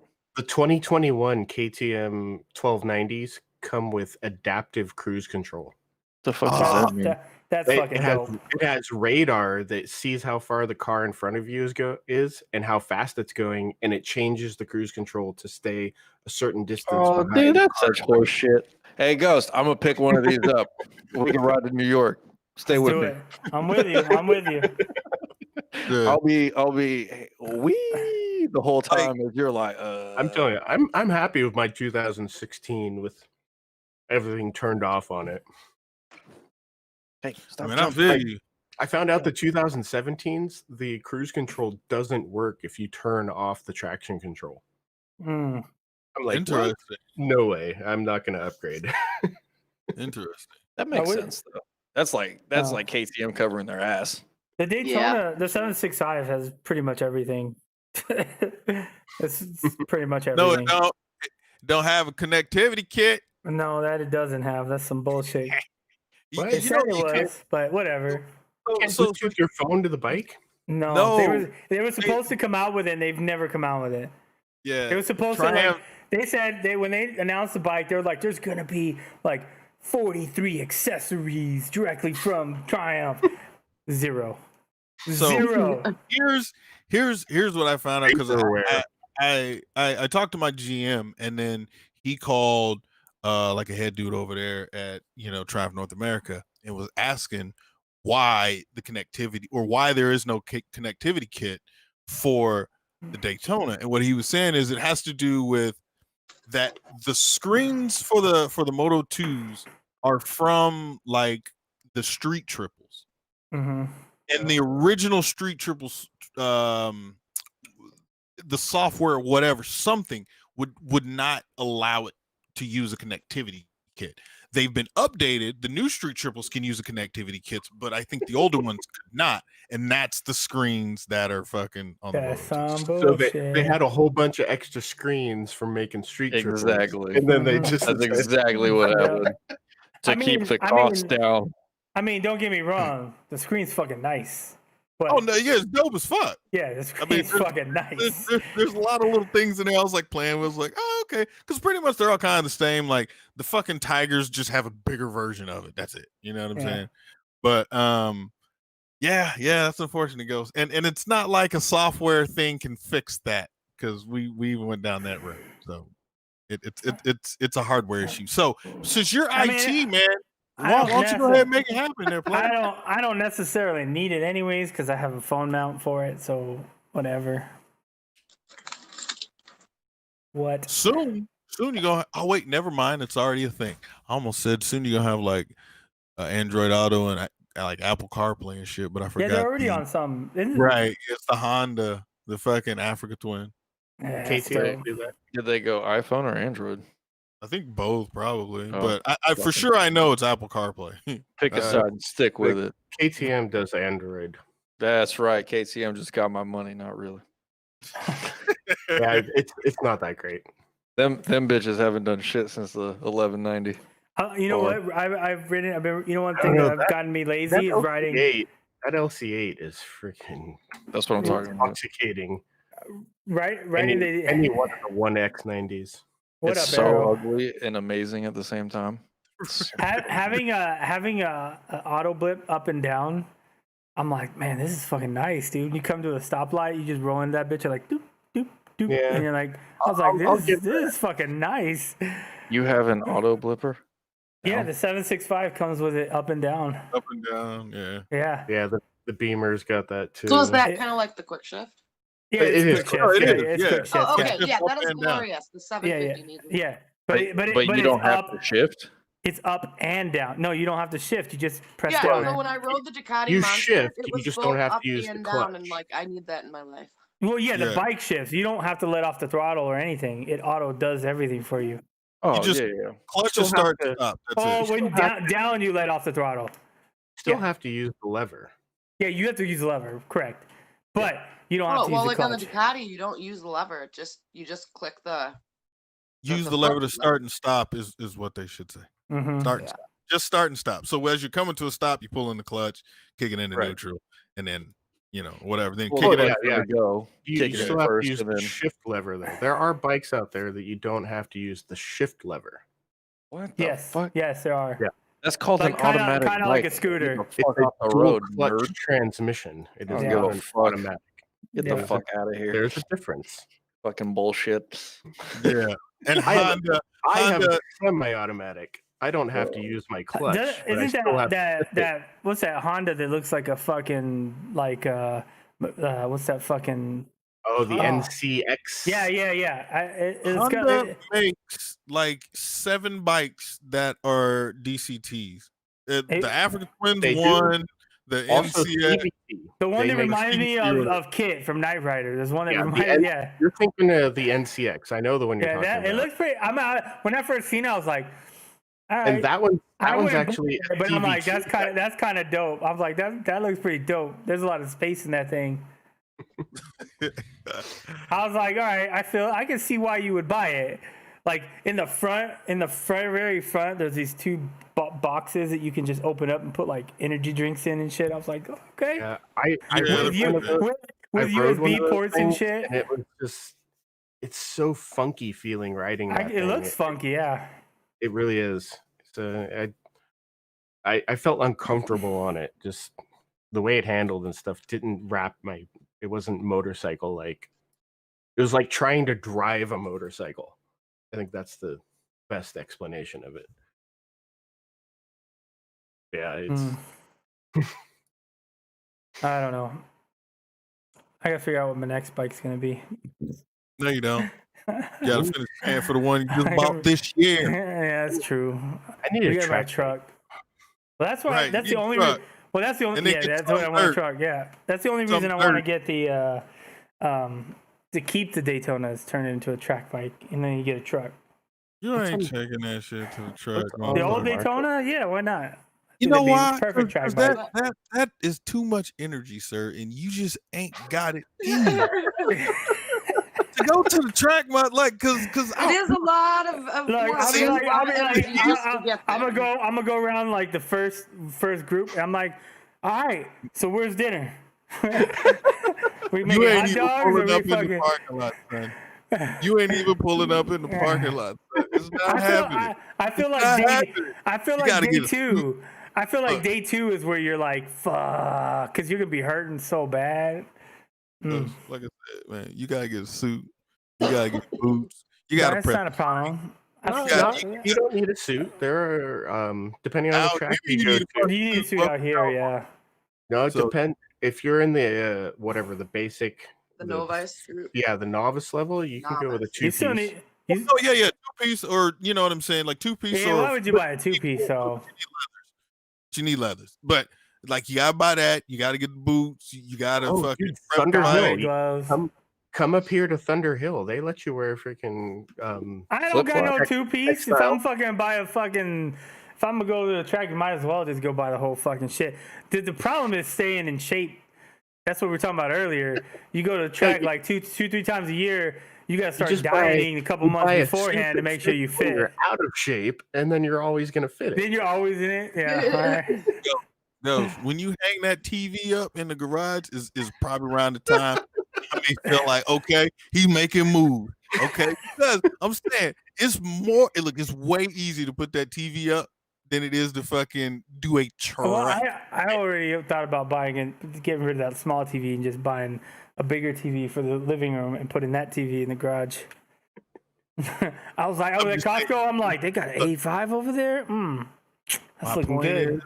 My point is, it's easier to do the TV. So once you get that done, then I'll know that maybe he's ready. Right, and he making moves. He done motherfucker run 3 miles a day now, and blah blah blah blah blah. And yeah, you know what I'm saying? It ain't easy, bro. Like, cause one, you don't have a truck. No, that's the next thing we gotta buy. So We wanna buy a what are you truck. gonna haul it to the track? No, we're gonna get a Tacoma TRD. That's the car we want. Before you go to the I track, thought you you gotta had an get a truck SUV. first. You got I an mean, SUV. I could put a trailer on that. It doesn't have the hitch, so I'd have to add it. But I could. I The trailer setup towed is my kinda big nice. ass bike all the way down to Palm Springs with an Outback. You could tow your. So see right there. Now you got to make an appointment with a motherfucker to put a hitch on because you ain't doing it. I'll right? do it. Then you It's gotta- easy. okay, you gonna do it.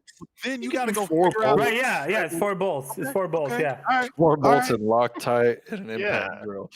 He ain't got an impact. I have an impact drill, sir. Kenny's got an impact drill. I have Kenny has the same impact drill that I have because I bought the impact drill first. All right. So then you got to buy a hitch, $200 which is gonna cost you $200. Then you got to get what, like $1,000 trailer. I mean, because you ain't gonna get no bullshit, right? No, you So could then- just rent. You can rent the trailer from fucking U-Haul when you want to use it. $20, all right. That is true, but when I You looked can- into that, like you gotta rent those motorcycle trailers like a very long time in advance. They're limited. You and just rent a fucking regular one. Just You can spend get a small $500 cheap one for and like buy $500. a little. It's just I one got a trailer, motorcycle. bro. Don't sweat it. You pay for gas, and I got a truck. Don't There you you worry go. about See, it. there you go. I will build you a 2-place motorcycle trailer for $500. That's all you need. Yeah, Also, if you just my get money. a $30 ramp, we can just roll the bikes in the back of the truck, and all you got to do is ride to my house. That's true too. Like, Wait. More and more You by the said second. no. See, you done already fucked up, Red Bomb. You said ride to your house. Which we already gonna say, why don't you just meet me out here at my house? I would. I'd be like, look, it's closer for my house, though. Yeah, right. I already mapped it out. It's closer for my house. I don't give a fuck. You riding there and riding home? Or you want to roll in a truck with some AC, bitch? Plus, there's a little divot in my driveway that'll help lower the truck bed. And straight. Just come on through, man. We have some coffee and stuff. No, we'll use the neighbor's house. I'll basically back the tailgate up. It'll be flat. I got it all covered. Just roll on over. That's the way to do it. I got a ditch down the road. That's 100-mile ride before you go to the track. Get you. I'm not driving. Stretched out. No, I'm just saying. I'm sleeping. You can do whatever the fuck he wants. Yeah. See. Yeah. All right. So what you saying is that track day's gonna happen before the TV. I gotta fix the bike first. That's the thing. I also got to buy a track bike. Well, Kenny already said earlier. He's like, once he's done with the H2, we'll just take it over and we'll fucking get it. I can leave it there and we'll work on it. Goes once again. Seems like the TV is easier than going to the track because now you gotta fix the bike, fix the hitch, ride the rev bomb, blah fucking blah. Then go to it. Well, get a suit, get boots. Prep the bike, then go to a track day. Hey, nobody said it was cheap, bro. Yeah, why are you making this sound difficult? It's a lot of effort, but I will tell you, it is well worth it. It's a lot of fun. Bro, I'm trying to get me a fucking monitor lizard that'll cost me all kind of money. I think I'll take the monitor. It's pretty fucking dope. But when you get your shit together, I'll pull it together over here, big guy. Apple Valley Speedway, huh? All right, y'all. I need to get up over here. I got some shit to take care of before I go to bed. You need a monitor lizard, son. I don't know what you're talking about. The hell's a monitor lizard? Don't go down that road. You fucked up, bro. Oh, never mind. I figured it out. Next time I see you. I'm cool. I don't need no fucking reptiles around. I'm straight, dog. Good. You want a reptile? Have you? Oh. Have you touched our lizard, our bearded dragon? Probably not. I don't think you did. I'm not afraid thinking it's gonna bite me. I ain't into shit like that, man. That's cool. Hang on, Red. Hey, bro. Just like I said earlier, there's no black Steve Irwin for a reason. Yeah, right. Okay. What about favorite coworkers ever would always sit back? He was black, obviously. It's say black people don't discover shit. Red's okay. like, I'm not afraid of it. Why the fuck you lying? Why you always lying? I like turtles. Wait, there's two Kennys now? Damn, two Kennys. Why are there two Kennys? Kenny's back. I mean, I never went anywhere. You did. Hey, you lying, motherfucker. You not gonna let me. We were over here talking to you for a minute. You went somewhere. You went to and what did I say? Nothing? Nothing. Wait, hold on. Because you ain't here. Give me He was four muted. things He didn't we know talked he was about been muted for the last hour. Don't worry about it. Hey, Red, check your Instagram.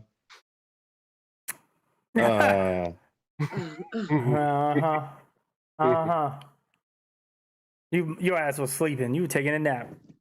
Okay. Hey, Kenny, how's that Rode microphone doing for you? I don't want to talk about it. That good, huh? I'm taking donations. Dude, you can fucking have it. All right. Oh shit! No. Send me an Addy. I'll be there and pick it up. Oh.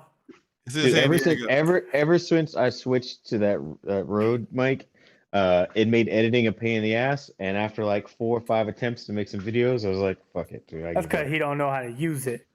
No, I have that thing shoved so fucking far back into like the cheek pad. We got like 2 fucking dead cats on there. It's a pain in the ass. Man, fuck that thing. I never should have left the purple pandas. All right. I gotta try this. Well, thing you out, left the so. Purple Pandas because it was crackling, remember, and it wouldn't record your audio.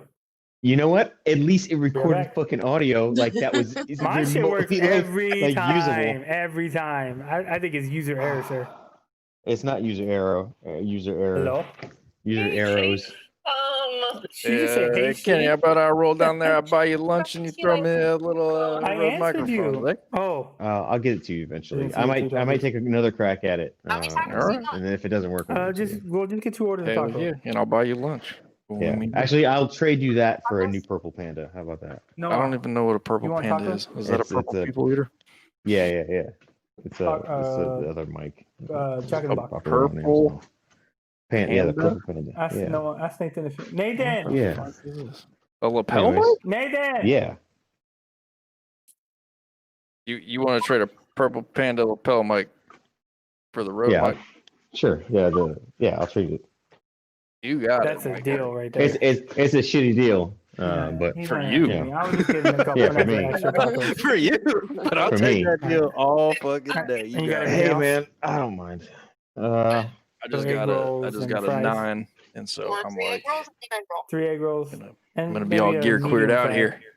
Gotta step Mhm. up, make these videos, see what I can do. I love you. Every time I switch fucking GoPro items, I have problems. And I'm just gonna.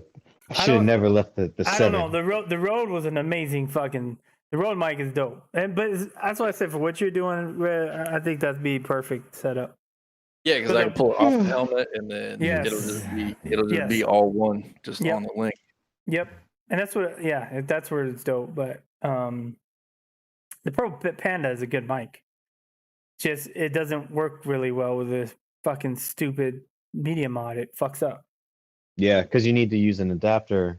Yeah, I know. I'm already pretty pissed. Yeah. And that's. I that was like, why- this is the dumbest shit. Fuck you guys for the extra $100. Even my bullshit like fucking crazy Medusa setup I had before works better than what the media mod does. Yeah,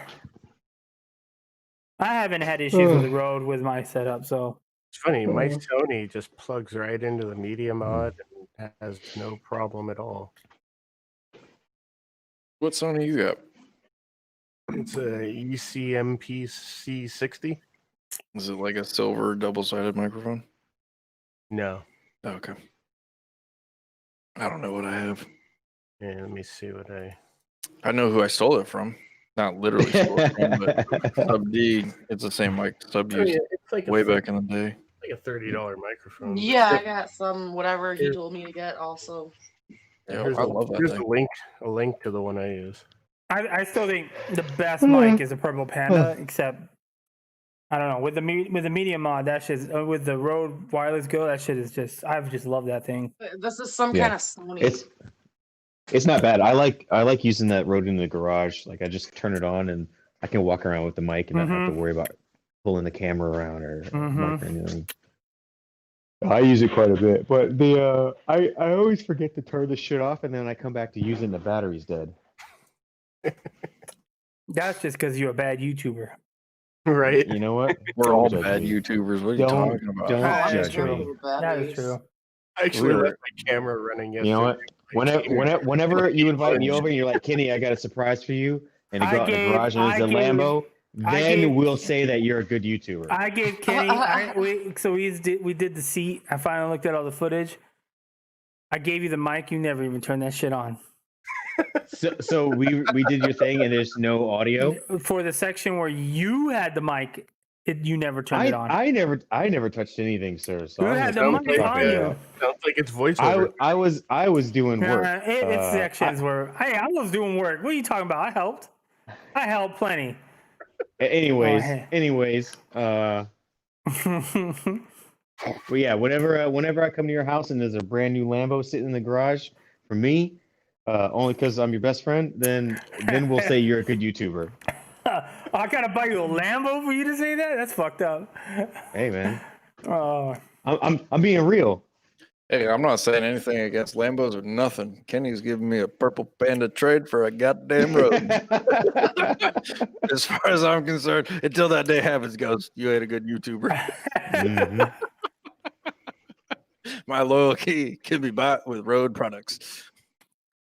Yeah. There was a Lamborghini down the road here that was for sale for like 20 grand. Was it like one of those Toyotas? Toyotas like wrapped in. I'm surprised you No. back. Where the fuck were you, Kenny? it was like You an like out of 89. nowhere you came back. Oh, what happened was I got distracted. Don't give me that look. Do not give me that look, sir. That's the look that says I know Kenny about to fucking spout some bullshit about how he was doing something important, but really he was taking a nap. That's that's what that look means, and that's you're incorrect. Okay. I was actually Or okay, I'm waiting. Come on. I got distracted by TV. I got sucked into a free trial of HBO Max, and there's a bunch of stuff on there I've been watching, man. It's pretty good. I'm watching the Minutemen series. It's not bad. Is that something I need to add? I'll give you my login. I think it's pretty good. I'll just add it to download.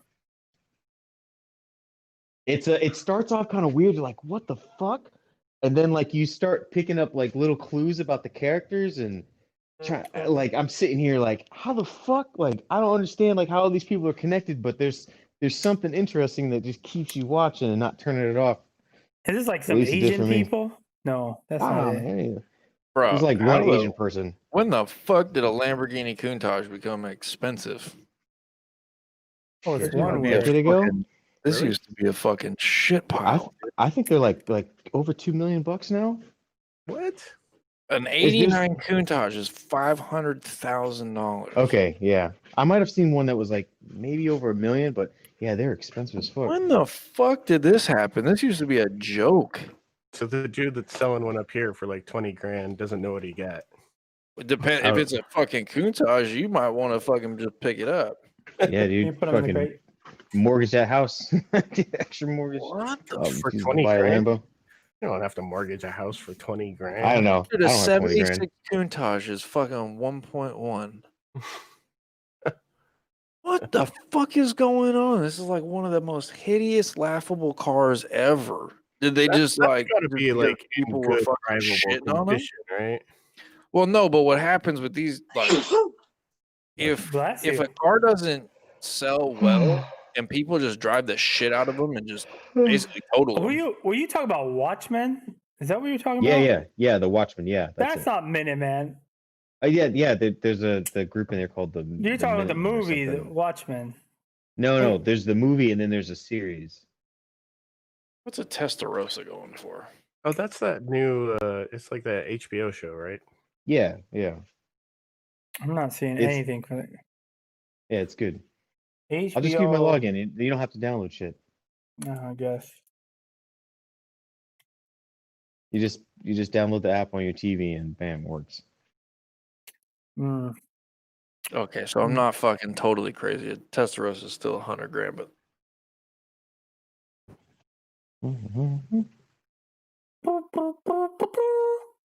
All I can think of is oh, who the hell was that rapper? Callie Lisa, what's going on? How you doing? I hope you're still there. I just saw the message. But hola. All right. What do you do tomorrow, Ghost? Hello. Sir Mix-a-Lot. Making wings and playing video games. That sounds like a plan. All right, man. Wake me up whenever you get up. Yeah, right. You'll be up already. I'll be up already. My hands will be nice and warm, and we'll play video games all day. Just chilling. All right. Well, same here. We're just chilling, talking shit, talking about how Kenny's old. What? Huh? All right. What? Fuck you guys. The only person in here that's cool is Adam and Red Bomb. Everybody else. Oh, and what? And Janine, you're cool too. I love you a bunch. Thank you, Eric. So, yeah. Oh, why it says Janine? Because that's my middle name. It's like my email account. Okay. Oh, Erica. Ehart. Ehart. Everybody else is cool. Everybody's back name that I forth with said my kid's is cool. teacher, I just don't want And to then if say I didn't say your anything. name, you're not cool. Fuck you, Kenny. Hurt my feelings. Huh? That's why you're gonna suck tomorrow in Warzone because you always get us killed. I'm sorry. You know what? Every time I play with you, I die. Bunches. When I play when I play solo games, top 5, second place, third place. There is never a Me and time you? that I play with Kenny where I don't have to bring him back like 3 times. Man, In every match. you know what? The only time we've come in first place is because we followed my plan. No, sir. See, that's Yeah. we You follow my want to plan. run off and do some crazy shit, and I'm pretty sure I clutched that game and won it for us. And you're like, no, man, we should go over I've here. And never I'm heard like, of fuck that you, jump game. over the fence. Because when I think of the Coast Guard, I think of good battle plans. That's my I'm waiting exactly. for fucking. Hey, I came home all the time. That's an excellent battle plan. Blow, bro. That's all right. Shit. You know what? It's cool. I was a don't little care. sideways. It's been a couple weeks since I got a good coasty rub in. Jesus, bro, that was a fucking out of nowhere. Hey, your branch sucks. Pretty much. Oh, I'm pretty sure that's what that meant. I see you there. It's requisite. We all have to rib each other at least once a month. It's in our contract. In our contract. I wouldn't know. Anyways, following Ghost around will definitely get you killed. Hey, you should take like a day or 2 off in the next couple weeks so we go ride all day. Oh, I should. Actually, I just put in vacation for Tuesday and Wednesday. It's I so did weird that to hear today. you guys I talking about highly riding recommend with all the cold, snow, and ice here. I haven't been writing. Well, you said forever. like the 22nd and 23rd? Yeah, because I was gonna work those days. I mean, not would really call it work. I just be kind of sitting in my. But you put in for vacation. But you put in for vacation, right? Yeah, just because I just want to play video games all day. So what you're saying is we're gonna meet halfway and go for a ride, and then go home and play video games. Where are we going? I don't know yet. All right, cool. I'll tell Tara I'll be gone at least one of those days. I need to take the R1. Half a day. All right. We'll do half a day. Is this for the 22nd? Yeah, 22nd will work. Sure, I 22nd. think so. A Tuesday? I'll see if I can roll in there. There you go. Yeah, that'd be dope. Yeah, we'll figure something out. All right. I've seen Calisa. I've seen the Valorant game. It just I don't know if I like it. I'm waiting for that medieval game. It's free. It's fucking free. Just a heads up. There's a lot of free games that are good though, but you don't even have to pay for Valorant. It's not that great. I'm gonna let you know now. That's like what's that other game that's kind of like there's that other game I used to play. Hold on, let me find it. It's almost like it's like CS:GO meets Overwatch. Interesting. Yeah, dude, so what's it's like this other game? it's not my particular style, but I enjoy playing it because I can play it for There's that. Oh, like no fucks given. Why don't you get Rings of Asylum? It's free too. And it's kind of like nobody plays that fucking game. It's like PUBG. It's dope. That thing is dead as fuck. I don't believe you. It takes like 9 hours. It says the last time I played it was December 14th, 2019. Mm-hmm. A year ago. But I'm updating it right now. I have 40 hours in that game. It's dead as fuck, bro. I actually tried to play that game. Huh? All right, can you guys? Later, Kenny. I actually tried to play Ring of Asylum, and I'm waiting for For Honor to come out. For Honor 2. It's in alpha right now. That one's pretty dope. I like playing that one. For Honor, friend. Yeah, I have the old one, and it's like you're just fucking running around with swords, killing each other. Pretty dope. That is more fast-paced shooter game. Rogue Company? I don't think I've heard of Rogue Company. I'm assuming that's like a Star Wars thing. Yeah, I logged on last night. I saw you playing fucking Roller Coaster Tycoon. I was like, what the fuck is this shit? What is this shit? Who the fuck I plays just got Roller home. Coaster? I eat hard at like 2 a.m. I got home from work. I'm like, man, she's actually streaming. I was trying to get so many different things to work and it just wasn't working out. And I was like, fuck it. No, I'm streaming because I set out to do this. So I just picked a stupid game and reverted back to NVIDIA. Psycho Bobby got me downloading OBS and stuff. You didn't get OBS working? Well, we kind of got it working, but I was a little bit confused when it came to time to start the stream. So when he was helping me get everything set up, I had someone knock on the door, so I was like, hey, let me get back to you later. And then I didn't because it got like really late. So then the next night I was trying to make it work myself, and yeah, I got confused and it got late, and I said, fuck it. I set out to stream and I'm just doing it. I was like, because your audio was a little funky. I was like, what the hell? You're not on OBS yet. My OBS is the way to go. What was funky about the audio? So I have OBS downloaded. It's your voice. It's like the game's way louder than you. So, and then it was like, it was kind of stuttering a bit last night. So Stuttering? Yeah. Like, that could just be internet issues. But I was like, she's playing Roller Coaster Tycoon. Jesus.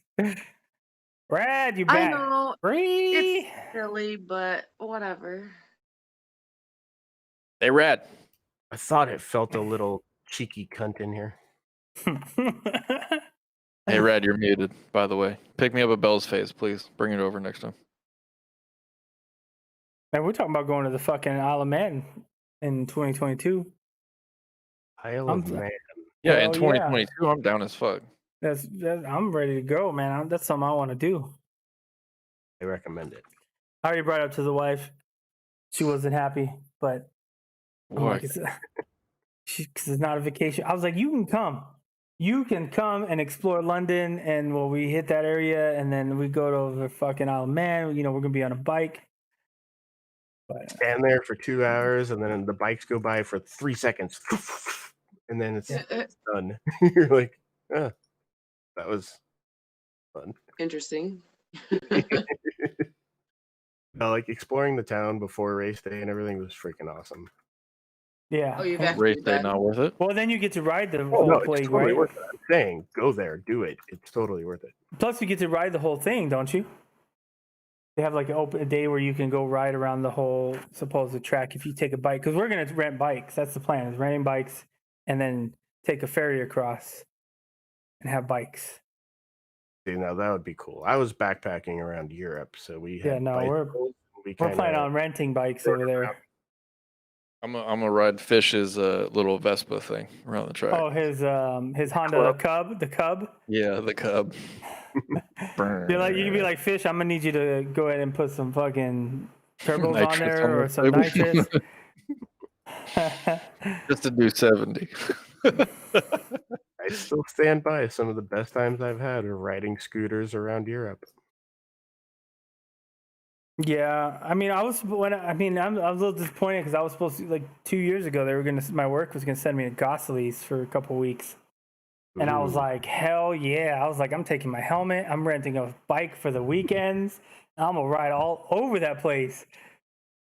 I was like, the riding that we do here, I could ride a couple fucking countries in a day. In a day. So, but it didn't work out. That would have been amazing. I was gonna take everything, GoPros. I was gonna make videos. Yeah, that would have been nice. I just realized I was on mute this entire time. We told you that. Trying to tell you. I mean, yeah. So, Rev, what did you want me to bring from Australia? Oh, it'd be illegal as fuck, but it's a Bell's face, a monitor. Oh, yeah. Yeah, if you can just pop one of those in your pocket and come on over, that'd be Bell's face. That'd be great, sir. Phase, PHASE. Dude, because they're like, let's see, you probably pick one up at your local pet shop for like $300, and out here they're about 7,500. Woo! What? God damn, son. Yeah. So what he's saying maybe I just bring the eggs with me, and then you can just hatch them. What if you just bring some eggs with you? That's what I was thinking. I don't know if that'd be allowed to get them through customs. I am going to end the stream for a bit. You guys can keep hanging out here, but for everyone watching the stream, I appreciate it. You guys are awesome. Wife is home and she brought comida. Later. So we're gonna eat just a little bit. Later, bitches. Fuck is Yeah, this? with lizard eggs, you can move them around for the first 24 hours. They can be on their side, so it'd have to be like hatched or not hatched, but laid, and then you jumped on a plane and brought them over. But I don't know if you could take eggs through customs. Nah,